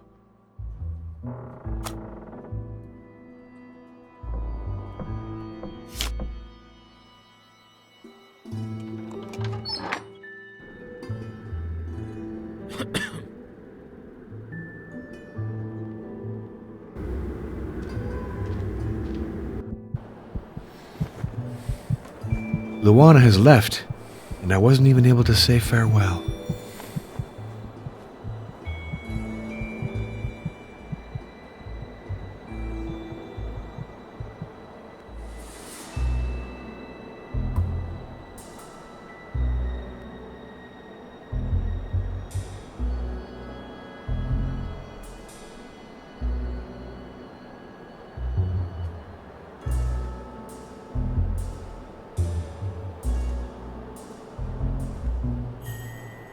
I should dig here.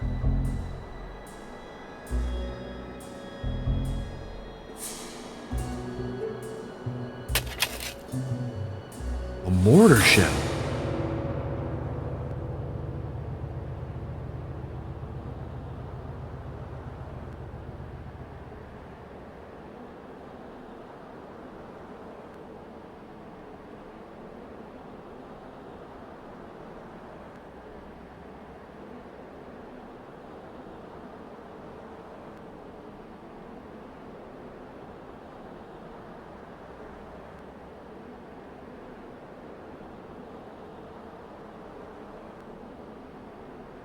Gently.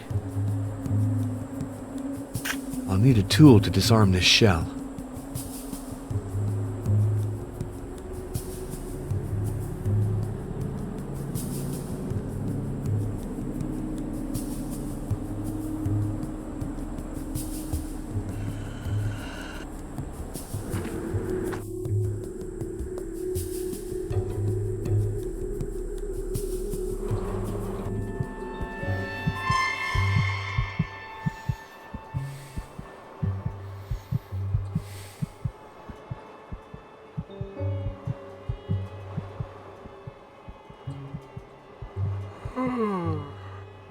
Yeah, I got one.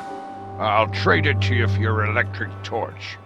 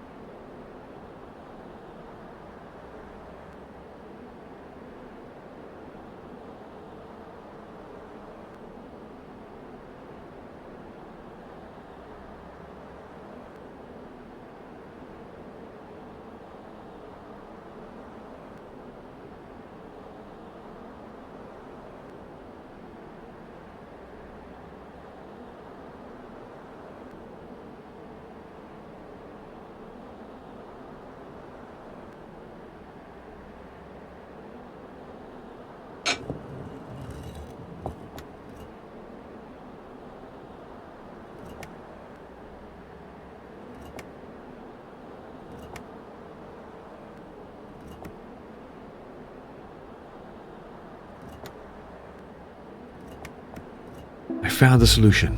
1, 2, 3, 5, 8, 13. It's the beginning of an increasing mathematical sequence.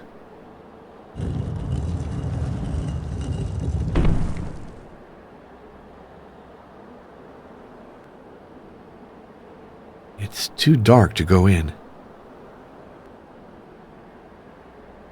It's too dark to go in.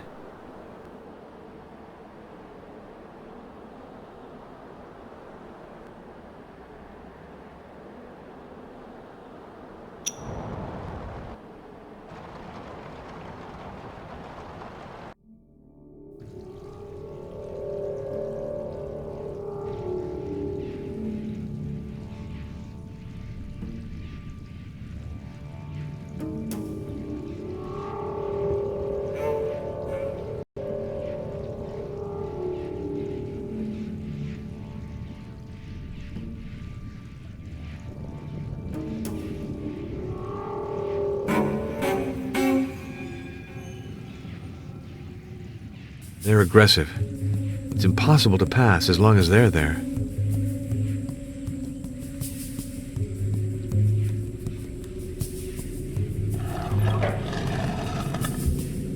Bones from a horse.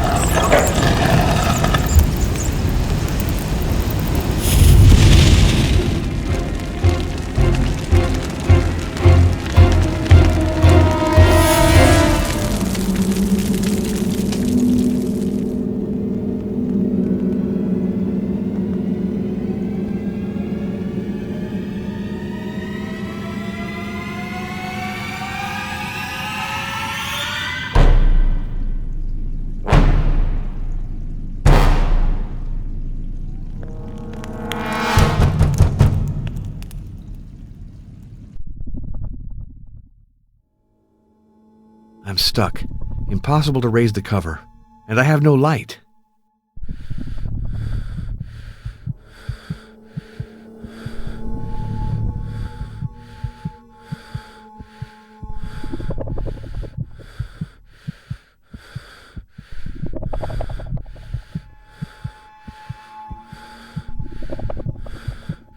Fingernail marks. Or claws.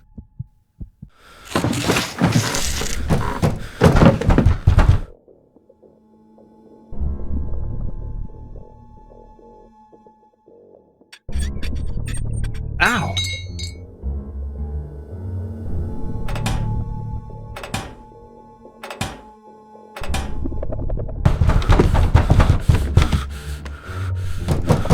That's useless.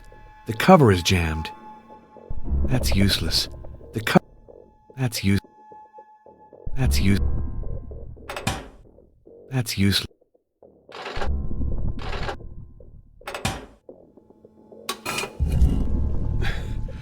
The smoke is suffocating. Let's not stay here.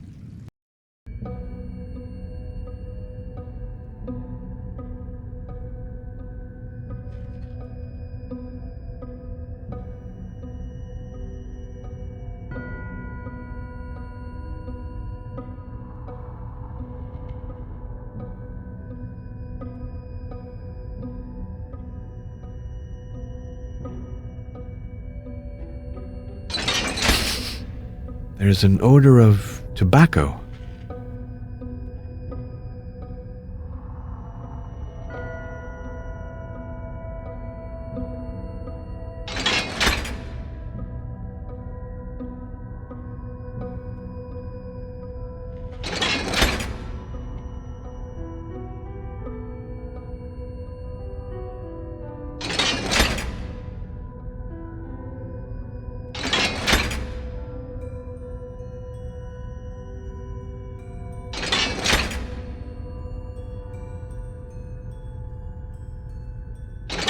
Smells like cigarette tobacco. Horizon brand. Blood. Still fresh. A strange odor. Much stronger than tobacco. Careful. If I go the wrong way through this door, I'll certainly injure myself.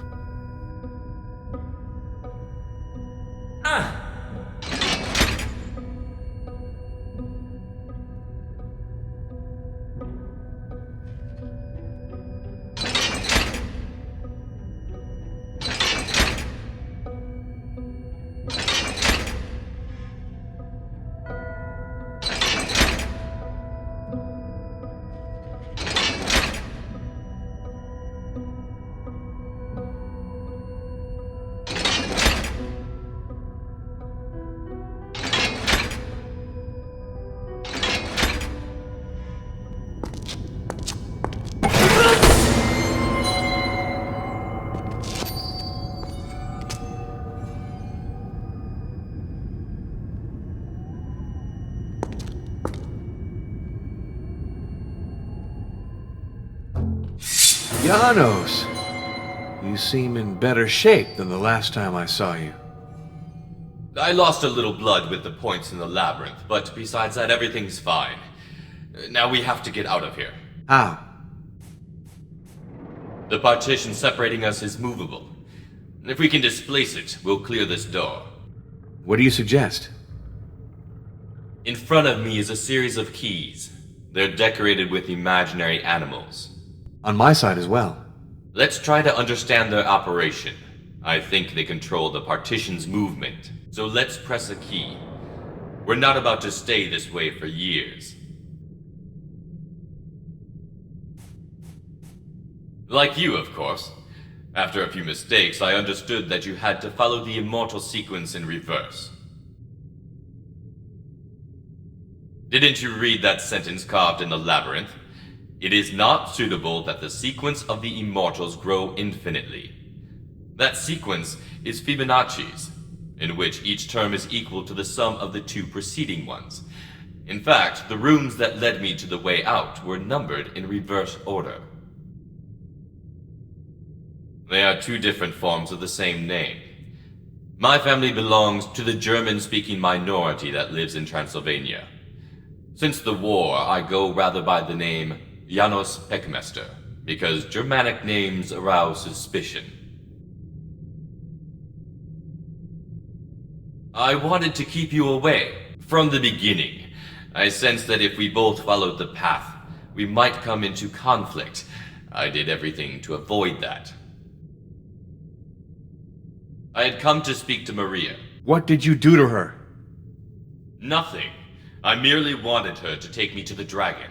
For you must know that she is in his service. Are you so sure? No doubt about it. I hoped she'd lead me towards her master, and that's more or less what happened. I found you lying in a coffin. The dragon was watching Maria closely. Let's just say that I momentarily lost control of the situation and woke up in the labyrinth. You know the rest. Why did the dragon spare you? Ask yourself the same question. He probably wants to leave us a chance. The same thing as you. Corporeal immortality. You're mistaken. That is not my goal. Is that so? What else then? I want to destroy Dracula. Destroy the dragon? After running the risks you have, you would kill the one who can give you eternal life? Don't make me laugh. Don't be so naive. It's easy to plant forgeries on someone to compromise him. What proves that I was the one who wrote those letters? The Iron Guards, without a doubt. They hate Catholics and foreigners. The dragon or his servants. Luca wasn't worthy of treading the path. She was killed? I didn't even know that. How would I know? You were probably the victim of a petty thief. Someone really did that? No, there I recognize the methods of the Iron Guards. Ozana would say anything to cover them. She's terrorized. Von Kruger? I'm not familiar with the name. So let's press a key. We're not about to stay this way for years.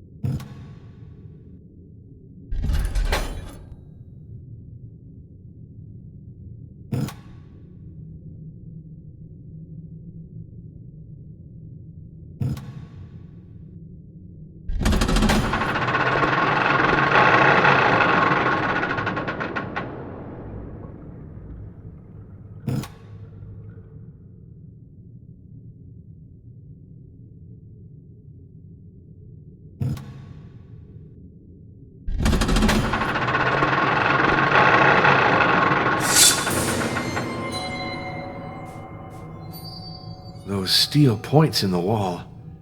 This game is deadly. Remember the inscription in the labyrinth. Of those who come, few will be chosen. This prison was designed to allow just one of us two to leave it. Janos, we can refuse to participate in this monstrous game. Don't hesitate, play. The alternative is that both of us die of hunger. If I win, I might kill Janos. I can't do that. If I win, I might... If I win...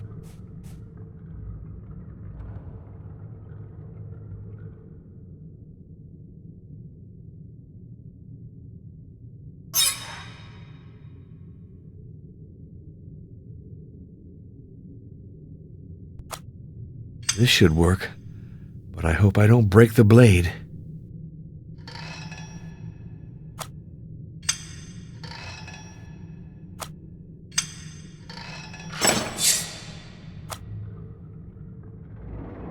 The steel points that were threatening you have withdrawn into the wall. I admire your ingenuity. Now that you're clear with your conscience, let's continue the game.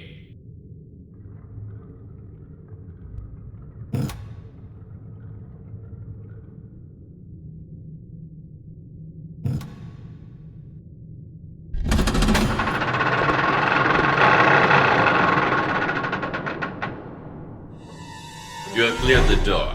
Congratulations.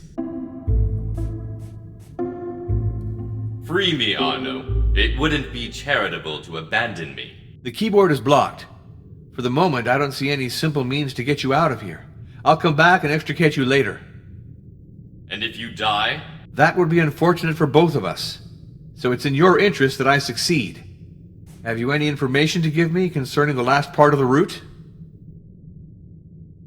Sorry, but as long as I'm stuck here, I prefer keeping it for myself. From the beginning, I sensed that if we both followed the path, we might come into conflict. I did everything to avoid that.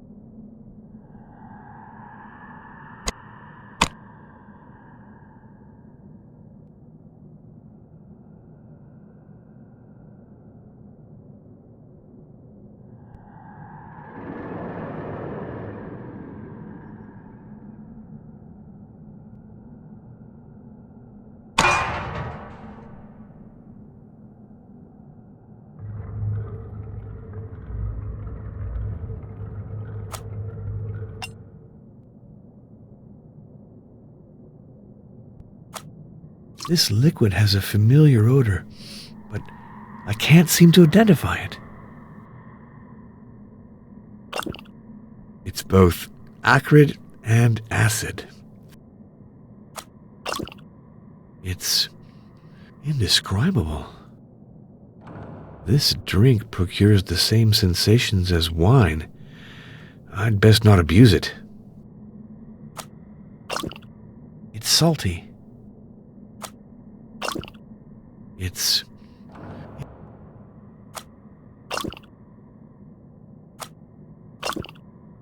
both acrid and acid.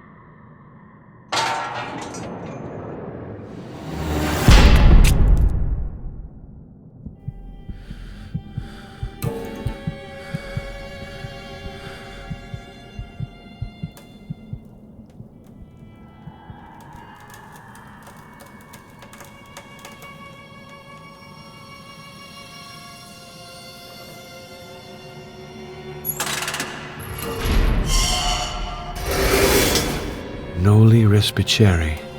That means don't look back.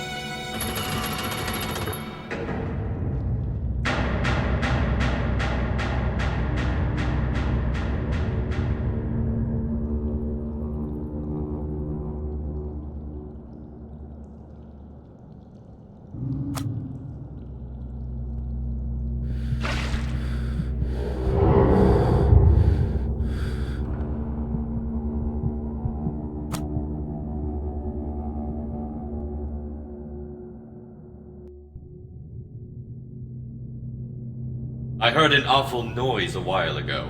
Are you destroying the castle? No, it's the castle that's trying to destroy me. From the beginning, I sensed that if we both From the beginning.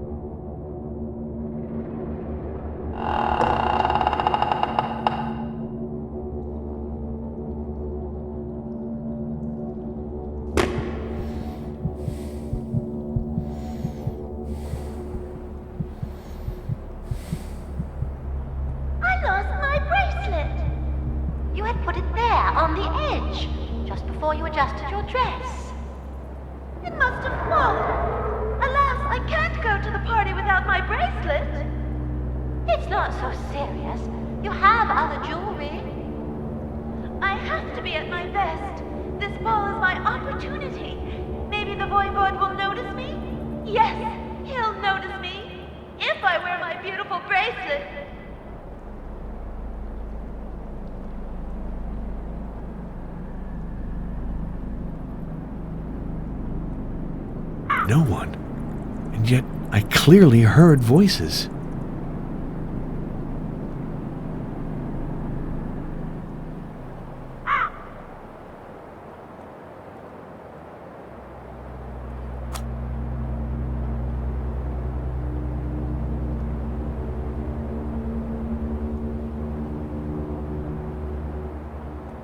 I can't find my mirror anymore. How could you be so scatterbrained? Oh, I hope it didn't fall to the bottom of the well.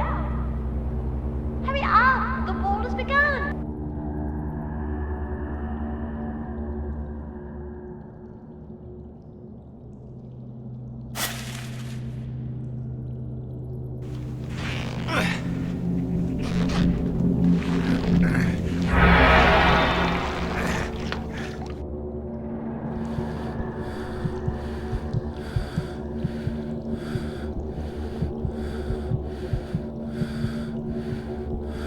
There's something underwater. Bones. Lord, have pity on those unfortunate persons who died here. Metal. I feel a bracelet under my fingers. I let the bracelet fall back into the water. God forgive me, I panicked. I have to find a means to keep the inhabitant of the well at bay.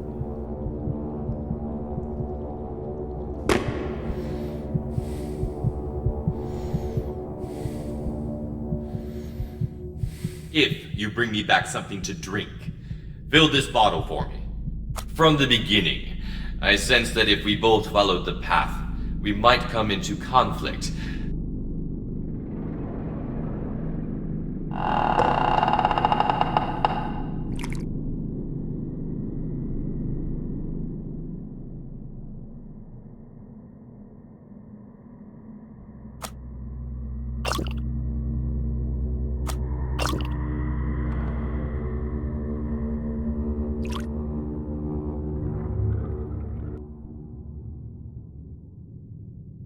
Feathered! It's disgusting. I'll give you back my bottle. Find me something that's drinkable.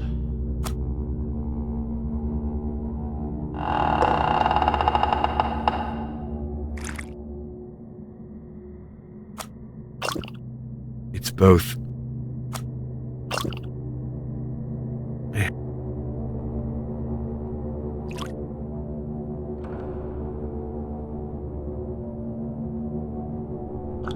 This drink is excellent. Here, take my lighter.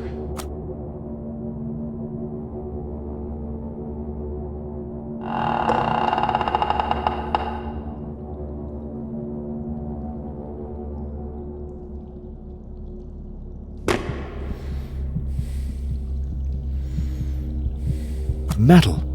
I feel a bracelet under my fingers. I let the bracelet fall back into the water. God forgive me, I panicked. I have to find a means to keep the inhabitant of the Not right away. Not right away.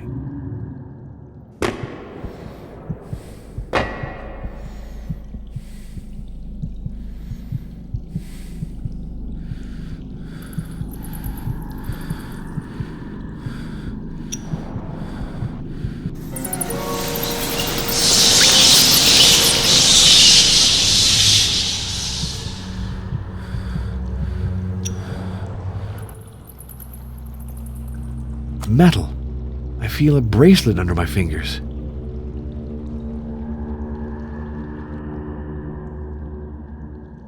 So you find the voivode attractive?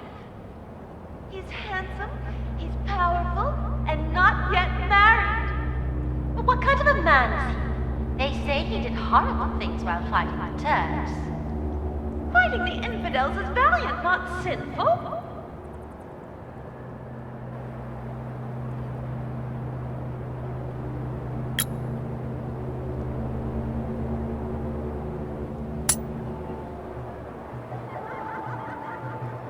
My bracelet! I found my bracelet! At last! The party started a long time ago. One moment! I'll fix my hair. Your Perfect. Put on your bracelet, put down your mirror, and follow me fast.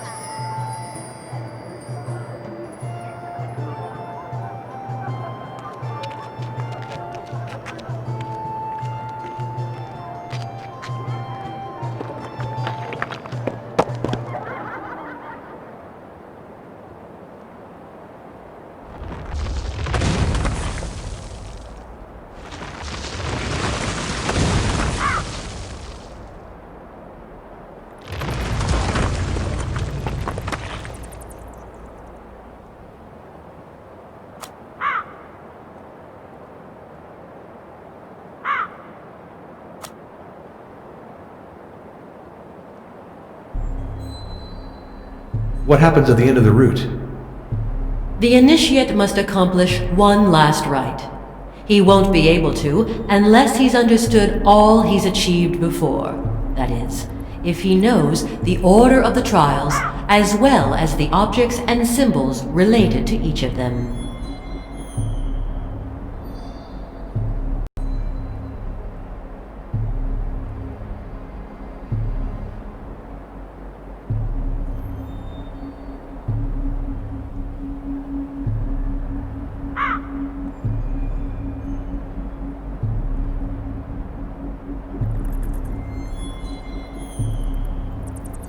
Twigs. A jackdaw is nesting in this stone mouth.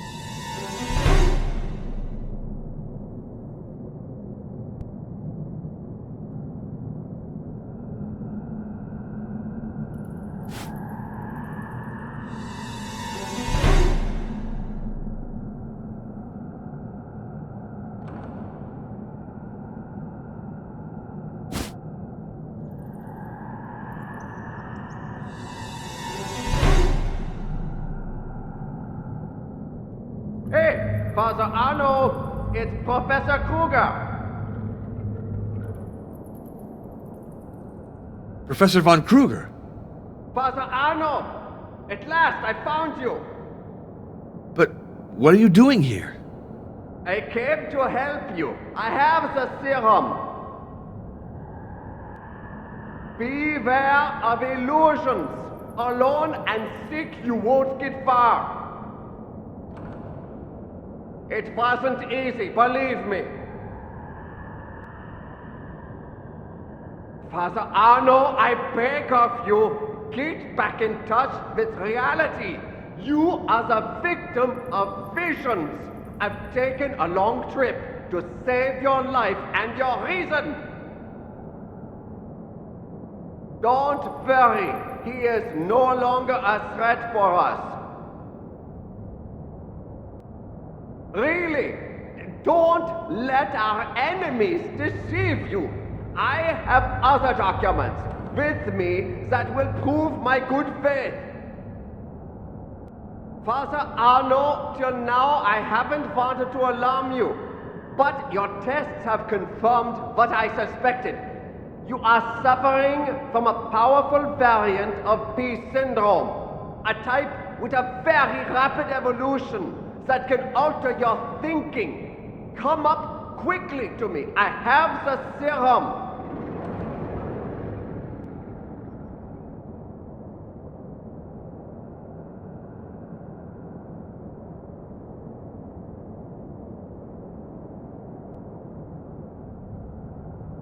Hey! Answer me, please! Your life...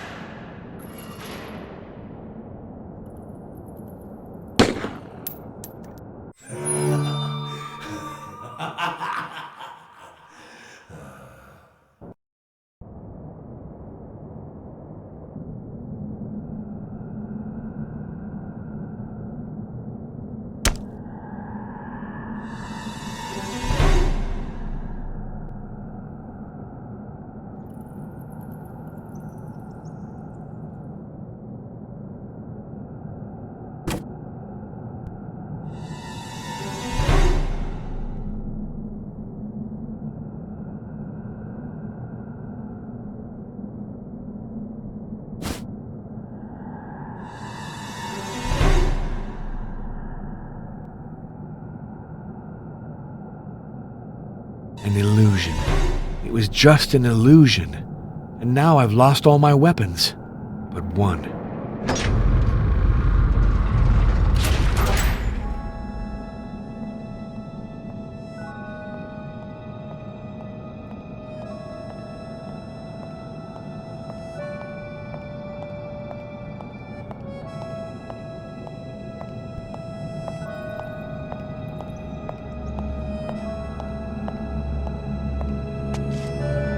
Arno, I'm so happy you made it this far. You're going to succeed. Maria, but can I really call you that? Yes, that is the name I chose. The old one was Martha, as you've doubtless understood. What happened to you?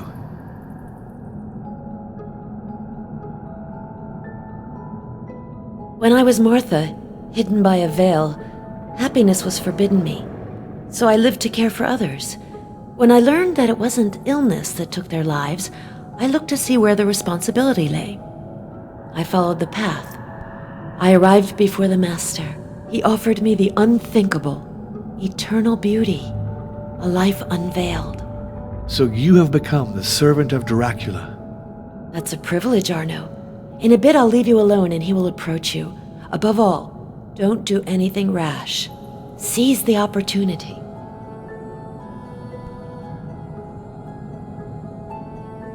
Don't you know why? I really wanted you to follow the path. I did everything in my power to help you, and would have done even more if the Master had allowed it. I wanted you to join me, Arno, to share my new life. An illusion meant to make you understand it's vain to struggle against him.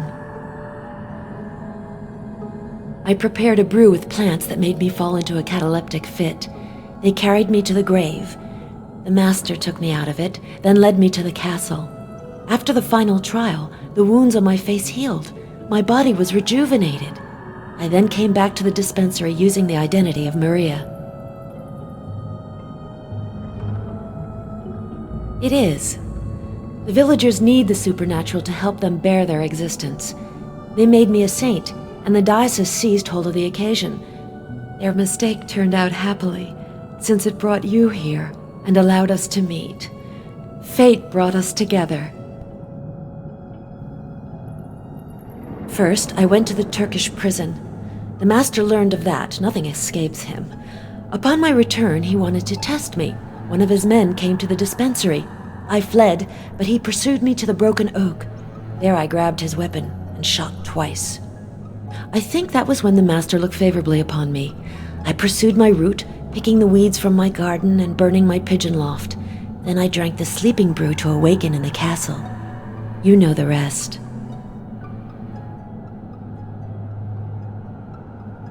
I didn't kill, except to defend myself. That brute of an inspector, I had to kill him under the oak, I had to.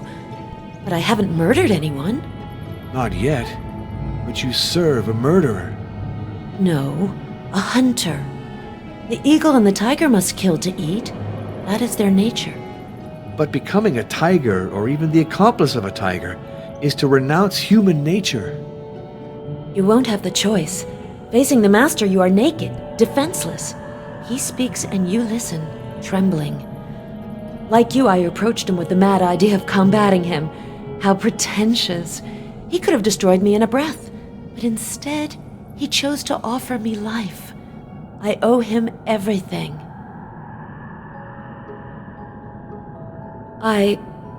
That is, the master required that he be driven from the village. He knew many things, you see, so I did what I had to do to weaken him, without killing him. You drank his blood? You visited his room during the night? Do I really have to talk about it? Can't I keep some secrets?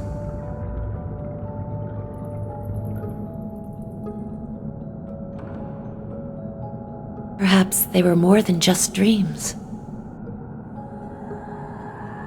Janos, to accomplish the trial of the sacrifice and to get rid of a rival. How do you know that? He boasted of it to me. Janos, to accomplish the trial of punishment and to steal a manuscript.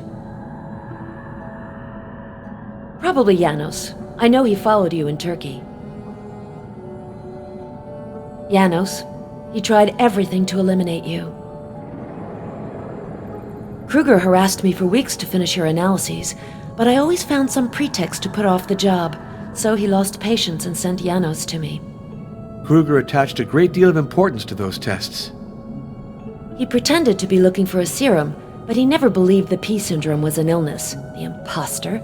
He wanted the analyses to identify prey, and that way work his way up to the master. So Janos came to me escorted by one of his friends, a thug from the Iron Guard. I pretended to collaborate, but I was trying to buy time. The battery was dead. I didn't know where I'd put the acid. The Schwartz filament was burned out. I knew the master was watching the dispensary and that he would intervene. He killed the thug and knocked Janos out. We put their bodies in the coffins. That's when you arrived. Did you see me? You passed right by me. I was in the storeroom behind a door hidden by wreaths of flowers. Was Dracula with you?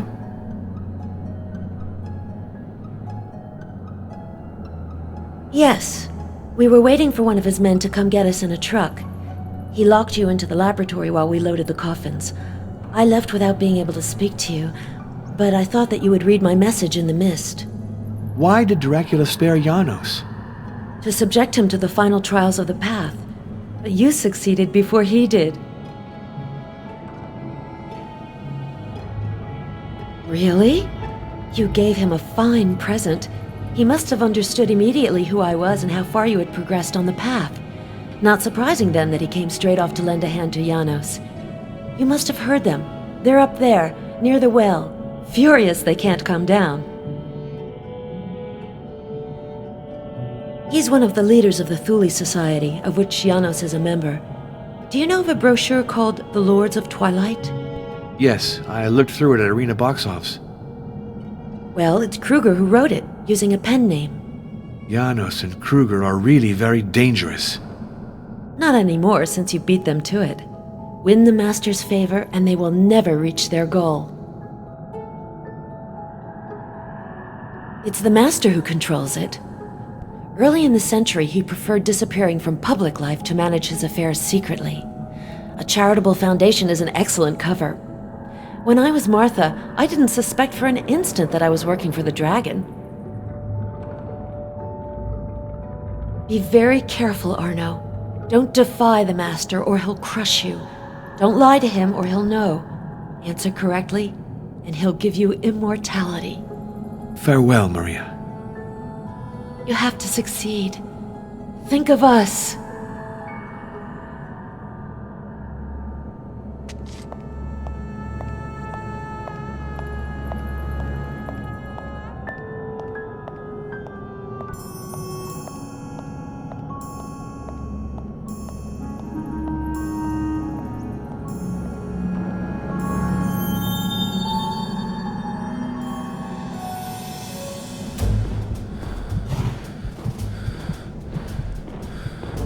Here he is.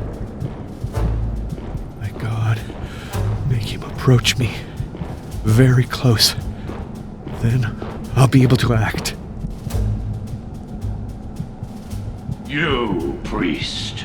You think you're at the end of your ordeals. You are wrong. It is now that you risk the worst of them. Do not disappoint me, or else. To come unto me. You have desecrated a tomb, burned a chapel, and poisoned a spring. How shall I judge your deeds? I must find the answers he expects in order to gain his trust. And if he comes closer, I'll go for all or nothing.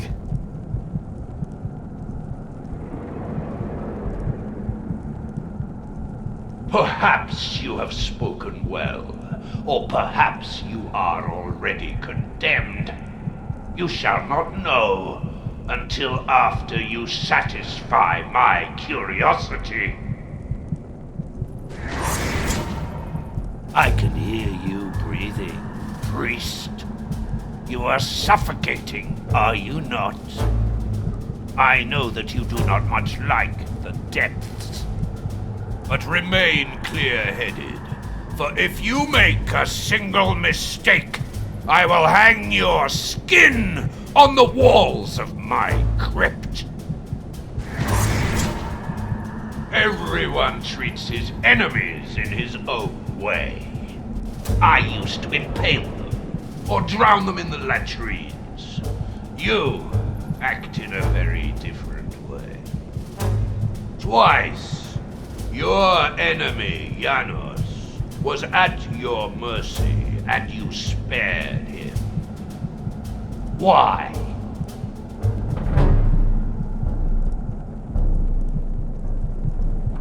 Your answer will weigh heavily on your fate.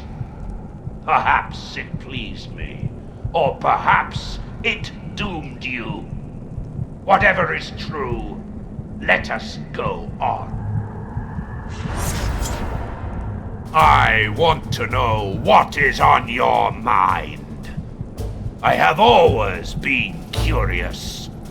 Once, I had one of my concubines ripped open from top to bottom to see with my eyes the place I had visited. Let us talk of our little Maria. She is beautiful. You desire her, do you not?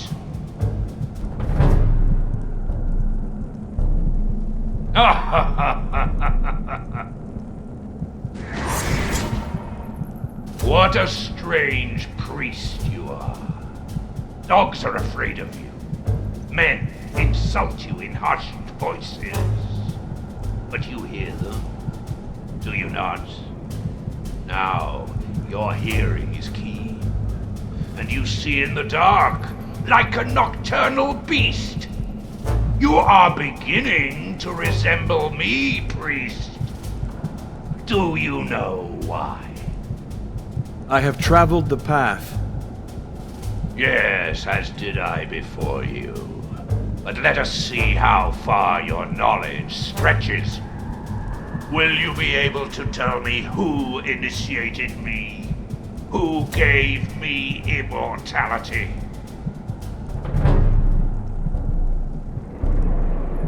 You have spoken, and the words you uttered will determine if you live or if you die.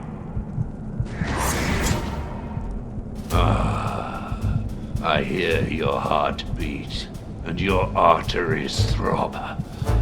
It has been a long while since I drank the blood of a priest. Do you fear me?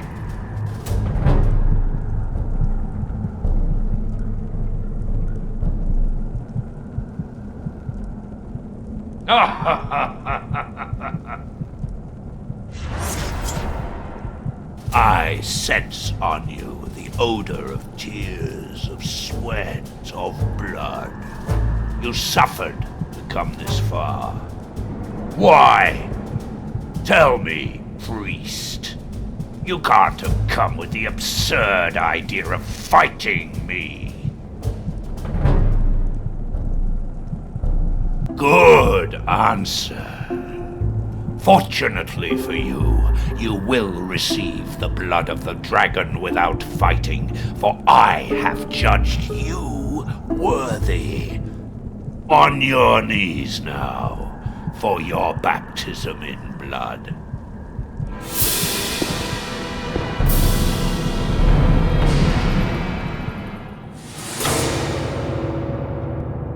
To your hands, Lord, I entrust my soul.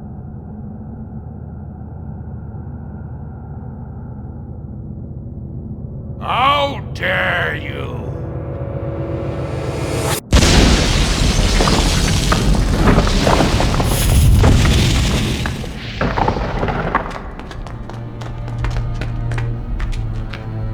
Zabel has caved in. Conduct! We'll never reach the crypt! Don't talk that way, Beckermeyer. Never say never. There are tons of rocks obstructing the passage. It would take masses of equipment. Patience. Someday we'll come back.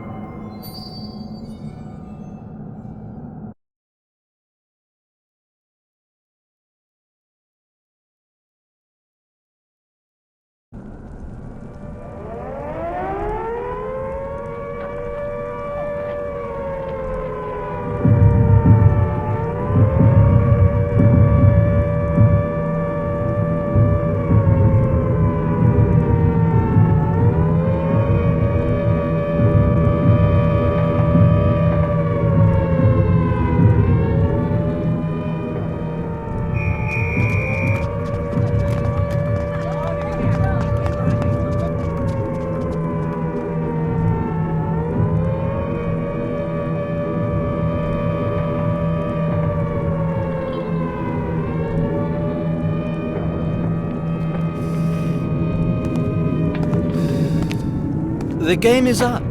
You're a spy in the service of the Third Reich. In August 1941, you left England carrying secret documents, which were stolen, needless to say, and met Heinrich von Kruger. A few weeks later, this same Kruger was in Romania, in your company, where you both participated in a top-secret mission. Operation D. You seem to know a great deal, Captain Cunningham. Yes, but what we don't know is the nature of Operation D. You will give us an explanation, I trust.